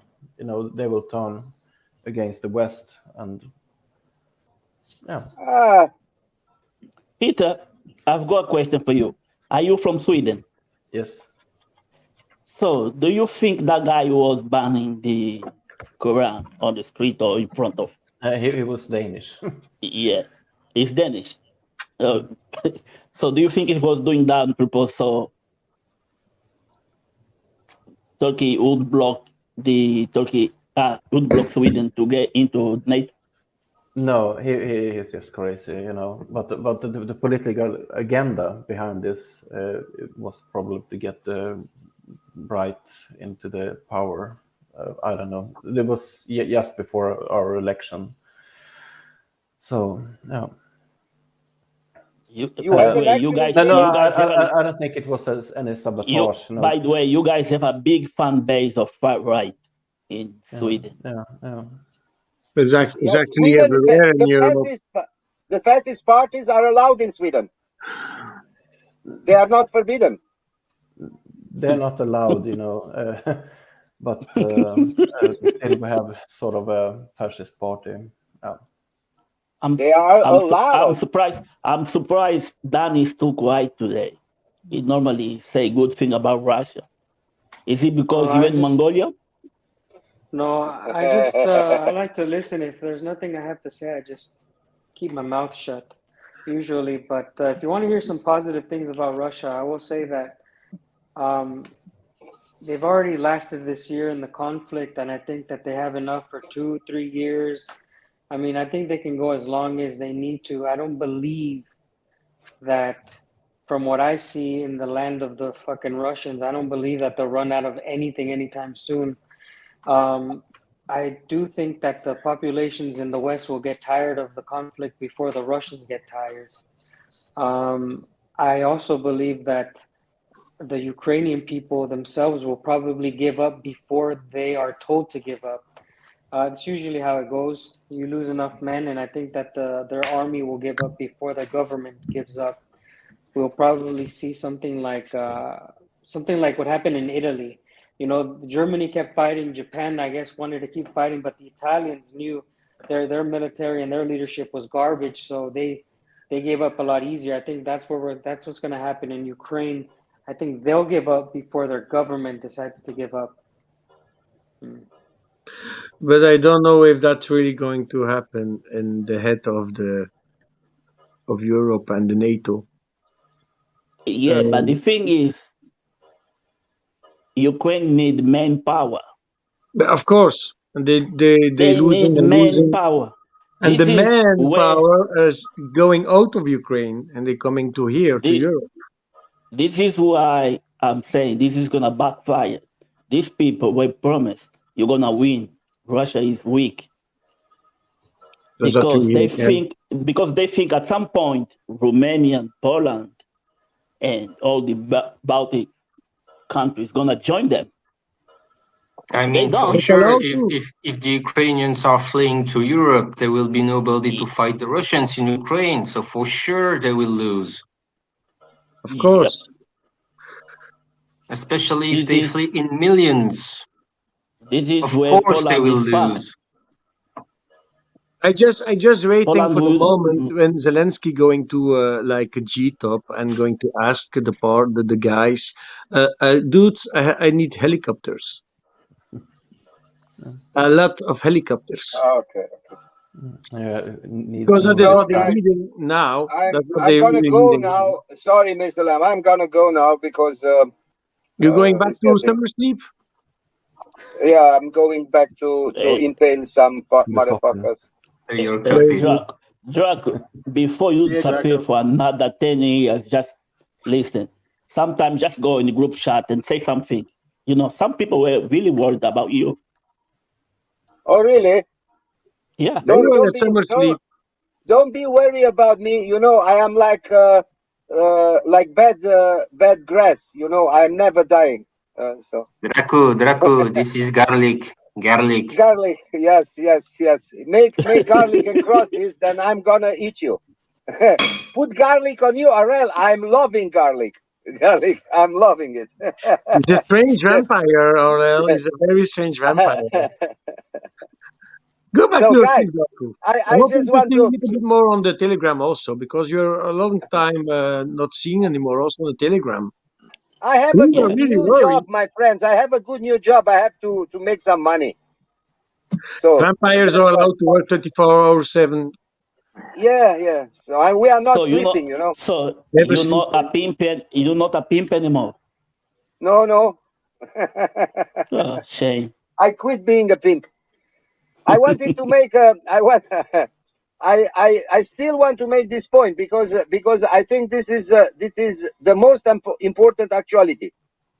Who the fuck is in charge in Ukraine now in the army? This is very, very important. They don't go. They have somebody. That's not a question now. That's not a question now because I'm gonna quit. NATO. Since the beginning, NATO. Think what you like. But try to solve the problem because this is not solving the problem. And another very important fact is, guys, you should provide love, because love is the key to being good, to quit making war. Yeah, but love Yeah. I don't do on the open mic. I do that in live. Make Why love, not? no Why war. not? Why don't we love each other? That's I we love love you each all, other. guys. I love you all. Druck, That's if gay. you come with this if you come with this bullshit, please go to China. We don't want We don't do that shit here in Russia. Yesterday we had here I the know Rainbow Festival. I know his We new had it job. in Vienna. I know your new job, Draco. Your We new don't do job, that gay shit in Russia. you're a sugar vampy. You became a sugar vampy. That's your secret. Oh, you kinky So, jobby. Yeah. You are a sloober like they say. Mr. Lambo, you are Yeah. a perverted. You're a perverted Belgian motherfucker. Yeah, but I know I you're a agree sugar with that. I vampy. agree with that. Well, you are a very perverted one, not like normal perverted. You are a very perverted. I am lovely perverted. Weird. I'm glad to see you again. And long time no see, man. I love you all, really, for real. I love you too, bye. Draco. Bye, guys. Have a fine Bye. time. Much respect, Draco. Much respect to you, brother. Thank you. Say hello to Mehmet for me.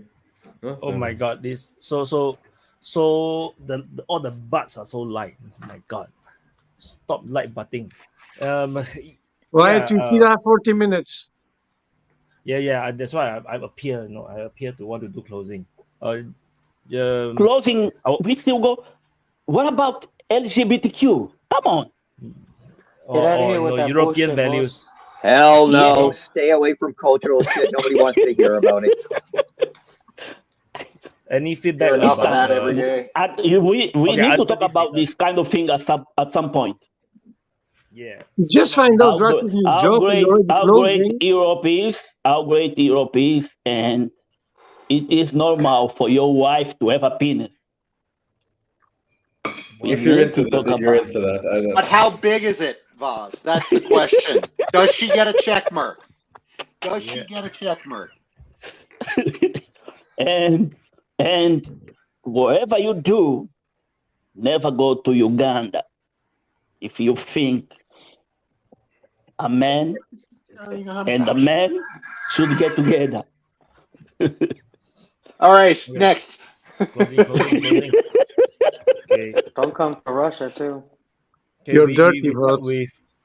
we will have to do closing. I'm so sorry. So no, yeah, I can also feel that the conversation is getting a bit sluggish. We are choking. The conversation is no longer so smooth.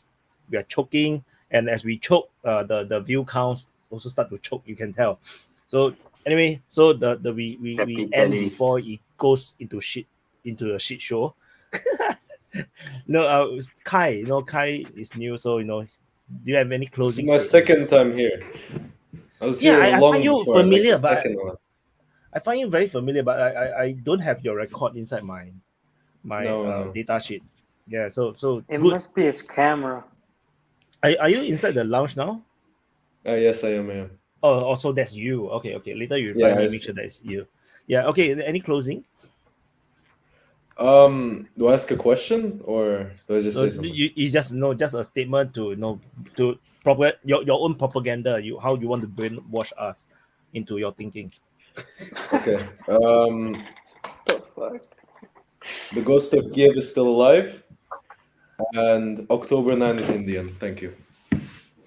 Wow, that's a very short closing, which I don't understand what it means. But never mind. If you were more active in the Discord, you would know who October 9 is. Okay, it's my fault. Discord is 2022. Well, it was nice to be here, talking to nice people. We saw new faces. It was great. And yeah, I'm gonna get out of here next. War is still going on. Became more heated. Yeah, thanks to that Ukrainian offensive. in the south parts. So yeah, let's see how our media are turning this out. Let's see how the Russians will act in the second phase of that offensive. Let's see how in the geopolitical sphere everything will begin to shape, especially with the BRICS, especially with regional organizations. Let's see. Voilà. I want to say goodbye. Thank you for having us, Wyatt. You know, the conflict in Europe is also being fought by societies. And since you let us spread our own propaganda here, I live in Russia, and I've lived in Russia since this all began. And I've had a very, it's been like a pleasure and sometimes a freaking disaster being able to see it all unfold. And I do have my own YouTube channel. It's Wild Siberia.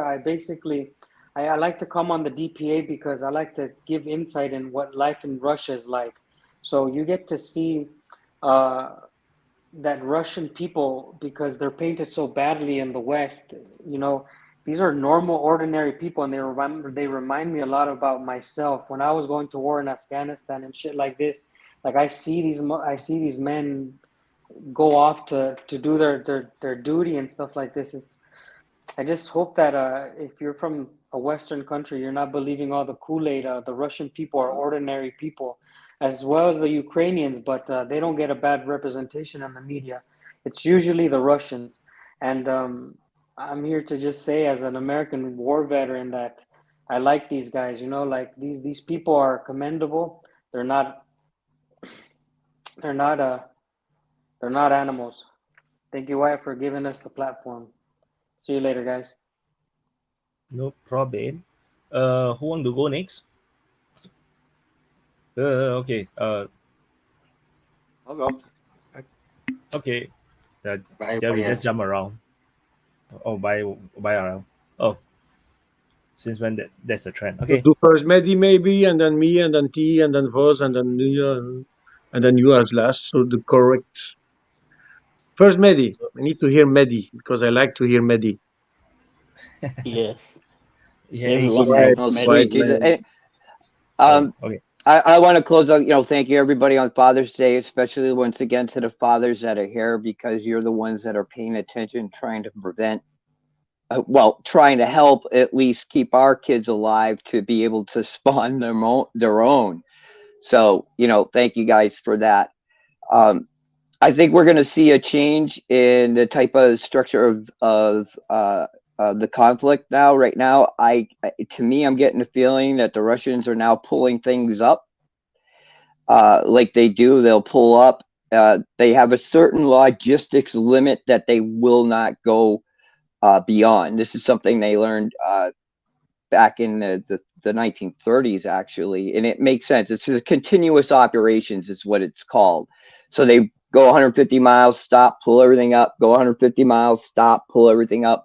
So, but I think the battlefield itself is going to change, because now we're going to start moving through 9 years of layered defenses being built. Those are now in some places clear for the Russians to do what they wish. I think as to Ukrainian operations, any place they are going, they are being channeled to go. They are going to at least an indirect fire zone, because the way the defenses are developed is that it does depend on terrain, but it's mostly a concentric 3/3/3 protection system. So the deeper you get into it, the more you can be engaged from all over the place. And none of that is, they haven't even reached that part. They're at the security zone, as others have said. And that security zone is just the outer layer that doesn't even get to the defensive positions. It it's just I can't see them. I don't understand the continuous beat on the head on these when they know they cannot keep any like spearhead going because they just don't have the logistics to keep feeding it. So I think Russia, on the other hand, doesn't want to sit there and grind it out forever because there's a point when all the people you call up get a chance to go back home. And you've trained all these people, they're there on the front, and there's no reason why you wouldn't use them in my mind, especially now with the Ukrainians just getting blasted on any offense they're doing. So I think it's going to change. We'll see. Maybe the Russians move forward. I don't know. I'm not part of operational planning, but I think we're just in an area of a preparatory phase before something moves forward, and it's not going to be good for the Ukrainians. Thank you for listening to my babble. That's awesome, Maddie. So we have two more persons, cheer and Coping, coming for closing. So T, any closing statements? Yeah. Hey guys, it was good to be on. Second time, better than the first time, I'd say. Closing statements. I'd reiterate Draku's message. Who the hell's in charge? I'd also say, where the F is Budanov? And I just want to tell everyone to like and subscribe to the DPA channel, DPA War, DPA Defense Politics Asia, and DPA Open Mic. All right. That's it. Thank Thanks. you so much. Macchiari. Yeah, I'm actually gonna close with a short anecdote. So, one of those guys you run into who is like really pro-Ukrainian and they cope a lot, like you can't prove to them anything. So I actually ran into one of those people personally last weekend, right? It was it was hilarious. So the person heard I was at the bar, the person heard I had an accent, asked me where I'm from, and then the conversation started from there. And then we had a lot in common, like the fight against poverty, which I strongly believe in. But then he was like, hey, so man, look at what Russia is doing. And I was like, oh, by the way, on this one, I'm with the Russians. And let me tell you something. So if you know Americans, with Americans, you have to transition. Like you can't just like change. You can't go from one extreme to the other. Like you have to prepare the person before you say something possibly controversial, right? So this guy, I'm telling you, tried to argue with me, but the thing about it is, the whole time, this guy was shaking. And I don't think he was shaking because he's afraid of me. I don't think he's ever actually personally met somebody who disagreed with him on especially a topic where people are so tribal about, Like he tried to argue and everything, I broke it down to him like as if he was a child. Like it was so easy because everything was just nonsense. This person didn't even know there was a war before February. Like he didn't know much about what happened in Donbass. But yeah, it was interesting. Yeah, this person was like shaking. I'm like, and then eventually he got his buddy came, the buddy tried to talk to me as well, and they just walked away without saying anything. I was like, okay. But that was funny. I was like, yeah, let me share that stuff because that was funny. Can I close off next? Because I've got a perfect segue to that. All right. I also, to tell you an anecdote, I had an argument with a friend of mine, good friend of mine I've known my whole life, on Facebook just the other day because I posted some just pure bullshit mainstream media propaganda. And so I posted the actual truth, videos, the whole shot, and he and I got into a spirited debate. And, he was like, well, why are you pro-Russian, blah, blah, blah. And I basically said, I'm not pro-Russian, or pro-Ukraine.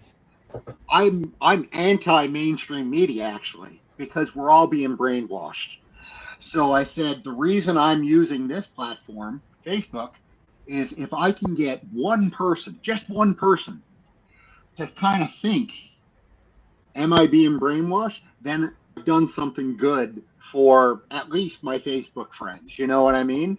So I think it's really important for everybody to get out. And if you post on your social media, use whatever platforms you have, go to bars and meet random people and have discussions with them, whatever it may be. The more dialogue we can have, and where we're, backing things up with facts, it's people to start thinking. I can't tell you the number of people that I've sort of changed their opinion on now that I've been talking to them, and that's really important, because as a society, everybody here in the West, we are losing our free press, and when you lose your free press, the next thing you lose is your democracy.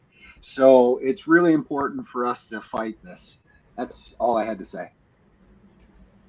That's actually very brilliant closing. Yeah, well said. Mr. Lambo. Yes.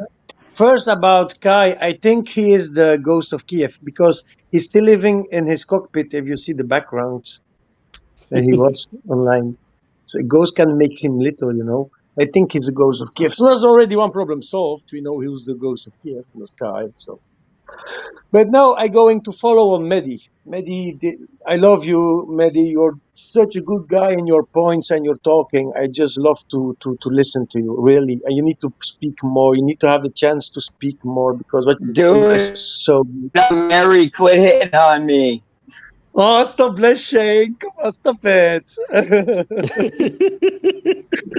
But I'm going to add something, and then you're going, I'd agree also with me, as the air cover that the Ukrainians doesn't have, and these F-16 is never going to be a problem solver. Now they are reusing the Heinz, the helicopters, to do some attacks. I see them flying very low because they're scared to be shut down because they know how hard it is for a helicopter and from Ukrainian against the Russians to be able to keep flying. The thing is, they needed.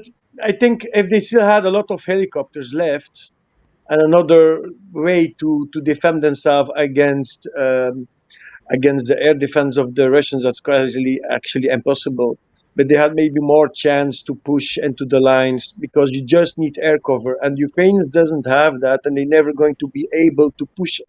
Only because that big detail is not a little detail, it's a very important detail. The Russians have everything, still have everything, always going to have everything. The Russian not, the Ukrainians not. So for me, it's already lost. You don't have I'm not gonna say that. You don't have air cover, so you're lost as a tank man, as ground troop. You're lost.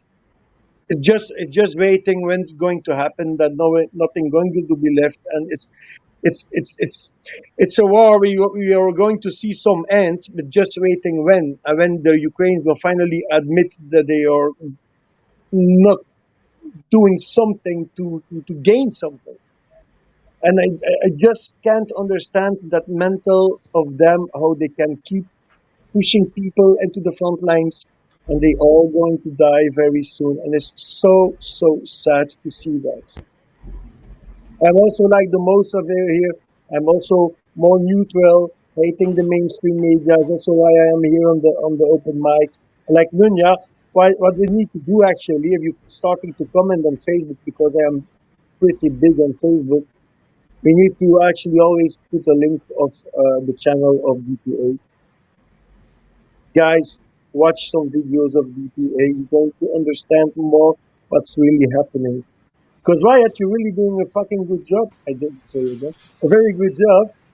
And it's just the people that only watching the mainstream media don't see what we see. We see more, but only if they're watching your YouTube videos or even other channels. I don't care. They're not so pro-Ukraine. There's also a very big problem here on YouTube. You're gonna more faster understanding what's really happening. You don't really need to see the footage. You need to see the front lines and listen to what the people are saying about what's happening. And that you are doing for us, riots. So it's very important. So yeah, for me, it's just keep continue saying the most useless war of decades. Actually, every war is useless, but this one is just such a big joke. And I missed a lot of the open mic today, and I was hoping to be more involved. But I went to Lille in France, where Shadowy is living, And I was a friend that I met, that I had a rendezvous with, and I need to wait after him for 45 minutes. And in these 45 minutes, at least 7 persons asked me after cigarettes and 2 persons after money. Propaganda, Very funny, propaganda. Don't believe you. very funny in France how they are. They see me smoking a cigarette because it's so expensive and they don't have shit for money. So yeah. No, again, it was. I am happy to be on the open mic again, and it was very short for me, so I actually just did that closing here. But guys, keep continue sharing your knowledge. Please like, subscribe, support the channel, and I see the rest on the Telegram. And yeah. Bye-bye. Thank you, Mr. Lambo. Voss. Okay, my turn. Can I do the dance without no pants? No. No, Okay, no, no, maybe no, next. no light butts. Yeah, no light butts. No light Nah. butting over here. Nah, about joking. Anyway, I just want to say, I'm not saying this because I'm pro-Russia. I'm not even pro-Russia, you know.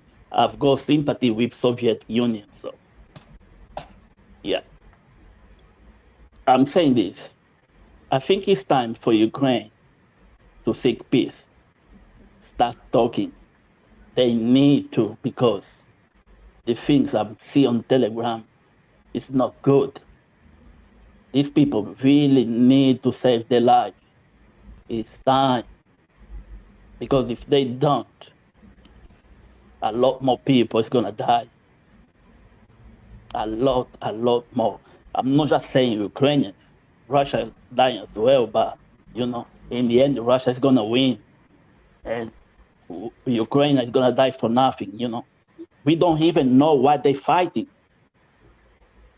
because every people here in the West is saying they're willing to die to the last one. But when you see the way they go to pick up to go to the front line, that's not people you wanna be in front line with. They get beaten up to join the army. Do you really want to fight, be in a fight with these people on your side? I don't. And the other thing, right, by the way, right, well done for you on the Durham. It was a good show. You did well. I'm very proud. Have you checked the comment section? Yes. The comment section is chaotic. I think I have Trust never me, saw. you're never gonna have 100%. Yeah, that's true. Yeah. What did they say, or like what happened in the comment section? You have to Just see go- it to know how to. Yeah, I don't even know go how to there, explain it. watch the show, and go there, read yourself, so you can. I know what I'm doing after this. Oh, I'm not going to rewatch them. All right, Kan. Yeah, well, I was late at the party, so there's that. Anyhow, what was saying a moment ago, this is something which I think we've been talking about this also on a Telegram channel. The whole point of like how are Ukrainian soldiers actually being goaded into behaving this way? I mean, they don't have much choice. And the only thing they can do is actually go forward or surrender in some cases if it's possible. But what's interesting to me is that from the Western perspective, if you follow the Western media and the whole discourse about it, they don't exist as humans. Literally, they are just like a meeple on a board game. There's something which is, or pixels in a real strategy game. Like they're not really human. And from this perspective, this is how you explain this tremendous willingness to soak up casualties. I mean, this is something which is unusual even from wartime perspective. I mean, maybe in some conflicts in which war is a way of life for decades. So there's development of this cultural trait of fatalism, perhaps. I don't know, maybe. Although I think that in Afghanistan, like in one of such places, Afghanistan actually fought cleverly. They didn't fought like with suicidal abandon. So this is something which is, I don't know, maybe not unique, but very, very unusual. And just this morning, I was talking to a friend of mine who is a Serbian veteran from the war in Bosnia, and he was talking about how he know an officer who actually refused orders to advance to take some positions because he understood that those positions are not strategically very important and that he would lose 100 guys in a process. So he directly disobeyed this order, which it flew. Like nobody made a huge argument because everybody understood that this is the case. So, this is the actual like real commanding presence. If you're actually capable, not from cowardice, but from like to have a perspective what is important and what isn't. That your men's lives are perhaps more important than this tactical position you are going to take. And I don't see this much in Ukrainians at all.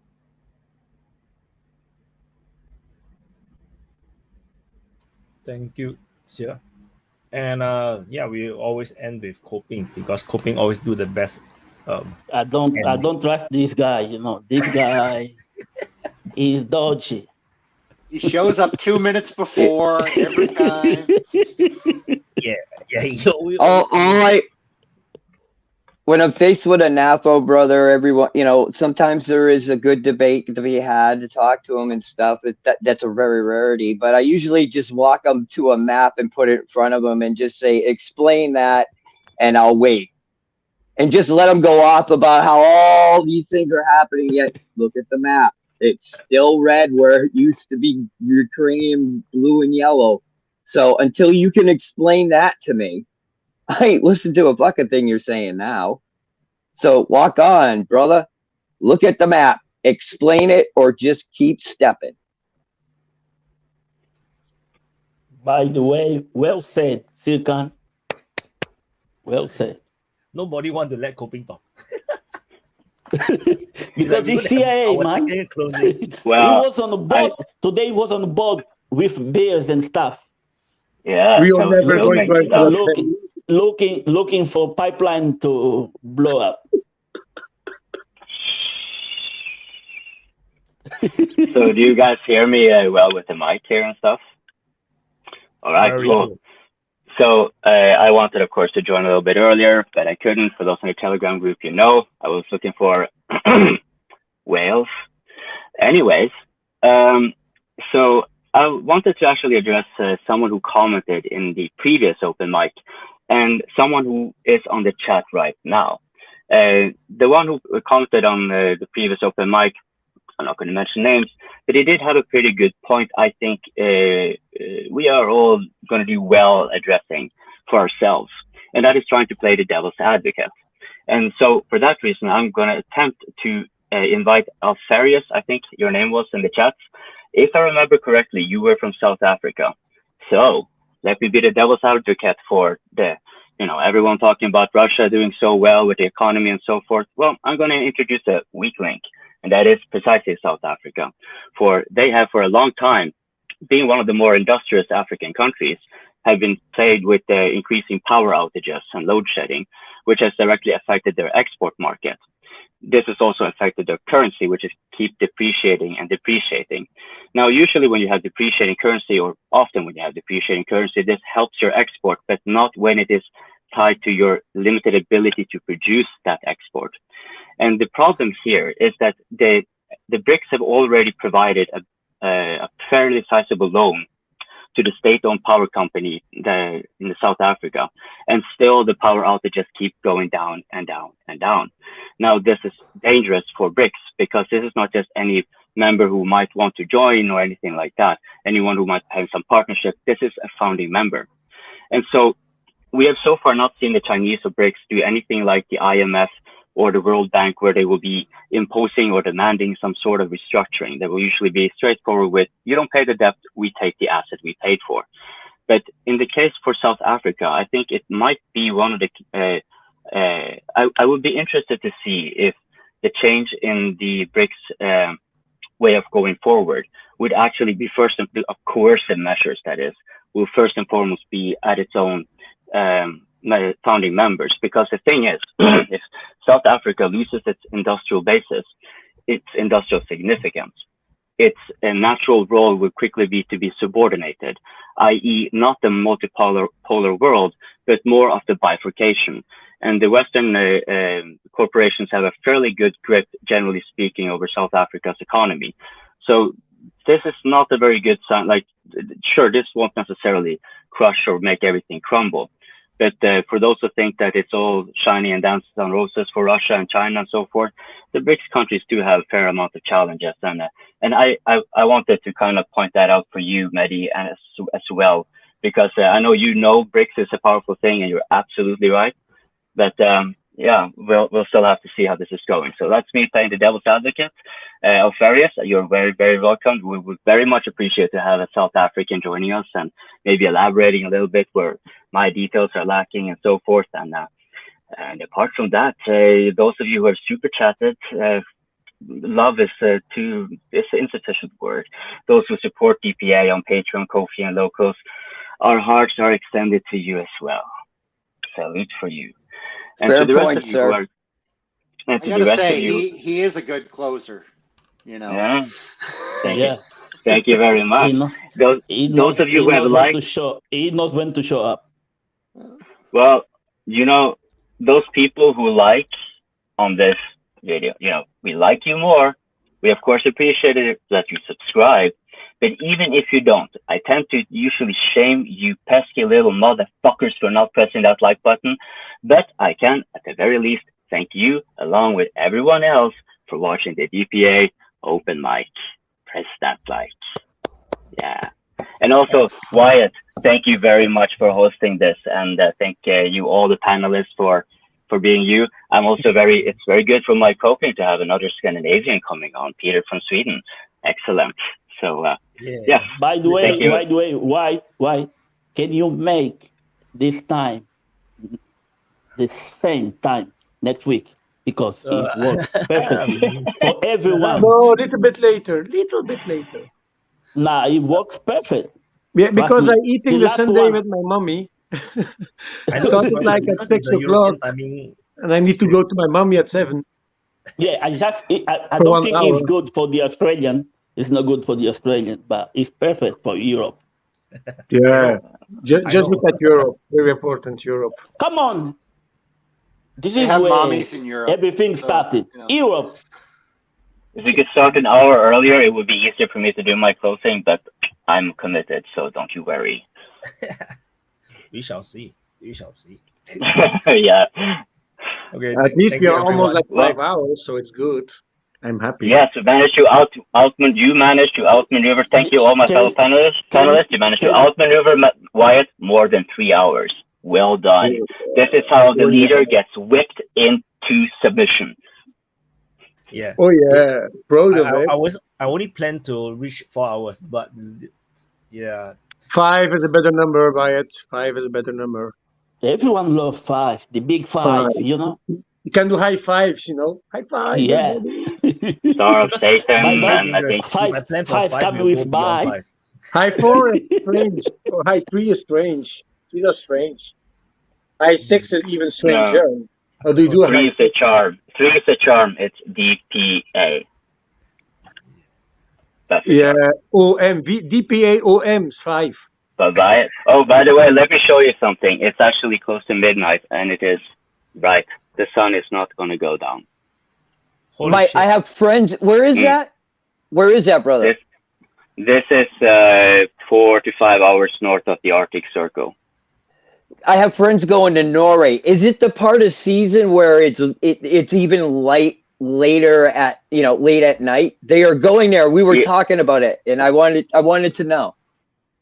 Yeah, actually, we're gonna keep having it there. So the sun kind of, as you see, it's sort of like down, like we don't have direct sunlight, but it's the sky will always be lit. Like we don't get it dark, and also it's gonna keep getting brighter still. So the sun is gonna be even higher and higher in the horizon up until like mid-July or so. and then it will start eventually at some point. Yeah, the sun will start going down. But by mid-July, you can start at the top of the mountain at midnight, and you'll see the sun literally go like the whole way around. You can you see it never That sets. is cool. I want to ask you guys, and maybe thank you for bringing that up, because let me ask you this: how far does these conditions extend? Like, do they extend to the Ukraine, where we think that when they were doing these attacks? Okay, that's what. Thank you for stopping me before I babbled it out. What we know wasn't the case. So. Almost at 5 hours. Continue ask questions. Continue ask questions. It's very I have a serious. question. I have a question for Coping. Yes. For the Norwegian Muslim population, if they have Ramadan in the summer, when do they eat? What the Muslims eat during summer? No, yeah, like the Muslims in Norway, if they happen to have Ramadan in the summer time, when do they eat if the sun is always up? Wow. I think you have to ask a Muslim, but they're certainly not eating the pork we're grilling. I can tell you that. No, they just do 6 p.m. So my understanding is that they actually have the Islamic scholars to come down to the Scandinavian countries, and then they actually did some study, and then they just decided that, okay, you're gonna start eating this time and stop eating this time. Are totally against what the Quran say, which is the sun go up and down. But they will all die of hunger if they just follow the Arabic, the sun. Well, they have to I think all the religions make those exceptions. So, like, for example, you have a thing called Yom Kippur that you are familiar with it with the war, right? That the whole thing there is that you have 24 to 25 hours of no drinking, no eating, no turning on light or fire, whatever, and so forth. And they make an exception to the drinking water, like you can have like 1 glass of water. But if you are in the hottest places, they would make, for example, you can have 2 glasses of water, even though it's kind of technically not kosher or whatever. But, kosher or not, you're going to live or you're going to die. So that's kind of, I think that's the thing. And also very important, when they wrote the Quran, everybody still thought that the earth was flat. So actually, I think the better way is after they are able to eat, they just need to eat some pizza or something like that. So for those that are still watching right now, it's just like watching the Marvel movie. There's always this, after you thought that it's going to finish, then they'll continue again. Another scene and tell you secret stuff. 6 minutes. Yeah, I'm gonna do you a favor, Wyatt, and tell everyone here that was watching, if you want to have like this, in all its different varieties, in all its different shapes and forms, where you'll have all these people that, we have bubbles, but you see, we cannot really make an echo chamber. We keep bumping into each other and they overlap, and so that's where you have the lounge. So I can assure you, I leave and most of these people leave, but these conversations are not ending. So for now, bye-bye. Bye-bye. Like Draco said. Bye-bye. Like Bye-bye. Draco said, make love, no war. Bye. Don't show guns. Don't show guns. Bye, guys. Bye-bye. Bye-bye. Bye-bye. So, this is the DPA Open Mic episode 34, and I just want to go through some of the super chats, because I think some of them is not kind of answered. Okay, so NGS, just go through all of them. Nothing in the mainstream media about the meeting at the treaty. That is about the. I also don't know what's that. The West will lose decisively. Will the public ever know? Waka about the peace tour. No perception in Pakistan and South. And then we have the African media coverage of the mission. Macron going to BRICS, which we totally didn't talk about. Conspiracy. DPA Open Mic is a conspiracy because we have two or more people working together. Sorry, we are in public. Okay, we are not a conspiracy. And great panel by Mason. Then got Soul Power say Dan's kids will be Maxibarian. And so narrative about NATO doesn't invite nations to join NATO, but in his opinion, it's a lie. They omit the fact that unofficially they do through proxy NGOs. Yeah, I think so. Maybe. Then Putin is a darling of the West until Georgia war happened. Okay. And then no yelling and no interrupting. Tamid is so angry that he have to pay money to tell the people that. And then Tamid say Dracu's family died 300 years ago. So then this is a question for me. Any feedback about the Duran appearance? I actually not too sure. I mean, there's a lot of feedback. If you look at the comments in the Duran, the video that I was in, the comment, I pretty much messed up the entire comment section because of my appearance. Like, I think some of the loyal Duran viewers who don't really know who I am, really don't like me. Like seriously don't like me. They did. And they don't know why, it's like, because it is a pretty hard bar to reach, because the previous two speakers before me are like pretty good. One of them is Scott Ritter, so it's like, yeah, it's like, after all these high profile people, then who the hell is this Chinese guy from Singapore talking crap about how Russia and China is actually strategic rivals. They clearly don't know that Russia and China actually fought war not so long ago. Anyway, yeah. So but largely, I think a lot of people are very positive about my appearance. I think, of course, the DPA army are all very happy about that. I do have feedback, telling me through private chats, they people who never heard of me actually share the video link to their friends who happens to know who I am.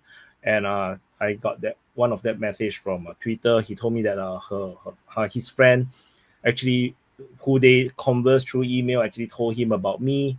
And then so no, that's interesting. And I think one of the main feedback is that the Duran tends to be viewed as very pro-Russian, and a lot of people see me as totally not pro-Russian in that sense. Especially, I praise Zelensky, and this is not the first time I praise Zelensky. If you put all the limitations onto Zelensky, which is what he faced, like cannot surrender, cannot run away, and then you have to do whatever you can to make Ukraine fight for as long as possible. I think Zelensky does a super, super good job. Although I still feel that the right thing to do is actually just to surrender, because it's not possible to win against Russia.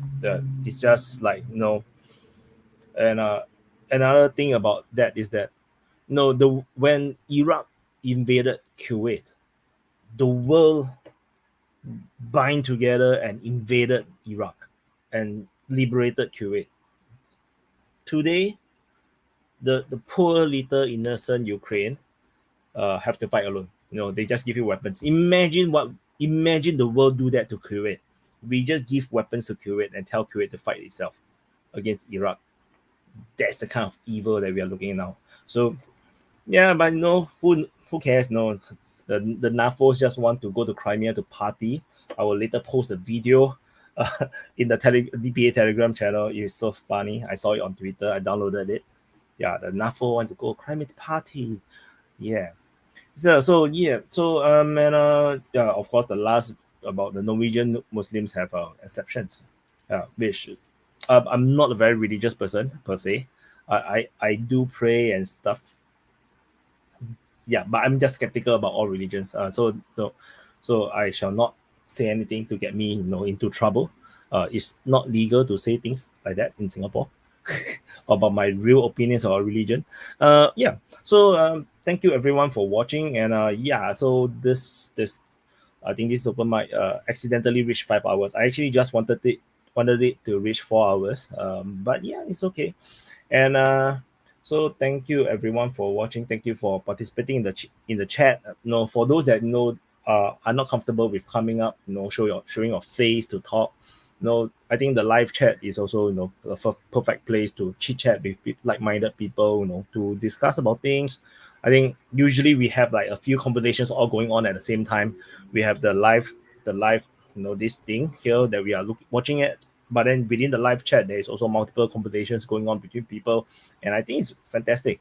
So yeah, so this my aim, my concern now is just to grow the DPA Open Mic channel, because the growth has been really, really slow. Nearly, like, you can't really tell it's actually growing. It's so slow. So yeah, I'm trying to do things to make sure that it can grow faster, because it had to grow more for it to be more sustainable. Yeah, so that's the main thing. And yeah, so hopefully more people will be inspired. I did the trailer thing, which I think I can show you guys. Let me see, how can I show you guys. For those that haven't watched, I can actually show you. Let me open it. Dun, dun, dun, dun.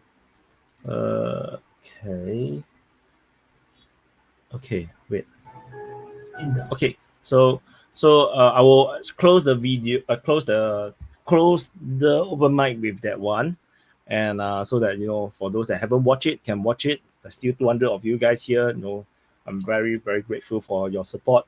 Hopefully we will continue to grow this free, this pretty much as free speech as possible. I don't even intervene when people just when Draku and Dan just went nuts on each other. That's free speech. Free speech is messy. Yeah, that's just how it is. And somehow I feel like why I got so much fatter. I keep looking at my face, and then my face just get rounder and rounder. So anyway, I have to slim down anyway. Yeah. So thank you guys for watching, and yeah, and I'll see you guys in the next update. In case you cannot hear me. Okay, I got to drop. Okay, how do I do this? Sorry, I'm so unprepared. Yeah, I can load the video file. Oh, cool. Okay, and see you guys. The ultimate. Whoops! I just realized that no, I will still be there. Okay. Bye bye. The public is invited to join in an open mic discussion. The goal is to give voice to the common man without prejudice, and just like in real life, if you want to talk, you show your face. Will they discuss on geopolitics, economics, military topics, or current affairs? Or will this just become yet another Twitter shit show? In an ultimate test of free speech and free expression, I present to you the DPA Open Mic.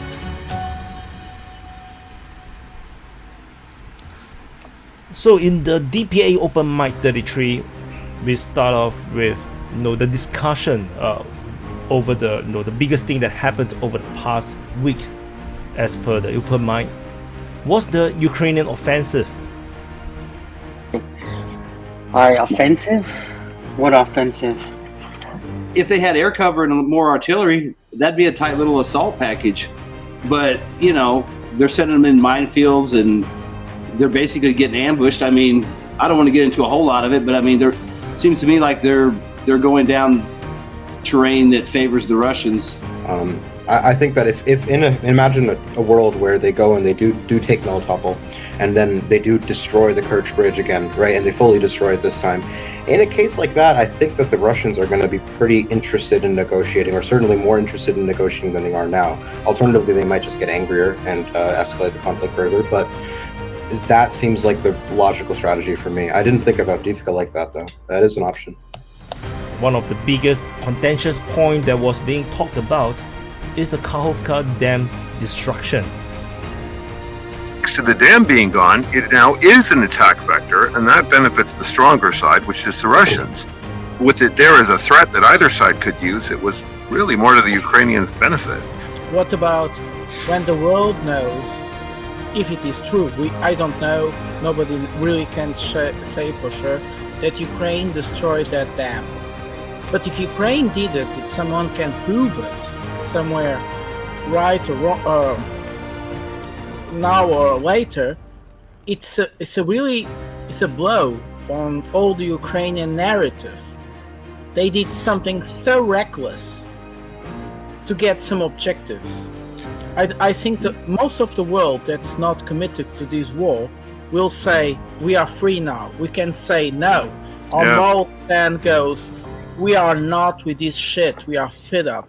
Then came this very controversial idea that this war will end up with Ukraine being more Russian than ever before, and someone else will be raising your children. Some Americans said that someone else will raise your children.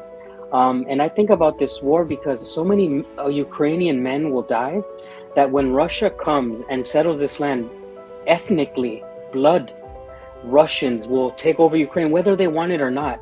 So they've literally effed themselves. The Ukrainians, by sending all their military-aged men, have bred themselves out of the equation. And we're not talking about like a small dent. We're talking about an entire generation, and perhaps 2 generations of men will die in this war, and that will outbreed themselves. So I mean, I also don't understand them saying that okay, the Ukrainian men die and the women and the children will become Russian. It's not so easy, Dan. The respect for the Russians. I didn't say that, by the way, Prada. I didn't say that, by the way. I said that term. Okay, then don't say what I said. I know. I expect you to clarify that because that might be a misunderstanding. And then there is this, intriguing, concept that every civil war breeds a powerful country. I think the smarter people in general are leaving Ukraine, I think.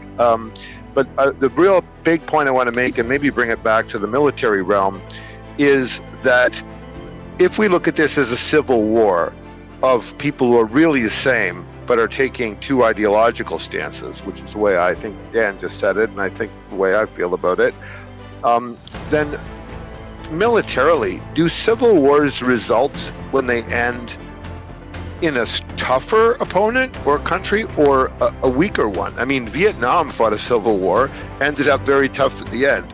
Korea fought a civil war, they're still in a frozen conflict. Both sides of that conflict are very, very tough today. The American Civil War, after that ended, they incorporated the Confederate veterans and they went all the way to the West Coast and then further all the way over to the Pacific. So they got tougher. I mean, you show me a civil war and I'll show you a population with a huge number of combat-trained veterans who are tough as hell. The mine-clearing tank that is leading the line seems to not work when air support is not present. Like, I was on the tanks. The way I would see it would have done is we would have moved up and like supported the combat, the combat engineers, and they would have had vehicles. They would have rolled up with a Miklik charge, fired that out, cleared a lane. Then we probably would have had tanks with the blades on them and the plows go in front to protect the engineers as they planted flags and marked the lane to move through. But I mean, that's all why you have complete air superiority. No one's bombing you, no one's shooting missiles at you, no one's dropping artillery on you.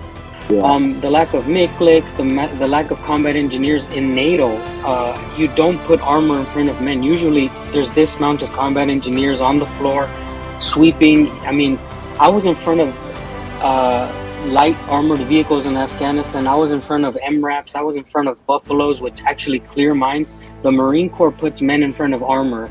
Why? Because it's more effective. But there was none of that. There was no Mikliks. There was no APOPs. There was no anything for clearing anything to actually push forward.